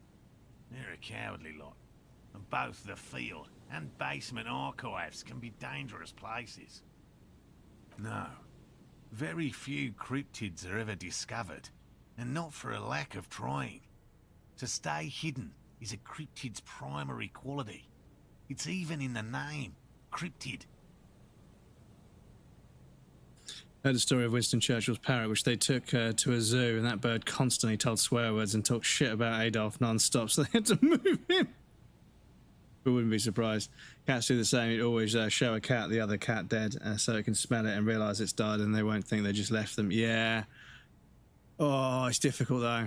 Like, I've seen a few videos where like one dog and another dog, or one cat and another cat, is like nudging the body, and it's like, oh man, it fucking hurts so much because you can't explain to them and you can't console them.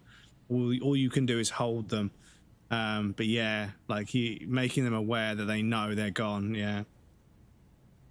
Charlie the Cursor, even born 1899. Of the list of cryptids kept by the Cryptozoological Society of Chemnee, which is 4,082 items long, about 2,000 have been confirmed as hoaxes.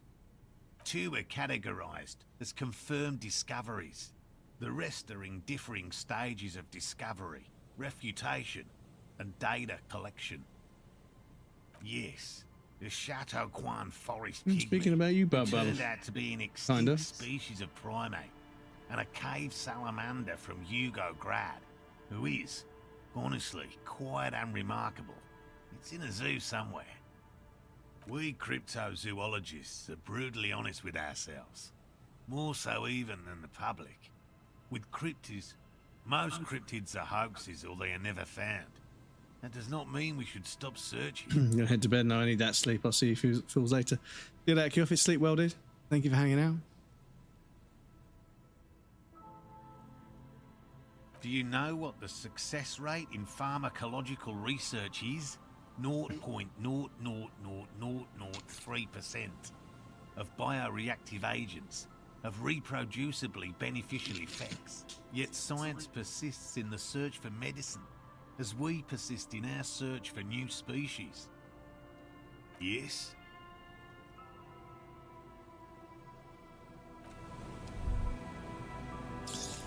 Okay, so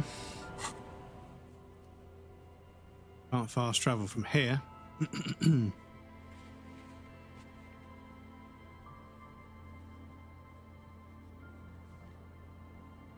Oh yeah, the ledger.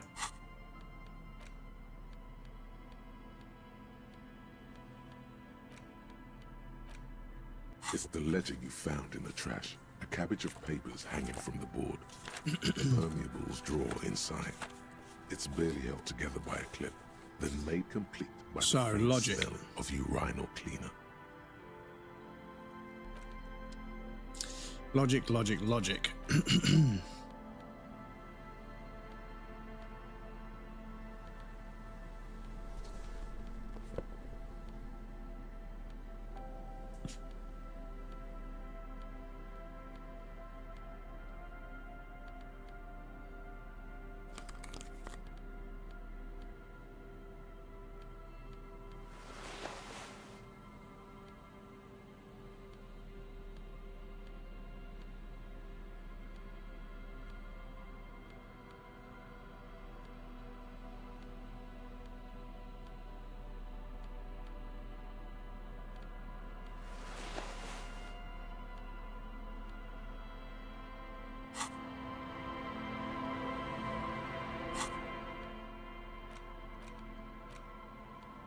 It's the ledger you found in the trash. A cabbage of papers hanging from the board.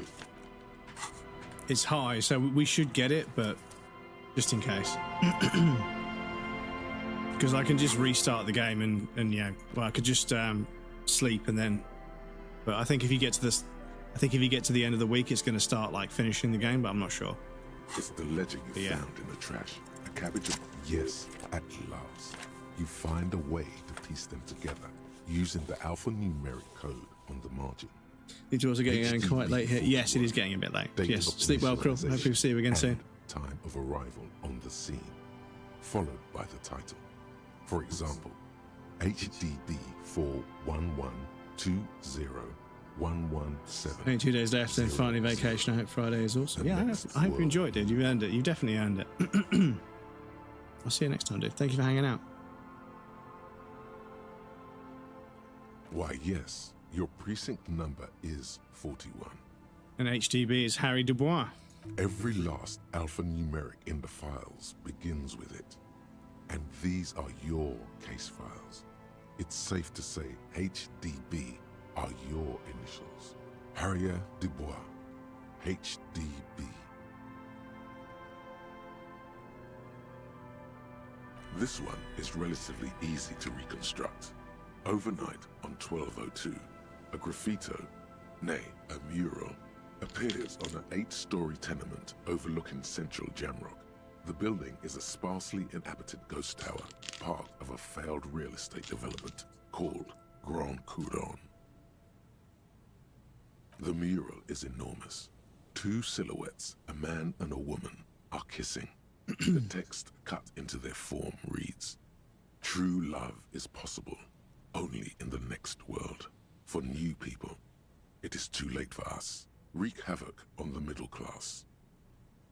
People call it that thing and that fucking thing.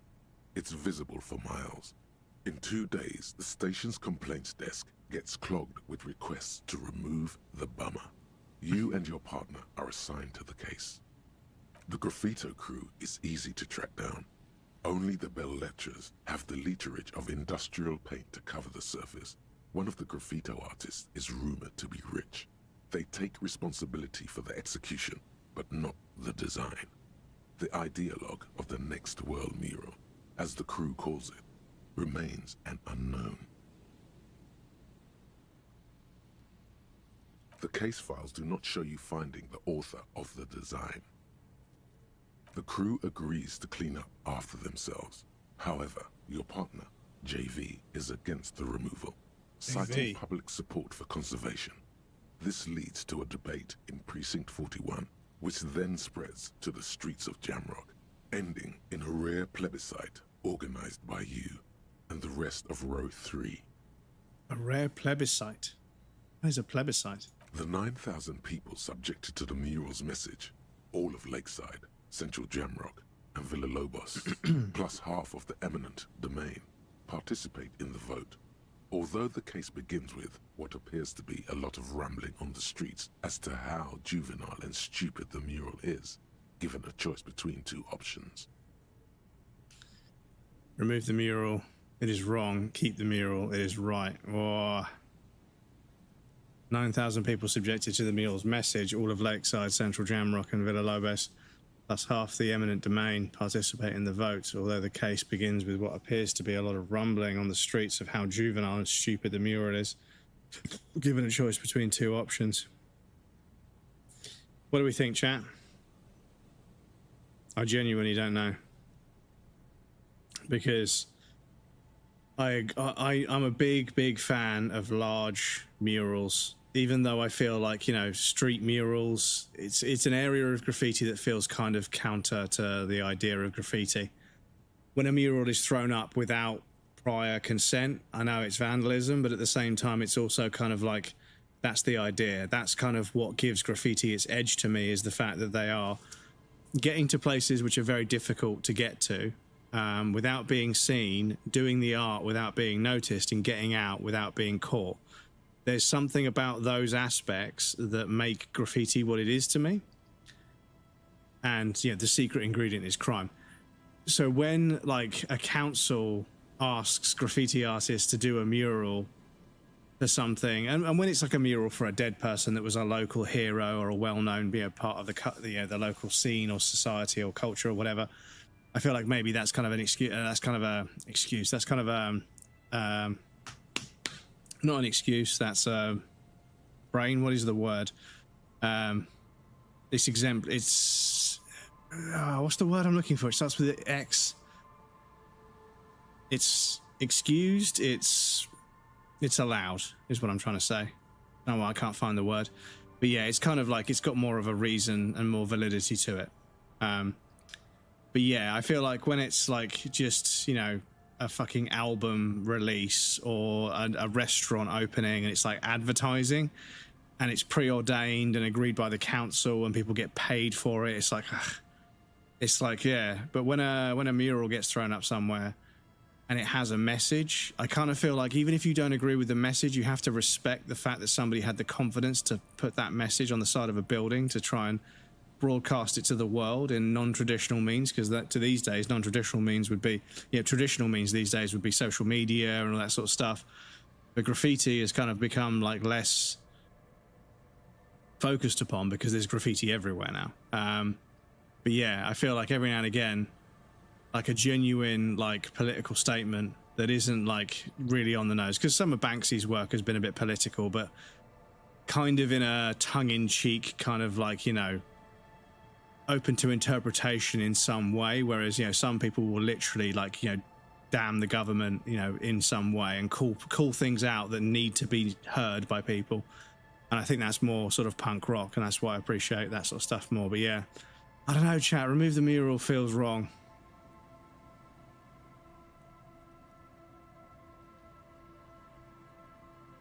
Because what did it say?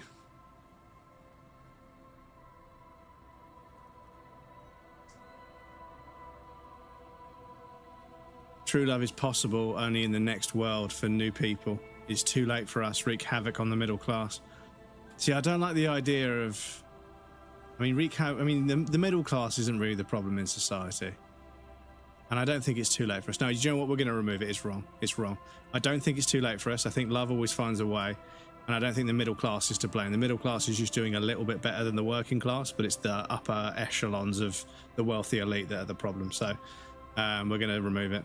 A staggering 78% of voters choose to keep it. Turns out the opposition were a loud minority. And that love truly is possible in the next world for new people. And it is too late for us.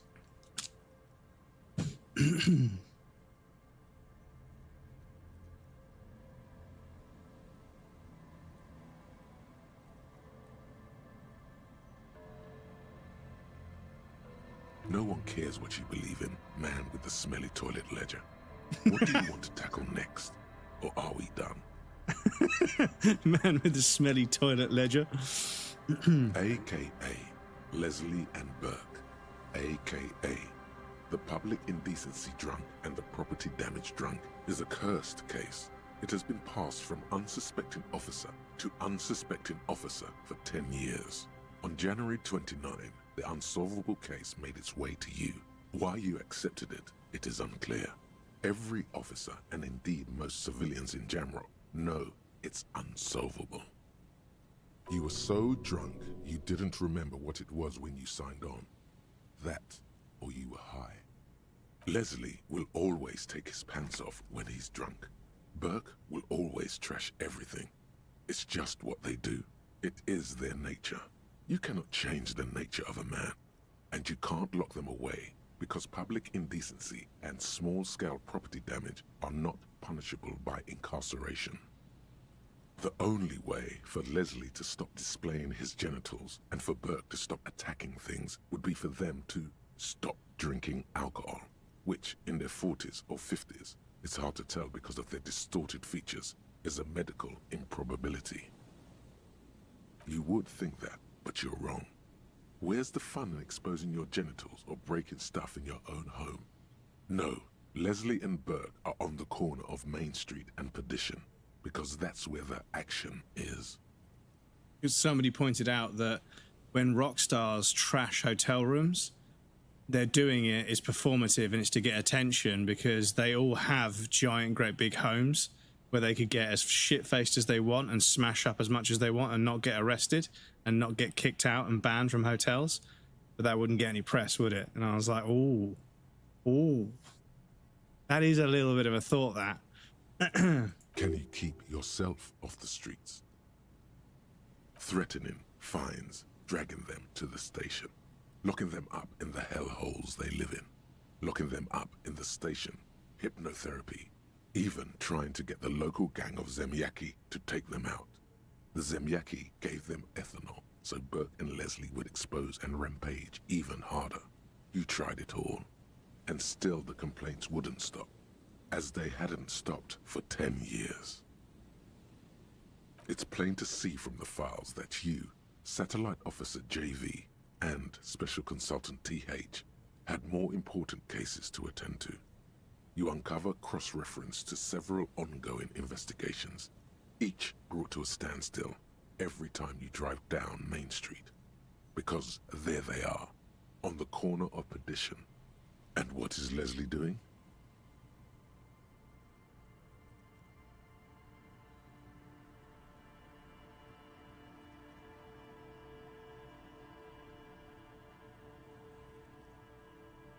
Leslie's displaying his genitals. Good, you're learning. If the files are to be trusted, that's all there is to it. That and Burke breaking things, and the fact that they're both drunk. But then again, so are you. The case becomes considerably less comic one day, when Burke takes a swing at your ledger. He must have it confused with the property he likes to damage. But the joke's on him. You're drunk out of your mind on potent Pilsner. You slam the hardened plastic board in his face. Then you proceed to beat him unconscious with it. So that's why it was all distorted and hard to open. In the process, the ledger sustains damage. The compartment within, reserved for permeable documents, is jammed shut. You stop your assault on the now unconscious Burke to open it, but are unable to do so. The officer began to cry. reports Leslie, who, at this point, is tending to Burke. Kill them. They broke it. He came at us. Damn, Half-Light, calm and at down. us. I think he was trying to kill Burko. While trying to kill Burko, you slowly come around.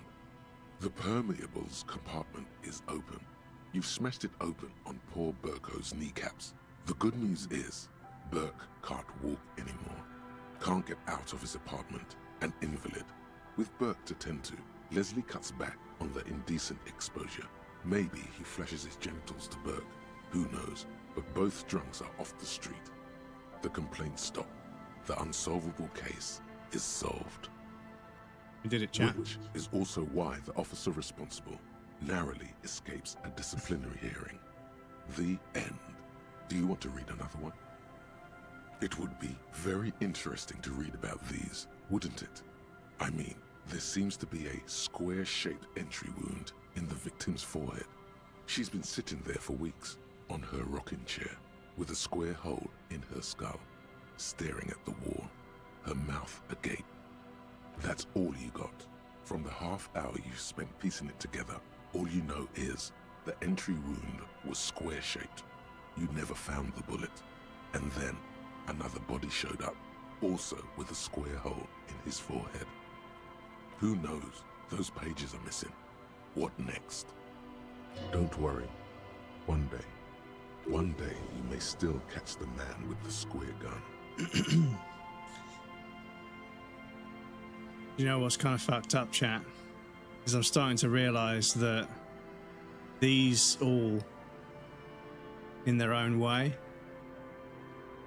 could have been like the man that was hanging in the garden out the back of the yard out the back of the Whirling. Imagine a world where we got Disco Elysium games for the Next World Mural, The Unsolvable Case, The Square Bullet Hole Murders, The Couch in the Unexpected Location, Murder at the Hookah Parlor. Imagine if they were all games on the horizon for us. Imagine if Zaum hadn't fucked it up. Imagine if they were all able to work together and take what they learned about the production cycle of a game with this game that was quite difficult and improved it and then made these into full-blown games. Imagine that. But I guess we'll never know. And yeah, I fucking hate publishers sometimes. I hate the way money and greed and publishers just fucking kill off franchises, IPs, series, studios. It's just fucking pisses me off, dude, so much. Some assholes brought their couch outside and hung out on it. In the middle of the street, on the roof, on the hillside by the motorway. You know, at an unexpected location. They were young, and they thought they looked cool on it. Insufferable dicks. Young people are the worst. So anyway, you got a complaint about the damn sofa, or couch, or whatever it is. They were leaving it out in all these unexpected and whimsical locations. They took it to where they also took photos of themselves on it, and smoked cigarettes, and drank coffee because they felt it's intellectual. Cigarette butts, coffee cups, stupid couch. You had to clean it all up, and you did. So congratulations to you. Case solved. No, you didn't have time for that. These notes show that you have what is called a real goddamn job. You don't have time to be chasing down the couch assholes. You have a real job to do. What next? Murder. Tum tum tum at the hookah parlor was a case originally assigned to an officer called Joseph Mills, who is now dead, of circumstances completely unconnected to murder at the hookah parlor. Beaten to death by a throng of Villalobos gang members when him and his partner J.M., only initials mentioned, answered a call one night. It's a sad story, and it isn't really represented in your case files. Stop stalling and get to the murder at the hookah parlor. Joseph Mills was on this case that he just couldn't solve, was doing it solo, said it was a real nutcracker, a real brain twister, was on it for, like, a month. The captain got impatient. Shit or get off the pot, Mills. Mills didn't get off the pot. Not yet. He kept at it for a couple of weeks more, racking his brains, running with every theory, as outlandish as they seemed. Still couldn't solve the murder at the hookah parlor. Tough case, he said. Toughest he's ever had. No, he was awful. Awful sense of humor, too. The worst jokes you've ever heard. Really rapey. Still, he'd been on it for months now. Said it was the final case. Said it was uncrackable. That murderer vanished into thin air. That goddamn hookah parlor was all he talked about. Okay, so the case is handed to you because Mills isn't getting anywhere, and you look into it. Here's the setup. A young man is found dead in a hookah parlor. You know, those places where you go and smoke bubblegum-flavored vapor all day. No, it's soot and water vapor. It doesn't do anything. Yeah, so anyway, young man in his 20s found with his skull busted open, right on the floor of the hookah parlor, in the middle of the day. No one else is in there, only client that day. In perfect health, too. Some kind of movie producer. No one enters, no one exits. He's just sucking on his watermelon hookah all morning, all noon, like he usually does. He's a regular. No calls, nothing. Just sucking on the hookah until 15:45. Then bam, he's dead on the floor with his skull busted open, blood everywhere. What happened? How can it be? Well, the hookah was leaking and he slipped. Mills has no idea. Invisible assassin. Movie deal gone sour. Girl at the counter did it. Nothing fits. Eerie. Man just dropped dead. So you go to the parlor. You see cushions around the table. Table's low, heavy, really sharp edge. See? You can't even read the thing without solving it. Yeah, it was that. Turns out hookah does do something. It turns off your brain's oxygen supply, and you don't notice it until you get up to go to the bathroom. Yeah, he liked his hookah. Stephen was his name.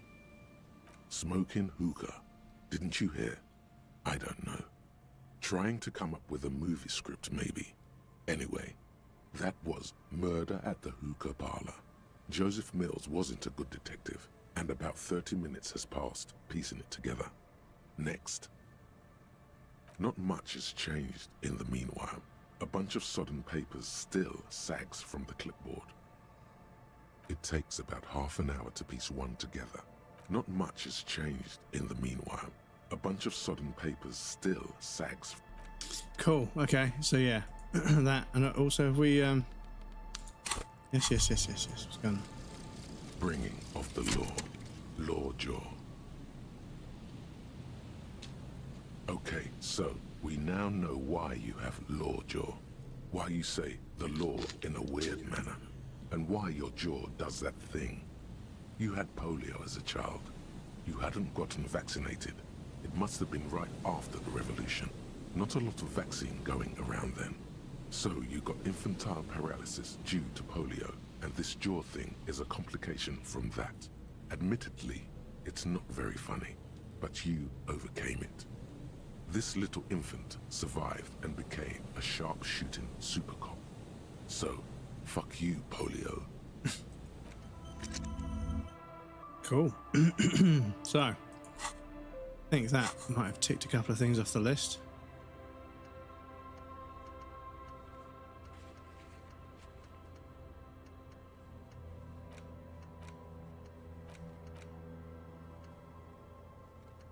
Right, we can do those two. Cool. What's this?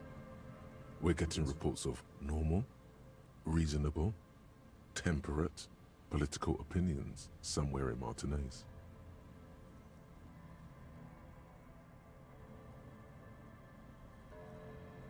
Of course, a radical centrist. In these bright and loud times where 1,000 frequencies drown one another out, sober thinking is a radical act. It's time to become a citizen of the kingdom of conscience. It is not a place. It is a moment in time that can only arise in the right circumstances. In all of human history, it's only been achieved a handful of times. It is, isn't it? History's greatest catastrophes have been brought about by people trying to make the world a better place. Too quickly. That's the genius of Dolores Day. She recognized that progress is meaningless if its gains are lost because of instability. Real, lasting change can only come about gradually, increment by increment. It's true. One of the things about losing weight, and I need to lose weight at the moment, but because of sleep apnea, I can't get my body to stop clinging onto every calorie and being hungry all the time because I'm exhausted. But yeah, slow, sustainable changes. You've got to make a small change every day. You know, a small change every couple of days, every week. You've got to just consume a little bit less energy, just a little bit less, a few less calories, and just keep doing that. Just a few less, and you won't notice it because it's such a small amount, but it compounds. And obviously, that's the way you gain the weight: is you started consuming a little bit too many calories, and it compounds. But yeah, just making a slightly smaller portion, swapping one thing for something else, just slowly but surely changing one or two things a week until you're sort of like eating a healthier diet, better portions, and hopefully sleeping more. But at the moment, no matter how healthy I eat, I just can't sleep. So I'm fucking hungry all the time. And even if I eat like good proteins and carbs and vegetables to give me vitamins and minerals and stuff, so I've got everything my body needs, I'm still hungry because I'm just tired, you know? And yeah, it's a fucking difficult one to be in because sugary foods have loads of energy in them. So my body is craving sugary foods like crazy at the moment, just because it's exhausted and it wants energy, but I can't give it too much sugar because it's not good for me. But yeah, I know I say that as I'm drinking a fucking Iron Brew, but it is the only fizzy drink I've had today.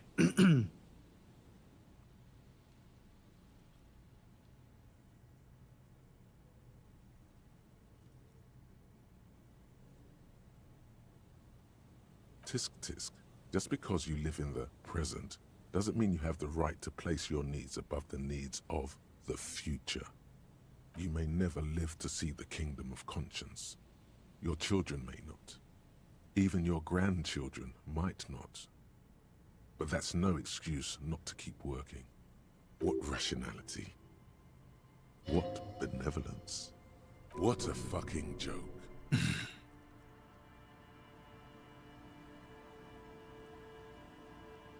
Do you believe the status quo is preferable to chaos and bloodshed? There you have it. Sometimes holding the line is progress. The kingdom is difficult to comprehend, and even more difficult to describe, partly because humanity will need to discard many of the categories that define and limit it today. The kingdom of conscience is post-capitalist, post-national. It's also post-industrial, post-ideological, and even post-sexual. Slow down, Mr. Reasonable. Did you miss the part about compromising and taking things slow? That's right. Remember, real democracy is just around the corner for Revachol. When that real democracy kicks in, a long time from now, we are all going to be so much happier. They say a society grows great when men plant trees the shade of which they never sit in. You've accumulated a substantial amount of honor points on your life path. You are a man most virtuous. Of course there were honor points. Did you think no one was paying attention to all of your honorable deeds, Honorable One?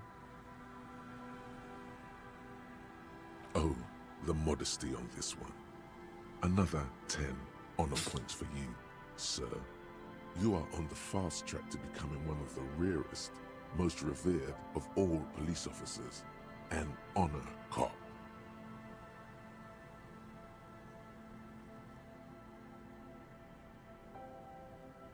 Living in the name of virtue and doing noble deeds while expecting nothing in return is not archaic. How can you even think that? Selflessness forms the basis for the warrior code. An ageless code, as fit for nomadic Ilmaran tribes traversing the vast red plateau in Provincia Gordi as it is for your neighborhood postman.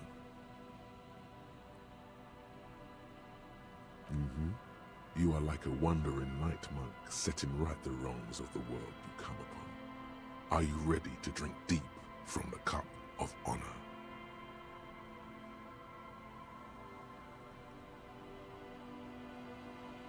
Yes, your deeds have spoken for you, honorable one.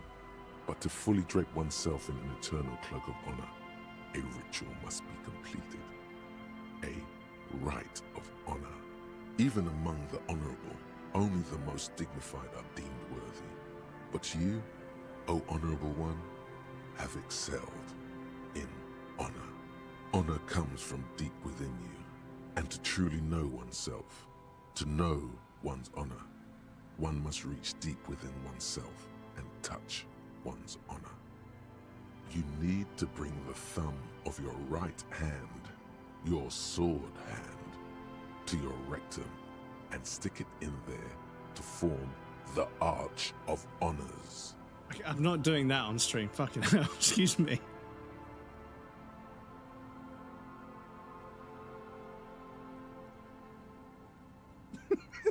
All I ever wanted was to live with dignity, to die with honor. Stick your thumb in your ass. What are you doing? Oh, fucking hell. I can see that, but do you have to do it where everyone can see you? Have you no self-control? Please spare me this sight. The lieutenant is a noble man, but he does not know honor like you and I do. Best not to waste time trying to explain. Lead by example. Congratulations, honorable one. You have become a member of a noble faculty. A man kneels, an honor cop rises. I think that's an achievement, by the way. That's why I selected that. Go forth and commit even more honorable deeds. And should your resolve ever waver, remember the rite of honor. It will always cleanse a man's soul. It is an honor to serve with you, honor cop.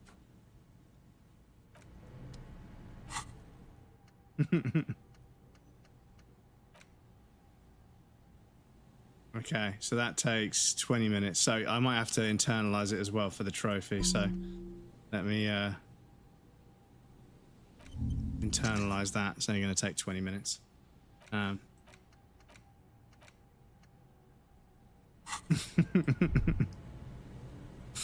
Right, because yeah, we need to ask him about the armor, but we kind of figured out. Always a pleasure to see an officer. I mean, officers. Yeah. Okay, but we are ticking stuff off the list. Yeah, our list of done is considerably longer than our list of tasks. So I think that means we're winning at the video game. I'm not sure. I think so.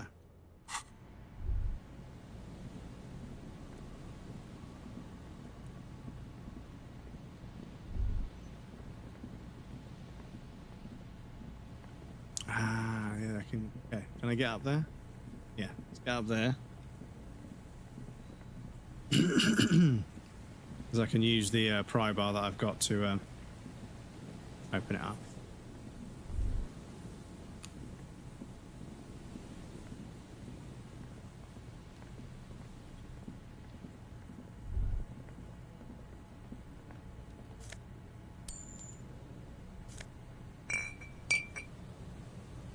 Oh, some Nosafed. Yeah, we need to buy some more magnesium. We are not doing well for magnesium stores at the moment. Any morale damage is going to absolutely screw us because yeah, we've we've pursued some pretty strange dialogue options for the trophies. I'm trying to make Harry Dubois into a communist, and also whatever cop. You can be a good cop or a bad cop, obviously, you know, because good cop, bad cop. And yeah, honor cop is the kind of play on words on that. There's this weird zigzaggy cross thing that the shadows are doing, and I'm really disappointed. I'm not too sure why it's doing that. But yeah, I feel like the game is a little bit buggier than when I played it on release, which is a real shame, because yeah, I might research whether it's possible to play earlier builds, because I feel like all they've done is add the fucking advertisement for their new game, but I think in the process they've also broken part of the game somehow. Because yeah, there's definitely some moments where it goes a bit south. So what do we want to do over there? It's formidable.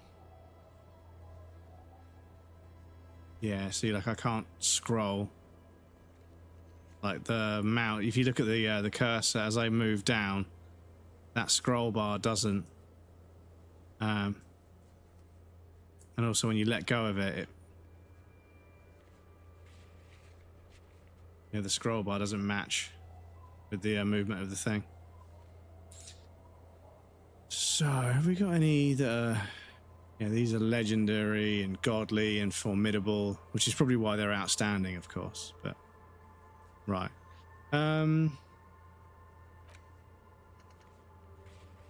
Yeah, let's go and make the phone calls we need to make over at Kim's Kinema. We'll travel there. Yes, apologies, chat. We do have an ad break coming up. Seems to pop you guys over on the BRB screen. There'll be a raffle and some bits for you guys that want to hang out. But please feel free to get up and move around, grab a drink or a snack. You won't miss anything. I'm going to take a break as well. But yes, I'll be back in just a moment.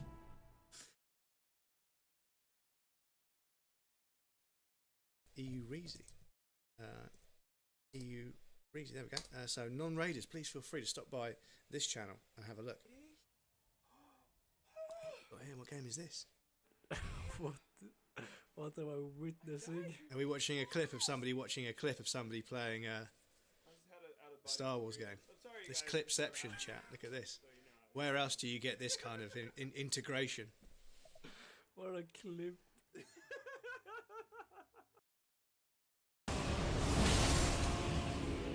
That's my testicles, please. Ow. Wait to breathe out. Wait to breathe out. Oh. I might just take a step back. Would you look at that? I haven't hit one that close all day. I might just stand behind this one. Focus on the inhale.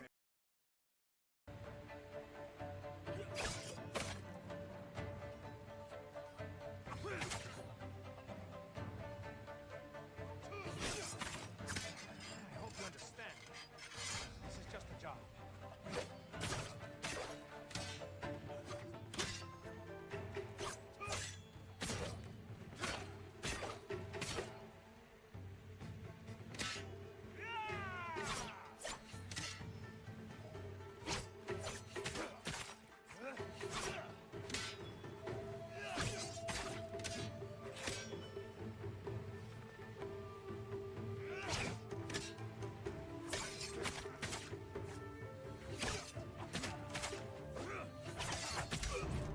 It's absolute cinema, dudes. Like, once you're in that flow state, it is absolute cinema. I mean, why are we not picking up the giant kitchen knife? Look at this giant ass fucking kitchen knife that we could be using. Why the fuck? There's all this irrigation and stuff, all these fucking farmlands everywhere. Why have we not got a fucking scythe or a fucking a sickle or even a hoe? But I suppose that's realism, because I ain't got any hoes in real life either. Oh, that was a fucking stretch, breadcrumbs. Jesus Christ, excuse me.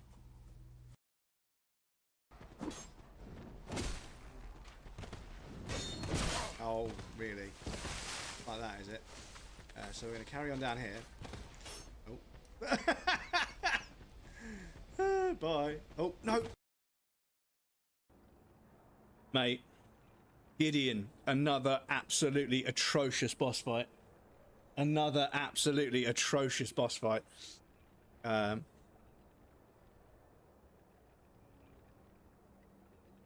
Another absolutely atrocious boss fight. Look at this. Right, will this catch on fire?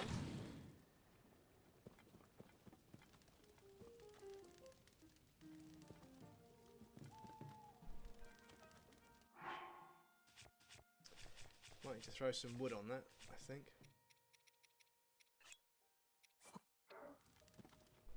Oh, game, come on. Fuck's sake.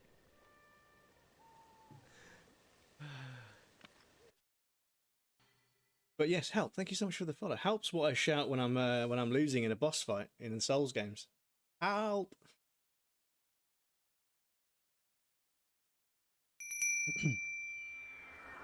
I have stage 3 thyroid cancer, and I appreciate you raising money for keeping people alive like me.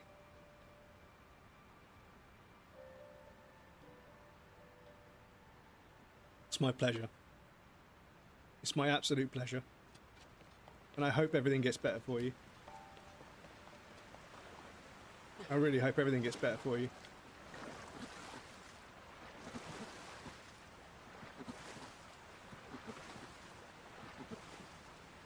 That's why we do it, chat.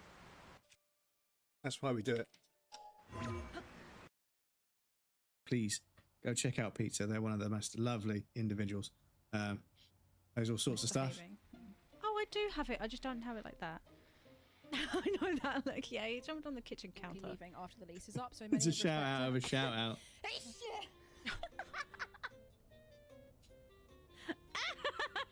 Kate sneezing straight into the microphone almost. And Pizza finding it fucking hilarious. Okay, so I have clip shout outs as it turns out. Some violence. I'm gonna get a clip of that myself.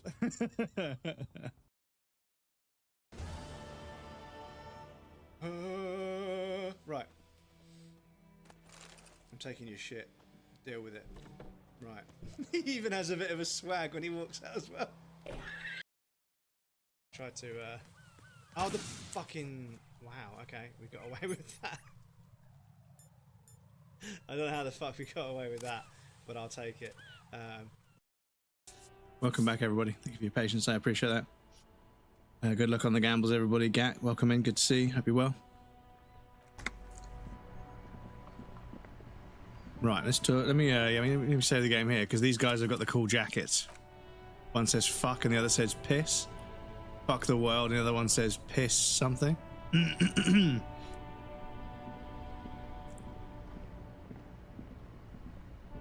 That's one brutal motor carriage. If I were a real skull now, I'd jack it, paint it in palm tree livery, then bottom light it, neon style. A snazzy shit-ripped skullmobile like this would make a fine trophy. We could, like, hang fucking shrunken heads from the side mirrors. Cops' heads. Scary tribal shit. Yeah, tribal shit. A cop carriage like this would have proper skull value.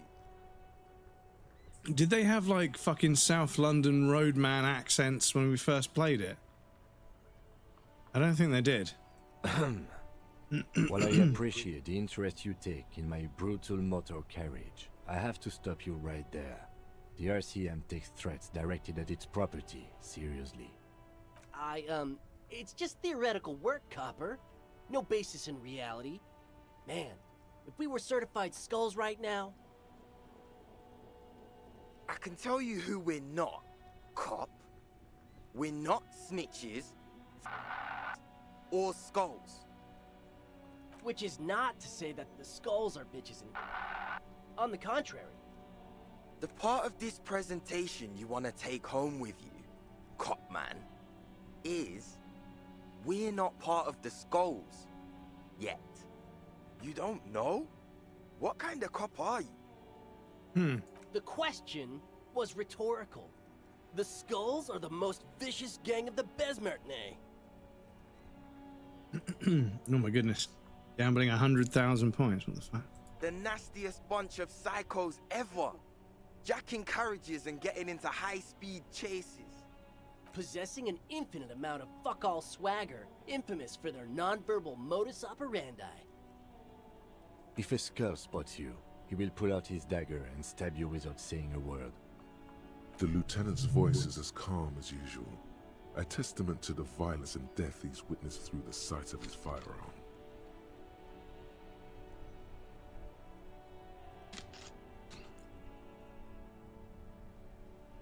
$200,000. They usually occupy the burnt-out. Make sure you save some. Or you can save some for the next stream. Around the brightly painted, bottom-lighted vehicles. I can't wait to become a skull. bottom lights are wretched aggressive. Murder? Yeah, sure. We'll gladly tell you everything we know about it. Down to third. Also, he was hanged. He was hanged from a tree. Yeah, I mean, duh. These punks don't know anything. Let's just move along. Hey, stop right there. How does one know anything? Fucking philosophy, man. You can do aggressive shit with philosophy. Justify shit. Oh yeah, Cindy's a right proper skull. It might be top points, I'm not sure. Or just points.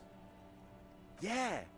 Points will tell you the top. Artist of the future. It tells you the top. Just like Arno van Eyck. Oh dear. By the way, if you see Cindy, give her our regards. The lieutenant on your left is unusually lenient toward them. Oh man, yeah. We're not fucking kids, man. Be wary of the abyss. Probably because of how non-verbal their mode of operation is going to be. It's a threat. Good, I like those.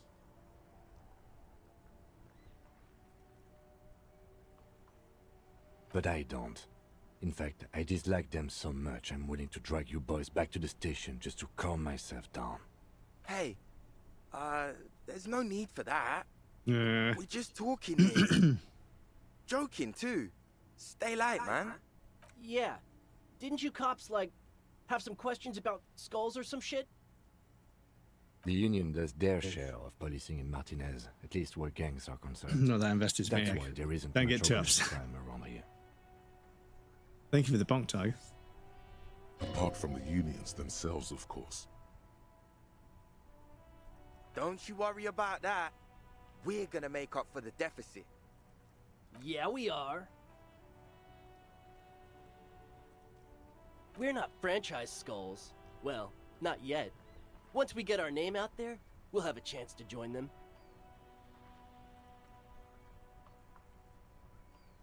Because we can be just as psycho and vicious. You'll see. But in a non-threatening and definitely legal way. Right on, fuck. So what's happening now? Mm-hmm. What about them? Well, first off, it's a statement and not necessarily something that characterizes me as a person, even though the statement has character. And I do like piss. The word piss epitomizes the struggle taking place in the world. Things being defined as they seem, not as they are. And, I guess, it's also about communal spirit, the future, and truly appreciating our differences. Also, you've got to admit, it catches the eye. And since the Grand Piper is slowly but steadily moving towards basing the economy on it, attention, it is imperative that the medium itself convey the message. Very true that attention has become a commodity of social media. It is what everything pivots around. What I mean by this is, we are all pissed, and that the world is inherently meaningless. Like I said before, many men keep searching for the one, for so-called true love, which is actually just obsession masquerading as kinship. The thrill of the chase, the hollowness that fills your chest cavity after catching. To catch a fish, you'll need to hurl the lure many times, and even then it isn't certain that you'll get anything. If you get more fish in a shorter time. And, for time is of the essence and fleeting ever so quickly, one must think of a way to fuck the whole world and not get caught up in fucking someone. Because when one fucks everything, he fucks nothing. And that, to me, feels glorious. Sticking your dick into the void. Is it a coincidence that here we have 2 badass jackets and 2 badass cops? Yes? Leather jackets adorned with immature writing? The ideology they convey helps the boys justify poor choices in life and fashion. I'm not a fan. What are you implying? I'm not sure I understand you, detective. Neither. Fine, if only to end this discussion. Theoretically, if I were a juvenile delinquent, if I were to already be down that path, I think peace is the stronger of the two statements.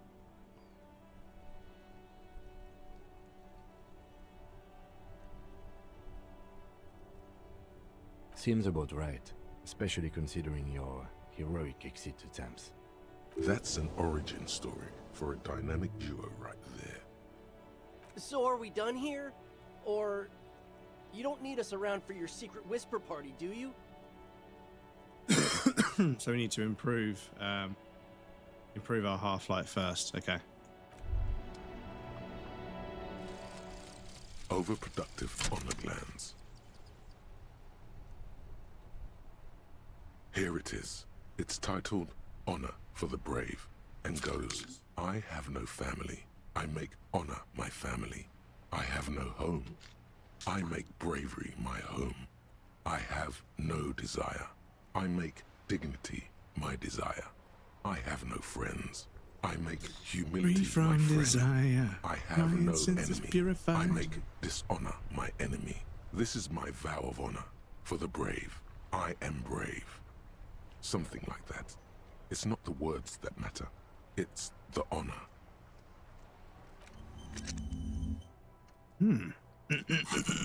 Cool. So, shit, I've forgotten already. That ride is... Hey! It was half-light.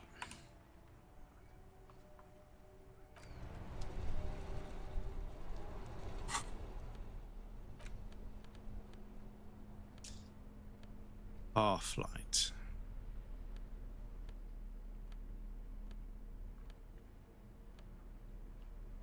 It's one half-light.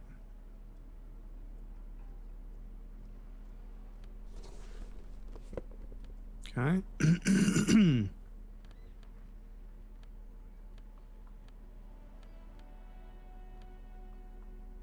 Minus one half-light. No, okay.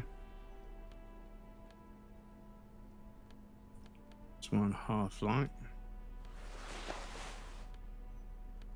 Oh, there's an empty space. That's not usual, is it?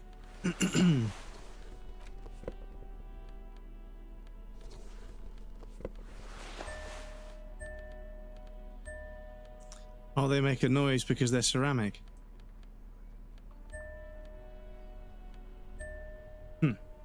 Okay. So we are now we're plus 2 half-lights. Let's double check what the check is now. That ride is... Hey! Let's check the check. 83% high, so that's pretty good.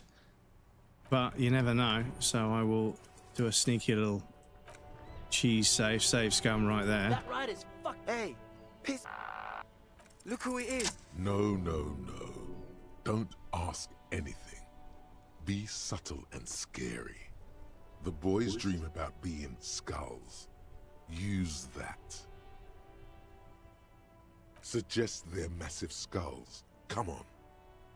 What? No! Skulls don't have kings. I think. And we're not even in yet. Yeah, man, keep your voice down. Skulls don't take it lightly when folks pretend to be them. We're not even prospects yet.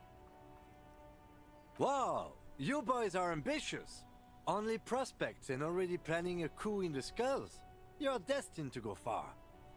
Him just picks up on it straight away. He gets it. Yes. Passive-aggressive flattery. Shut the fuck up. Are you trying to get us killed? Now bring it to the jackets and, yes, start shouting. Please be quiet. What? What do you want? The jackets? You got it. No need for cruelty.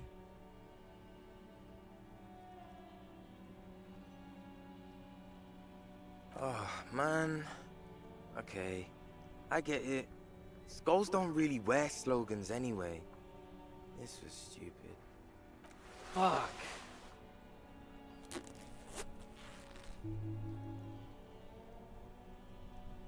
The lieutenant watches the boys take their jackets off with mild amusement.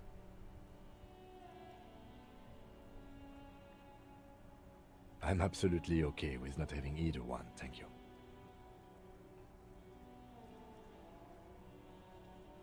This case doesn't require us to go undercover or raise hell. In fact, I don't think the jackets will be useful at all. I just wanted them to not have them anymore. Cold-hearted cop. The need will not arise. The jackets are meant to complete each other. If a man was standing alone on a street corner with his written on his back, it'd just be an individual that has taken a liking to urine. And fuck the world all on its own is, frankly, generic. I don't know, Eric. It's cold out. I like the fact his name is like fuck the world. Yeah, let's get out of here. The cops fucked us.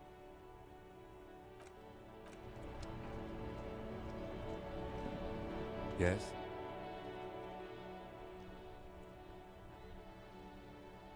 The lieutenant's posture becomes rigid and uncomfortable as we lean forward and sniff the area just above his shoulder blade. He smells like a man, a perfectly normal man. Wait, there's something there. Something that sets your GABA receptors aflutter. The lieutenant's aftershave, a common drugstore brand. Strong hints of pine needle. Strange, you're not getting any strong ideological whiffs from the lieutenant. Do you need something, detective? It's nothing fancy, just plain old Tiger super special. Are you thinking of, you know?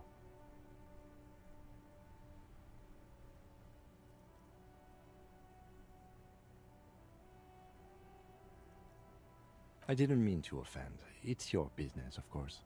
Was there something else you wish to discuss? Oh. We could also try and do this as well. Just need to improve logic a little bit.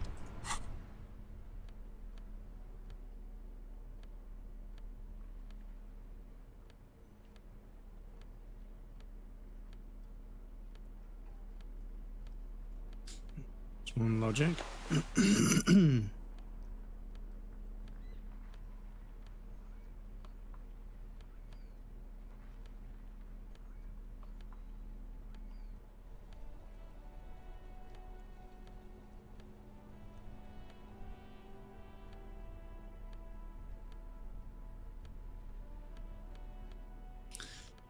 Okay, so we've only got plus 4 logic. Yeah, we've got plus 4 logic. That's not the easiest check, is it? Yes, I suppose 72 now, isn't it? So let me quickly save scum the game as well. Please excuse me, chat. But I want to do a playthrough where you get every check and try and do as much as possible. Look at you. Boom. It's because you're a failure. There we go. They sent you to Slight, Precinct 57. Just think about it for a second.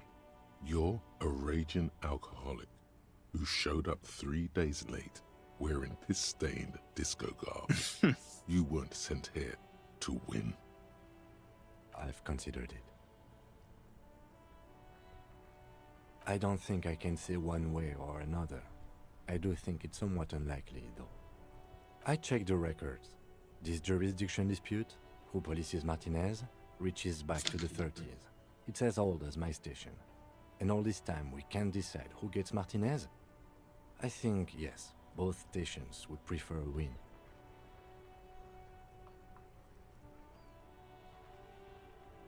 I am the finest of nothing.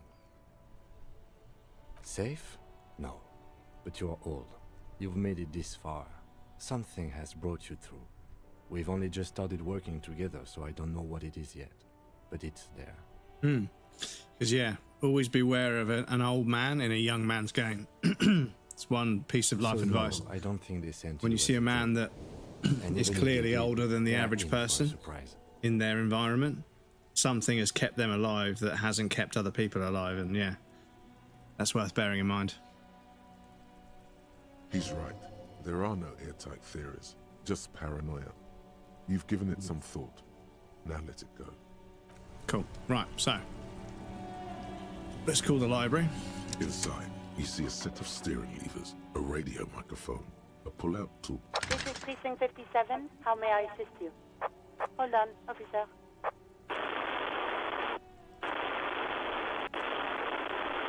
I've got Central Jamrock Public Library on the line, and I've already introduced you to their librarian.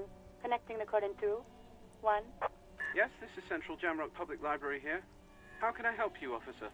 He sounds worried, yet ready to assist. This is how people get when the police call. Billy Majon, you said. Give me a moment, I'll have to check our database.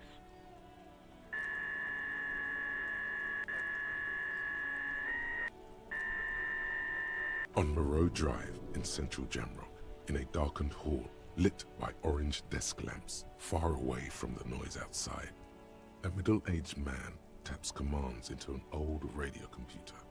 A printout falls on the desk. Behind him, a lonely reader scours some dusty bookshelves, looking for a paperback. Yes, hello, are you still there? I found Billy Majon's home address, is that alright? No phone number, unfortunately. They're too poor to have a phone line. Here we go, sir. Rue de Saint-Ghislain, 33B, apartment number 20. It's in Martinez, I believe. Cape Side Apartments, it says. That's all. It says here that they returned their last book just a few days ago, but I wasn't at work that day. Marie? Marie? Do you remember a reader named Billy Majon? They returned a Tybalt book the other day. Yes, it was my colleague Marie. She said that it was Billy's husband who returned the book. He also asked for this new sci-fi release, Lowe's Radio City 87, but we don't have it yet. Good. You have a name now. Marie knows Billy. She's been working here longer than me. Sometimes her husband returns some books for her. And then goes for a little drink later. On the lookout. Sorry, no. Marie only knows him by sight. Marie? She said it was an older man, and that she's pretty sure he'd had a drink or two the last time she saw him. 1 second. Sorry, Marie wasn't really paying any attention to that. Happy we could help. Goodbye, officer. Anything else you need from me?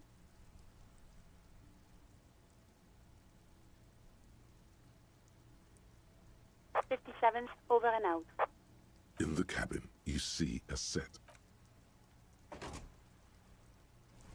Right, so let's go down to where the body is, and then I think we can. Kim can. Oh yeah, no, Kim will be away for a few days after we do that, won't he? So that leaves us to be free from Kim, which I don't want because I actually quite like Kim. But there are a few things we can only do when Kim isn't around. Asking that woman out on a date is one of those things we can do when Kim's not around. But there was also, we were also supposed to call in the body on the broad walk inside to be collected. See a set of steering levers, a radio microphone, a pull-out toolbox, and the soft glow of the fuel the white suede feels luxurious. This is Precinct 57. How may I assist you?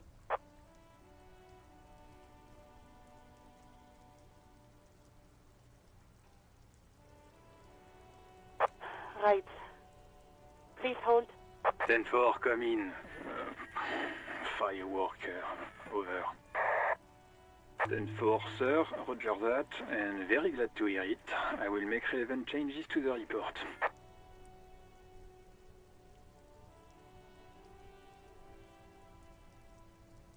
Then 4, sir. Sorry, but I'm under orders to give a negative to request for personal information. Over. 10-4. Orders as your orders. Anything else? Over. Roger that. 10-10. Over and out. This is Precinct 57. It will take just a... Her voice is fading. Gottlieb, what you get yourself into this time? I didn't, but now I do. How's the drinking going?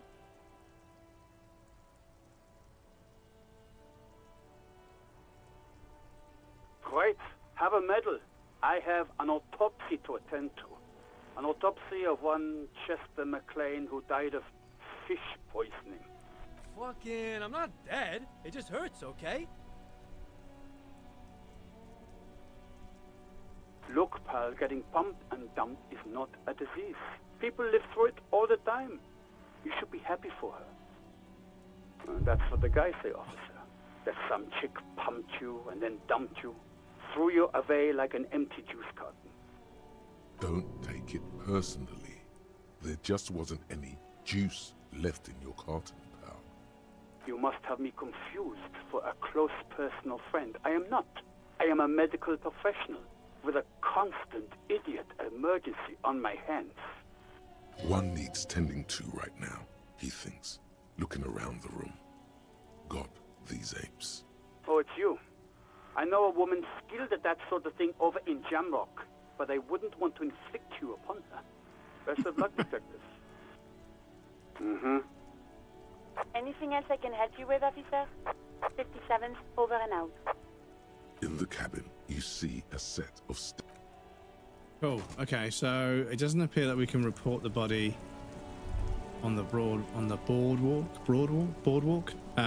So we'll have to just leave that for now. But we head down there. I think if we interact with the corpse, oh yeah, that'll make him go away when it's actually. I won't do that just yet. But we could go speak to Joyce and then keep strong-arming the check until she'll speak to us and tell us. But it might actually be a time-related thing. Let me check.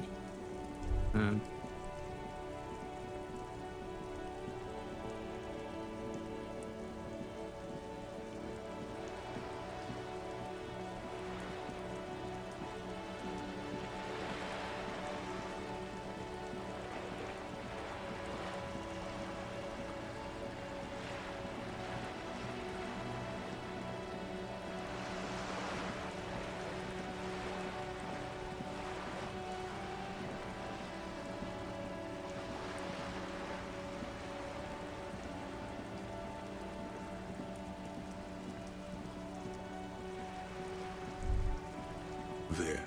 Do you smell that? Can you not detect that inimitable whiff of dissatisfaction and restlessness? That sense that the world is in need of dramatic, even violent reordering? What do you smell? Nothing. Or at least nothing in particular. As far as you're concerned, your nose seems to be purely decorative. Absolute rubbish.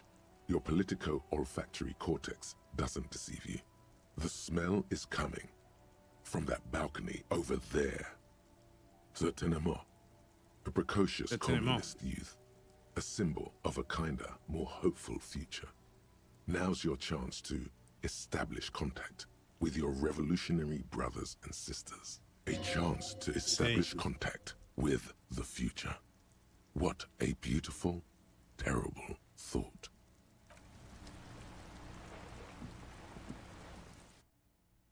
Right. See if we can, is that the door to the balcony?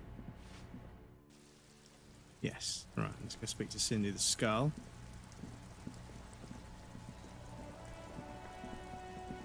Hello again, officers. Have you come to admire my mural? I don't believe it. I've never known those boys to have manners. The bemusement in her voice doesn't fully mask genuine tenderness. They'll never be skulls, but their hearts are in the right place. Fat chance, but you can still do your part to revitalize the neighborhood.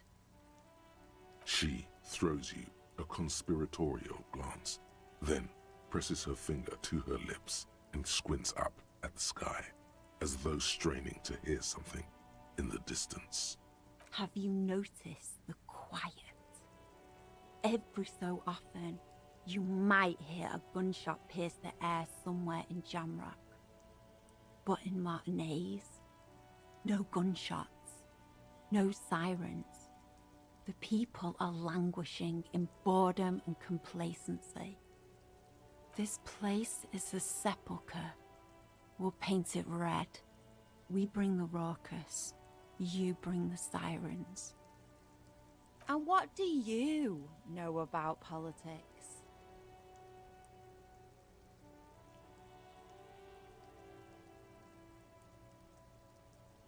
The girl erupts in a cackle that seems like it should belong to a much older woman. Oh, that's very nice. The little piggy wants to make sausages. Out of what? His little piggy friends?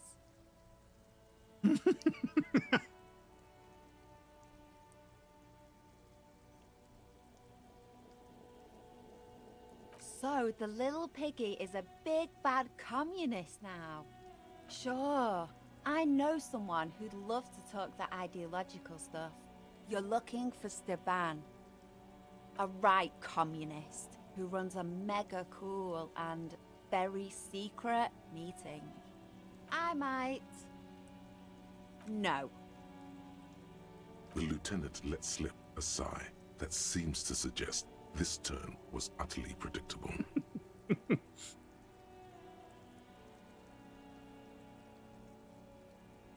Keep your money.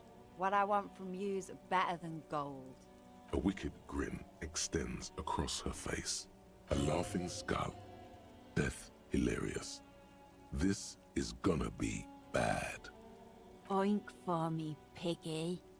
Just once. Wrong! This is exactly how I treat my little brother.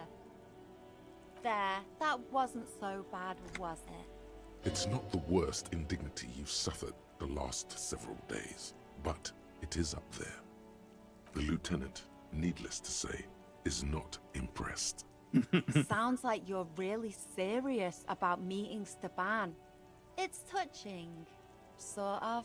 Steban's group meets only at night, in an old room in these apartments here. It just so happens you're in luck. Their weekly meeting is tonight. Poke your snout around sometime after 10 p.m. and you might just find them. Just that he's a real communist. Not like the play acting you've been doing. The rest, you'll have to see for yourself. Hold on. You didn't think it would be that easy, did you? See, Steban's a bit on the paranoid side. He's got all these mega secret passphrases to keep out infiltrators and the like. You can't join the meeting without one. Why would I? That would be so boring. Now, let's see if you're half as dedicated a communist as you say you are. That's enough. Off with you then. Right. Roam the streets, sniff out comrades, find the secret pass race to Steban's meeting. Okay, hopefully other people we speak to that are communists will, I can't believe I'm saying this. Hopefully other communists that we find and connect with will know the password or be willing to part with it at least. Yeah, I'm already coming across dialogue that we didn't get in the first playthrough, even though I tried to, within like, you know, the first few hours of the dialogue in this game, I was like, I want to hear every line. I want to click on everything.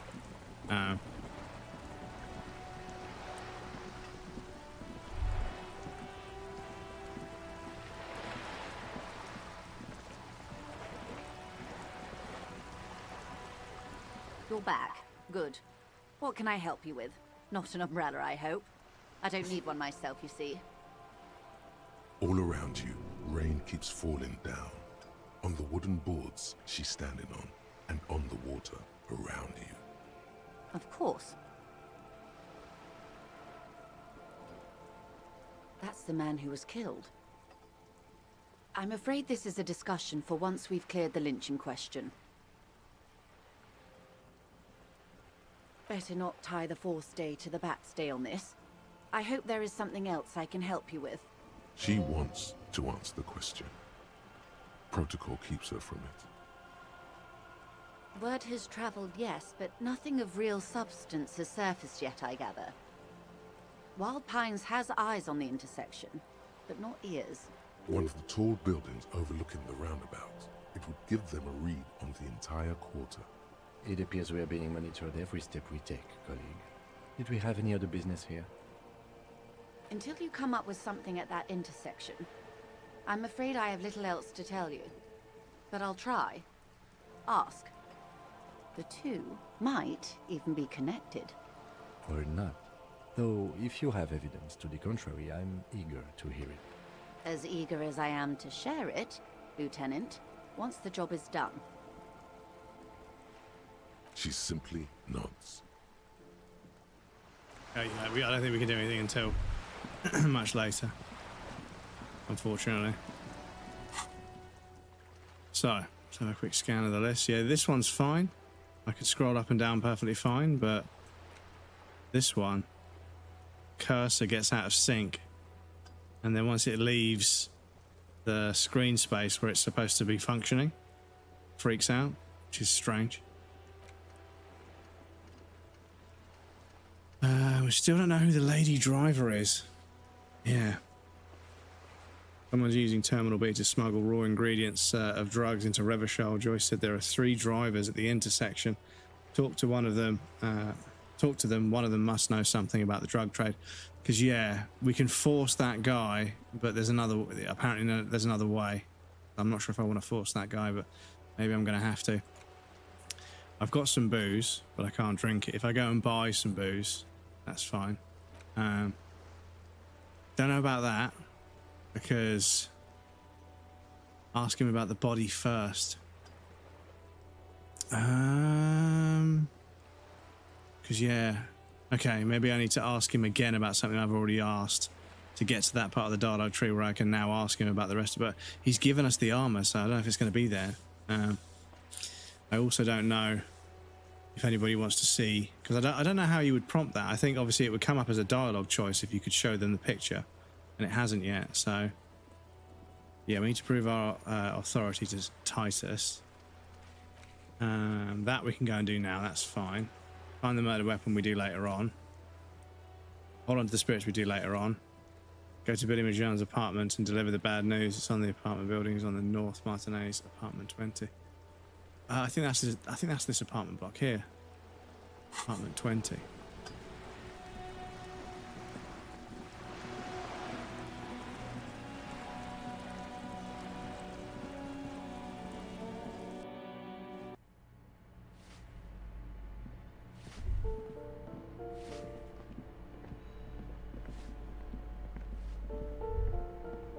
Master Investigator, you just can't keep yourself away from locked and hidden places, can you?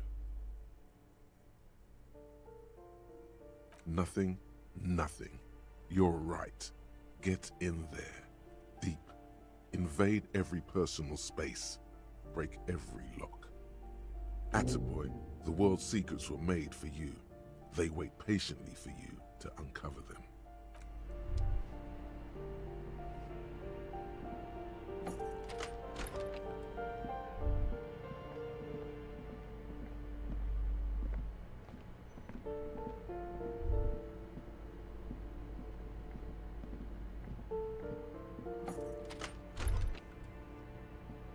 Still interactable.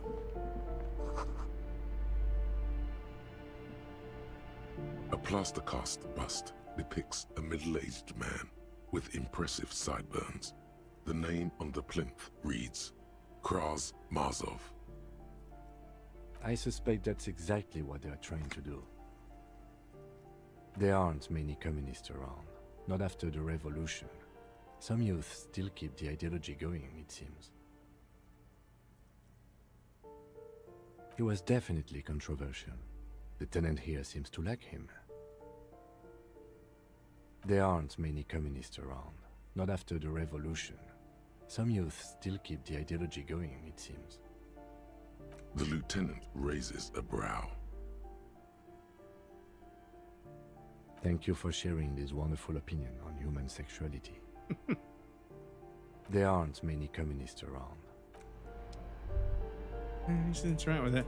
I don't know if any one of these is apartment 20.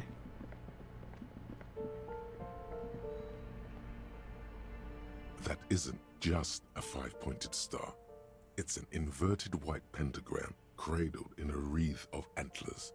The iconography of communism, in other words.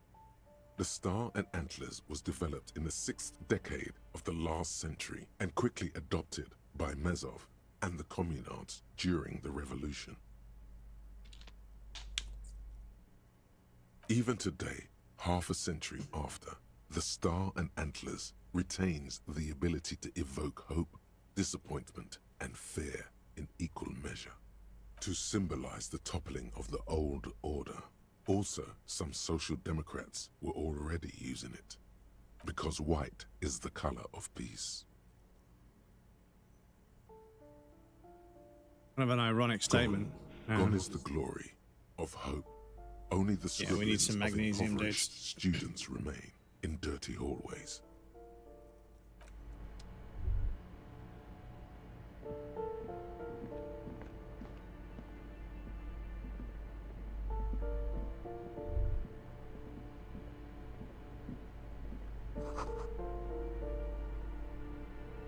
These shoes come in 3 different sizes.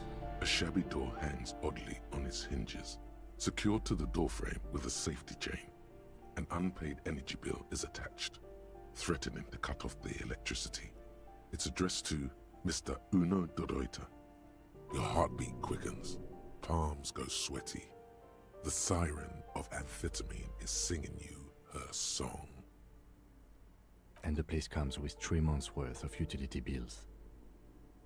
No response. Nothing happens. It must be an ambush. Let's get your adrenaline pumping, just in case.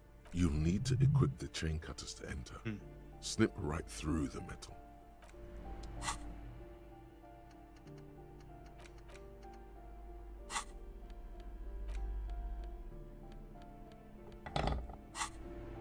Right, this could go fucking massively south. So I'm gonna... A shabby door hangs oddly on its hinges. Secured to snip. The cutter goes through them like dead leaves. The links fall to the ground on the other side of the door. Don't let the quiet fool you. The beast is in there somewhere, ready to rip you to shreds with a broken bottle. I know there's no stopping you, but let's at least make this quick.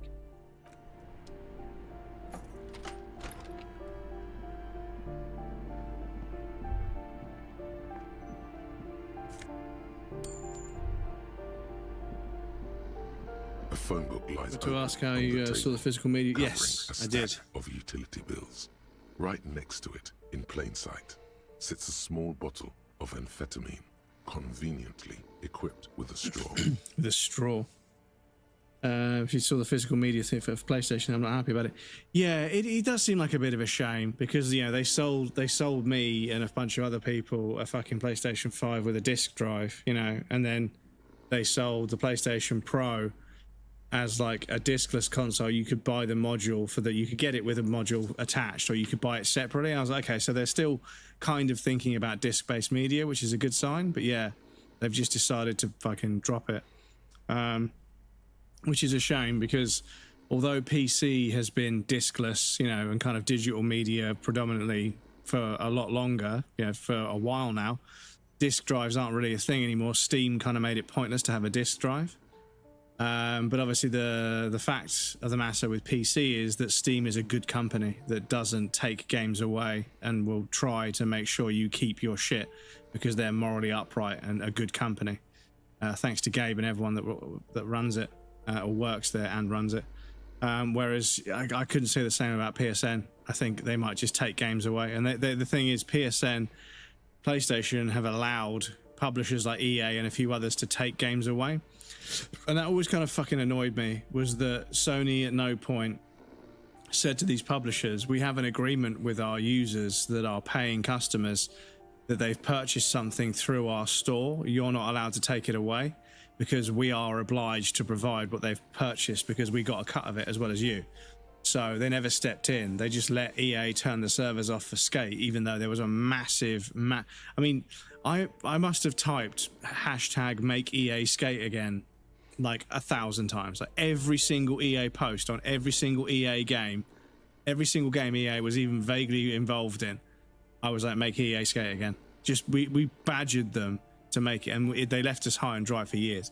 They've released a free-to-play now that I was on the playtest for, And yeah, it felt vaguely similar, but it also felt really corporate cringe. It's like skateboarding being mass produced, and it's like not what skateboarding is. So it has this really cringy kind of like corporate sales driven peer reviewed skateboarding as a brand rather than like what skateboarding is kind of vibe to it. So I was like, I played it a little bit. It's a little bit buggy. I reported a few bugs, and it's a free to play, so I could upgrade to the free to play version if I wanted to. But realistically, if I can't play it with my friends and it doesn't feel like real genuine skate culture like the first 2 or 3 games felt like, I don't know if I want to play it, to be honest. But yeah. PC provides reasonably easy access to sailing the high seas if it didn't. This is kind of the thing, is that, you know, on PC, if you don't provide people with a legitimate way to obtain games, they will obtain them through other means, which I won't go into or condone because it's illegal.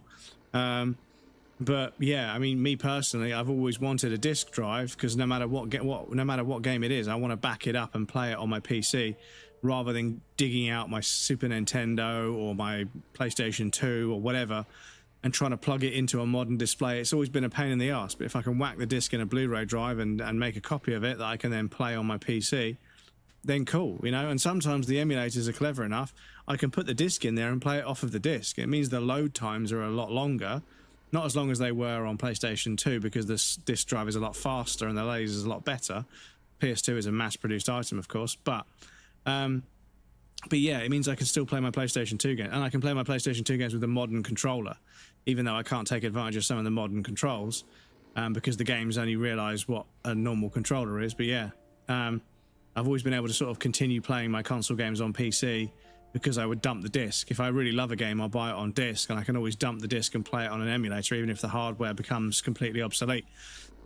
But obviously that's going to go away. But that said, I would expect, maybe Sony doesn't want to admit this, but if they take discs away, jailbreaking PlayStations will become way more common. Like, there'll be way more energy, way more drive, and way more sort of people working on jailbreaks for PlayStation consoles. And I've never really needed to jailbreak a PlayStation console. Like I say, I do emulate games, and I bump the res, and I put texture packs on there to play them in new ways, or anything. I do mods or anything to randomize things, just so I can keep playing old games like Silent Hill 2 and, you know, stuff that I played on the PlayStation 3 years after release, because, you know, PS3s are difficult to get running, even if they are HDMI.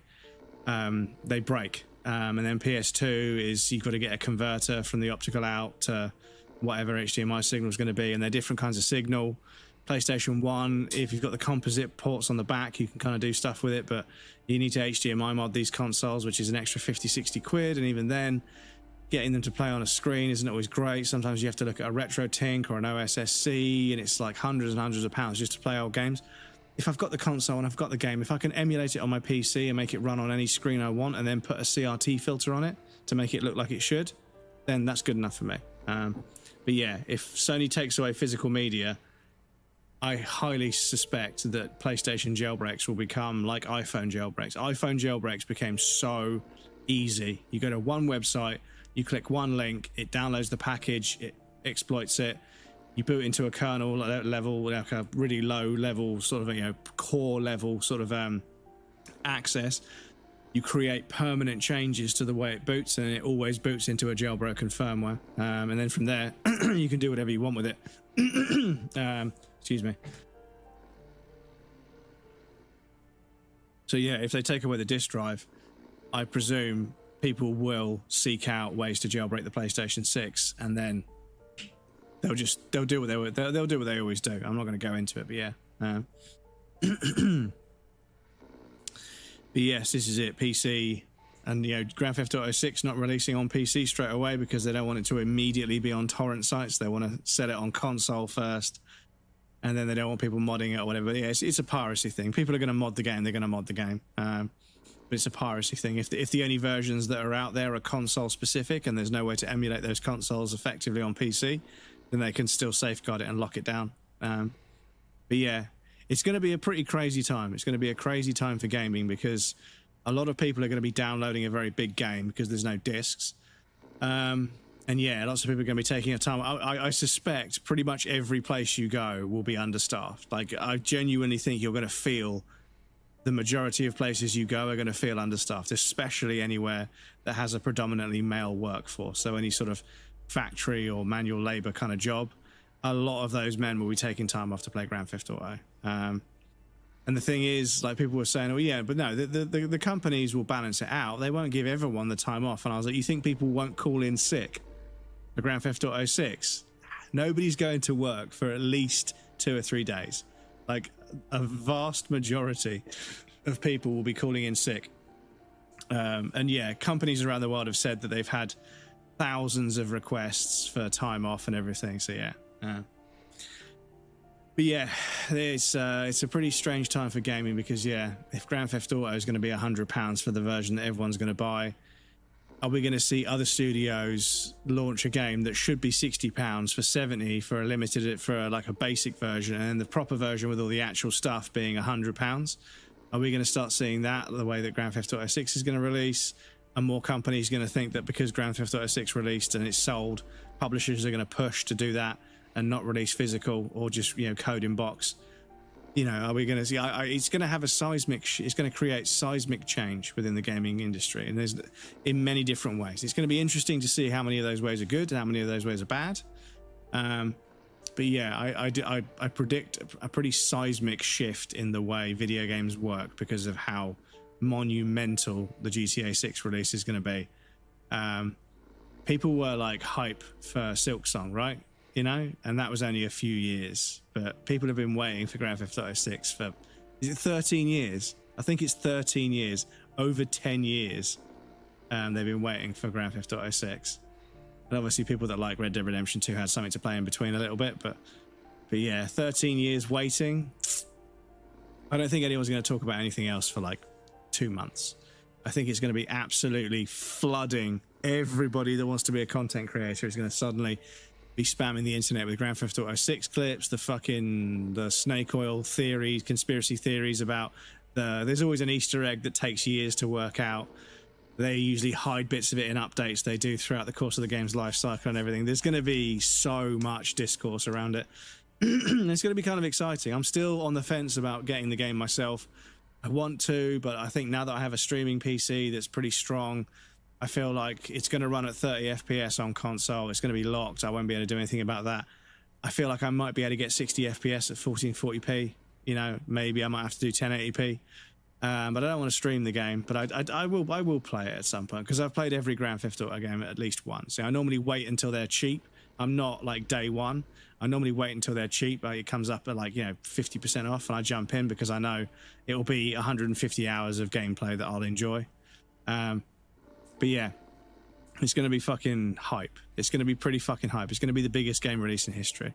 And even though I'm not going in day one, I don't think, I'm still kind of excited because it's a very momentous occasion for gaming.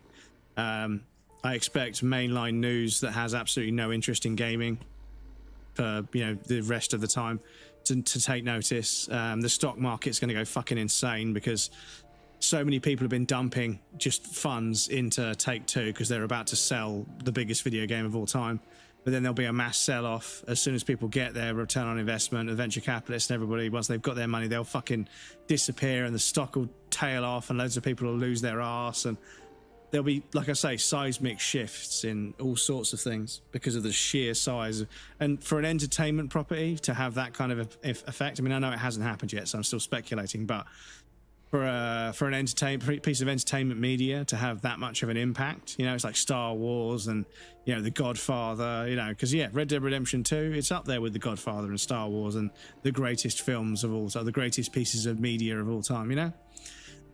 So yeah, I expect there to be significant impacts across various different parts of the world because of how fucking crazy the first few days of that game are going to be. YouTube is going to get absolutely fucking, like, I guarantee you right now, if you have gaming as part of your algorithm on YouTube, you're going to see page after page after page. There's going to be thousands, not hundreds, thousands of videos about Grand Theft Auto 6 Day 1. Thousands of videos, and probably 2/3 are all going to be parroting the same fucking stuff. But it's just going to absolutely take over social media. It's going to take over YouTube because the algorithm's going to serve you gaming content. It's going to take over. And yeah, nobody will talk about anything else for weeks and months. I imagine people will find things they find offensive. There'll be people that, you know, want to argue about it. There'll be all kinds of stuff, man. And I think there might even be a few people that run the risk of being critical of the game and then getting absolutely dragged for it. I just imagine everybody's going to just, all of the stuff that happens on the internet, good and bad, are all going to go through the fucking roof, basically. It's already the case, yeah. They started putting the ultimate editions of games for 120 euros. Yeah. You pocket the bottle as if it were the most natural thing in the world. Don't wait. Celebrate. Blast that shit right here. Take inventory of it once this boring table shit is done. Blast it before you face the beast, Deruita. You're going to need the encouragement. Just snooze that ad. That's why I'm switching to competitive cribbage. But yeah, this is it. You know, with the Switch 2 being £360, I just can't. £200 was my limit. You know, I wasn't going to pay any more than £250. But £360 just to play like 2 or 3 games, I can't justify it. I'm starting to feel like I'm starting to feel a bit silly for having a PlayStation 5. There's so many things I've been able to play on PC. But there will definitely be Sony exclusives in the future. I want to play. You know, Death Stranding 2 was a PlayStation exclusive at first. So, you know, even though that's on PC now, I could have got it on PC. But anyway, right. So let me save the game there because yes, it is 11 o'clock, and I desperately need to make sure I get a good amount of sleep because I am very, very exhausted for many, many different reasons. But let me just grab the raid screen there. Let me quit the game real quick. First message is for subs, second message is for non-subs. Please feel free to copy and paste the one that pertains to you. For some reason it's copying both for me. It's a bit strange. And then it does work, okay. Sony has killed physical media now. It's in 2028. It's going to be all codes in box. Yeah. Hard to tell if it did quit the game. Yeah. I thought it was going to be strange playing this game again when I've got so much stuff on the stream that's themed. Sorry, my voice is giving up, so it's definitely time. It's 11 o'clock anyway, but you know, definitely time for me to call it. Right, so let me just refresh this so I can grab my own message in here. Can I just, if I paste that in here, will it pick it up? It will. Cool. Right, so quick actions, Rage channel, YouTube. We can't raid out on YouTube. I apologize, but thank you to everyone that hangs out on the YouTube. I'll see you guys again next time. Next stream will be a Saturday stream, midday onwards, and hopefully we'll get a lot done. A lot of things have started happening in the game now. I'm getting the Honor Cop dialogue, I'm getting the Communist dialogue, so I think I'm working towards getting those achievements.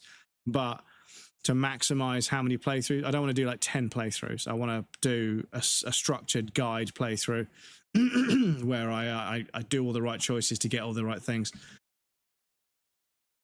Because otherwise, yeah, I'm going to end up doing like fucking 20 playthroughs. And I love the game, but that would probably kill it. That would probably do it for me. But anyway, let me grab a tab up on here so I can see who is on, and we'll go for a sneaky little raid. Who have we got doing the things? Who have we got playing the games, doing the chats, and being lovely? Requiem mode equals true. Requiem art, Baldur's Gate 3.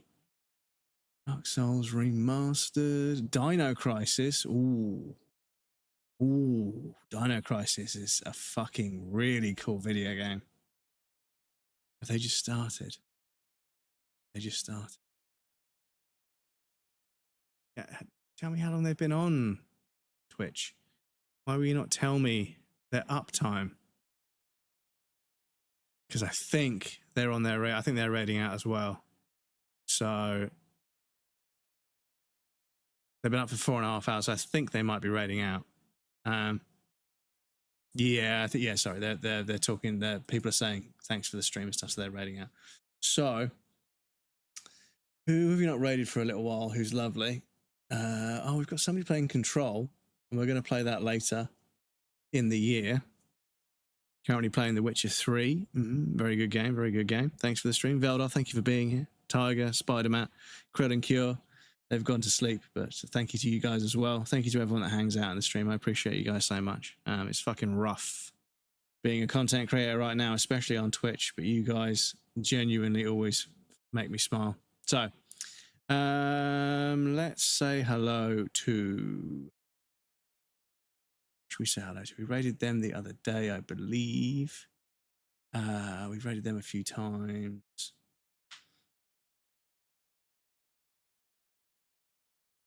Death Stranding. Talking about Death Stranding. I think they've been live for an hour and 45 minutes. But this is the trouble, chat. This is the trouble. Fun game so far. People are getting ready. Yes. It's not until I need to check, but it's not. We've got a few months, and it's probably only going to be 7 or 8 streams. I want to do like a decent chunk of the game. I want to really dig into the lore, so it won't be like a 4 or 5 stream. It'll be like 6 or 7 streams, which means as long as I'm, the month before, I think it's September. I need to double check. I'll bang a clip there. Breadcrumbs, double check when the release is and figure out when you actually need to start replaying Control before you fuck it up. Excuse me. Anyway, let's choose somebody. We've got somebody who is, this person's pretty hilarious. They're really good at Counter-Strike and they're really fucking hilarious. And yeah, they're on their partner push. They're doing really well. They've got a decent presence on socials and they're really sweet. So I'll take you guys over there because I want to help people out when they've genuinely got a chance to actually make partner. I think it's worth supporting them because otherwise, like I say, I've seen so many creators just burn out and stop. So we have rated them before. They're super lovely. I'm sure you guys will have a good time over there. But yes, they are a lady in the first-person shooters place playing CS, which is like one of the most like high-level CS, for FPS games as well. So it's always nice to see ladies getting involved in the sort of the more e-sport level kind of gaming. And just being queens and just slaying the whole time. I've got so much respect for it because, we need to make them feel welcome in the space. And you guys are really great at doing that sort of stuff. So I'll send you guys over there. So let me get the raid started there. But yes, thank you guys for hanging out. Hopefully I'll see you guys again soon. I need to go back so I can see my chat real quick. But yes, thank you guys for hanging out. As I say, the next stream will be on Saturday, midday onwards. We'll be playing more Disco Elysium, of course. Like I say, I'm starting to see a few more dialogue options popping up. I'm starting to see a few more things that look like I might pop a trophy or two. But the playthrough we do after this one, I'll probably do a guide where I do step by step, and I'll try and get it all written out so I can just refer to it nice and quickly. So yeah, we'll do a much more structured playthrough where we get more trophies. I think I should only have to do 2 or 3 playthroughs, so this one and then 2 more maybe. But yeah, I might clean up a few trophies in this one and then reevaluate because I think some of them, if we do a 3rd playthrough on hardcore, everything else is kind of the same. It's just the skill checks are harder. But if I just save scum to make sure I get them, but obviously the balance of that is when you play hardcore, you get way more XP, which means you can internalize more thoughts. And if you use the guide, you internalize the right thoughts. You can strong arm a lot of the trophies that you're supposed to get organically. But yes, hopefully you guys are happy to stick with me on this journey in Disco Elysium. I love playing the game. It's so chilled, but so good. That the quality of everything is amazing, but it also only moves when I move. And as a streamer chatting to you guys, then the game works when it moves when I'm doing something and I can stop and jump. It's so easy to stream and I love it so much. And I think you guys enjoy it when I stream games that I love. But anyway, Red's going to go through any second. Much love. I'll see you guys next time.